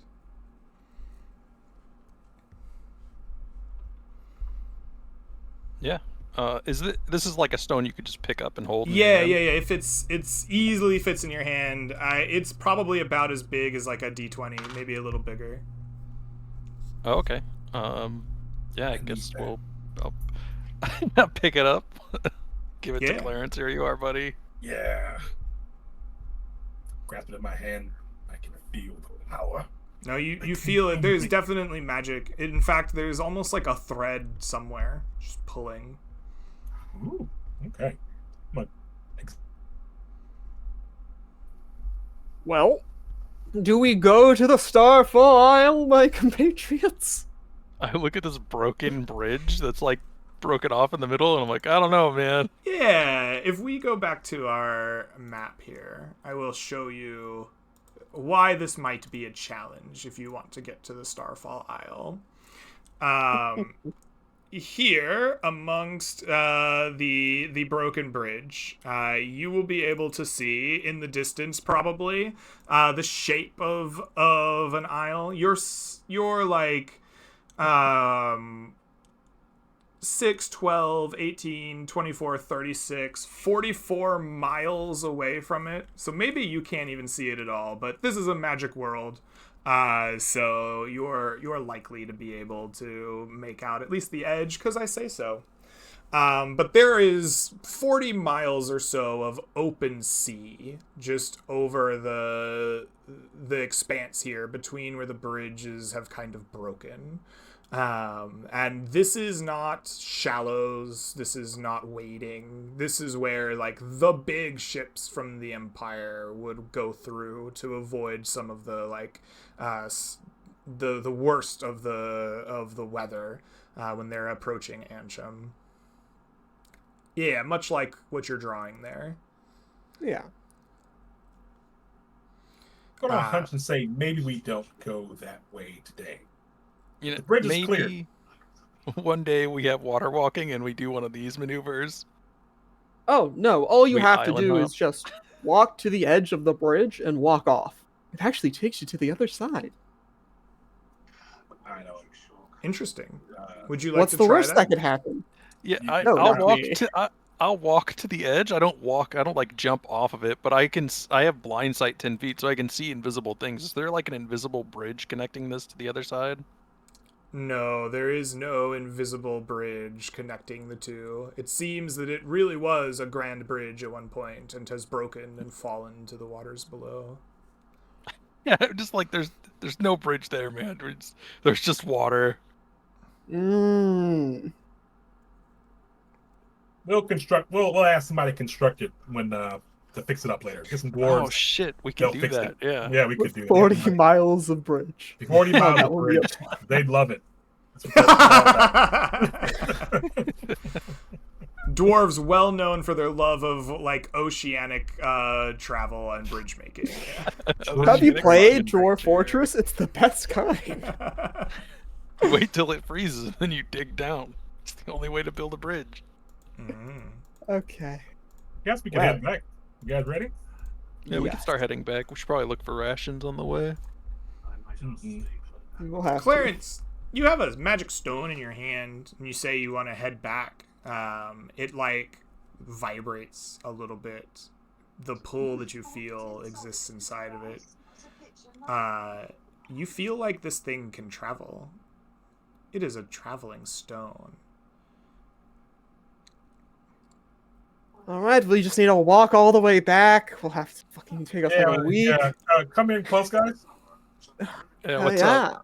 up? We touch hands like the basketball thing, where everybody puts their hand on top of the basketball, and then think of there's no place like home. There's no place like home. There's no place like home, and I try to shunt us back to Ansham if I can. Absolutely. I want you to make me a Arcana intelligence check. I will give you advantage from your team helping you. Oh, that's so sick. One is the loneliest. Come on. Oh, it's We slowly explode. going. We all died. No. Teleport mishap. There we go. All right. All right. Any advantage. A 19. On a 19, you are successful. You are going to learn two things about these stones right here and now. One, they travel to a central hub. There is a, like, bigger stone that they are drawn to. And two, they are consumable. However, this stone is attuned to two places.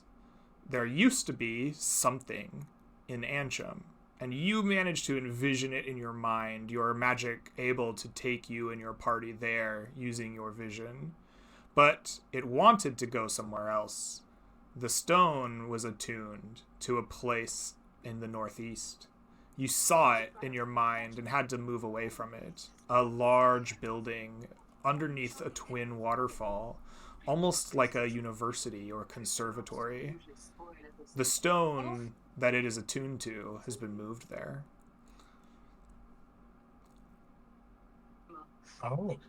But you ignore it, and you and your party get home, not pulled to a brand new and terrifying location.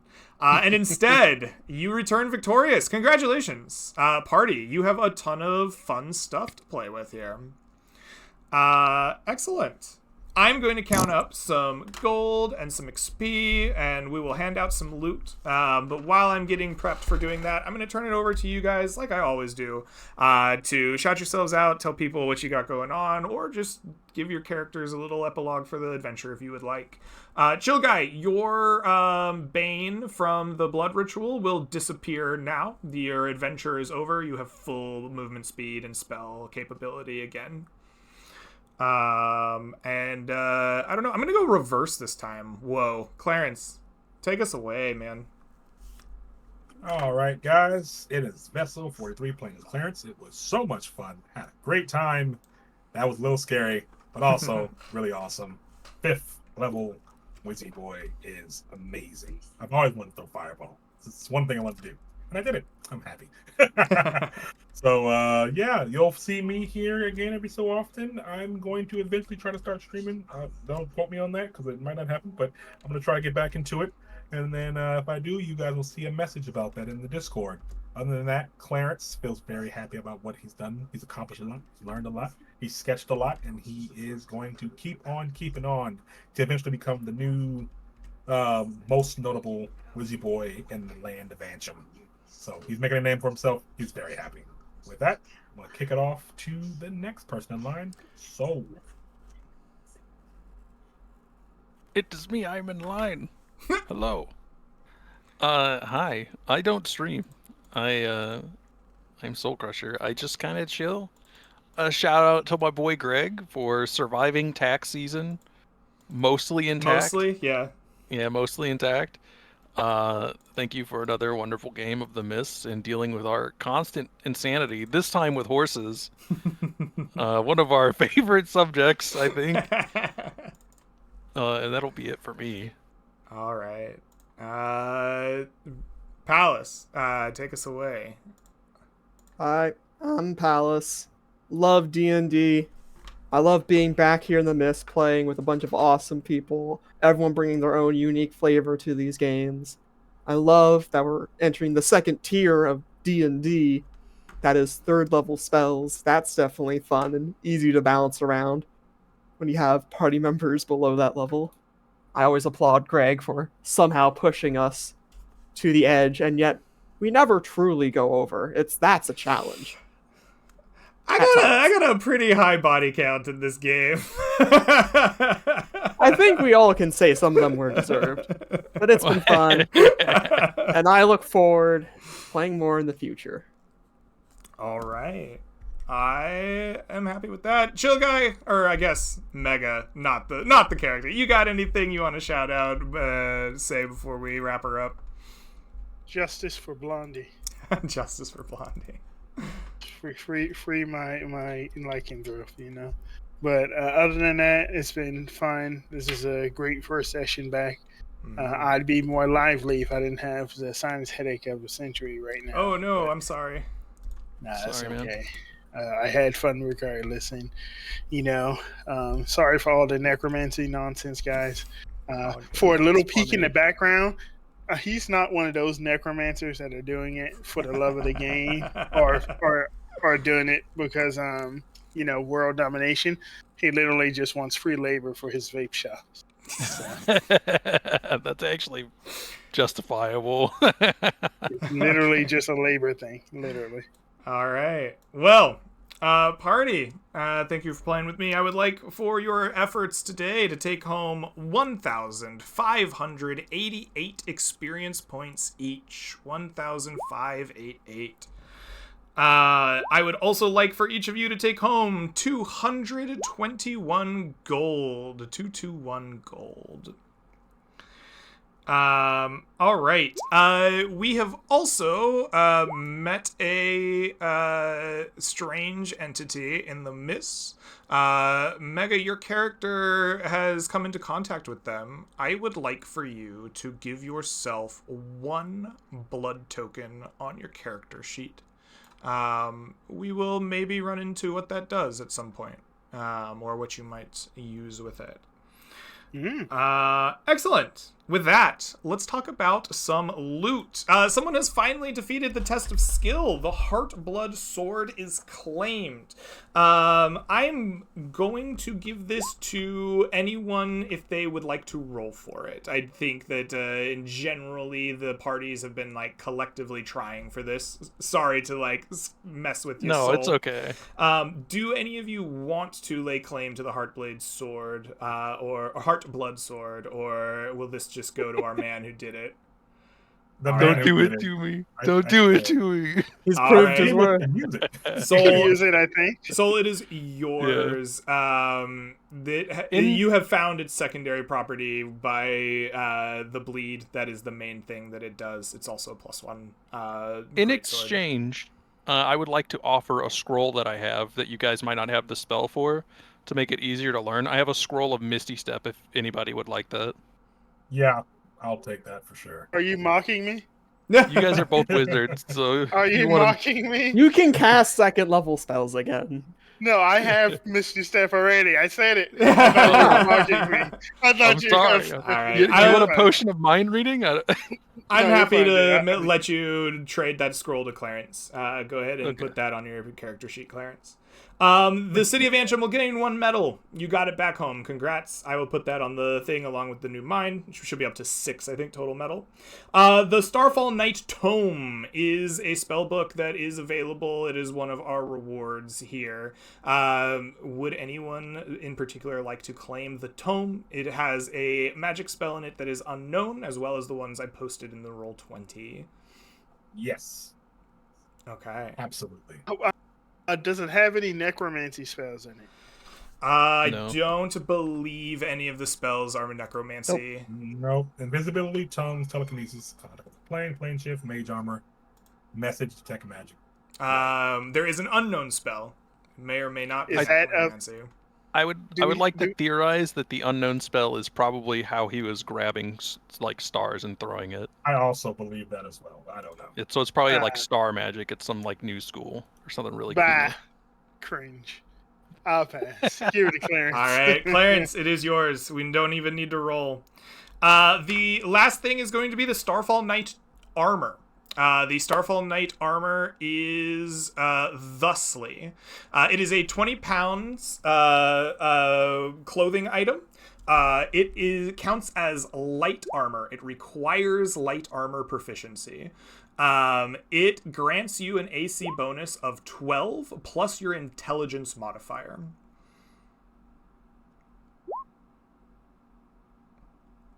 No, Would you anyone can't like to lay substitute for death. claim to the Starfall Knight armor? Absolutely. I really would, but yeah. Doesn't work for me. Doesn't Yeah, work it for does- you? No. I would love to have absolutely- negative I or lower than think base Chill AC. Yeah. What's I your don't want- in chill guy? 18. Oh my goodness.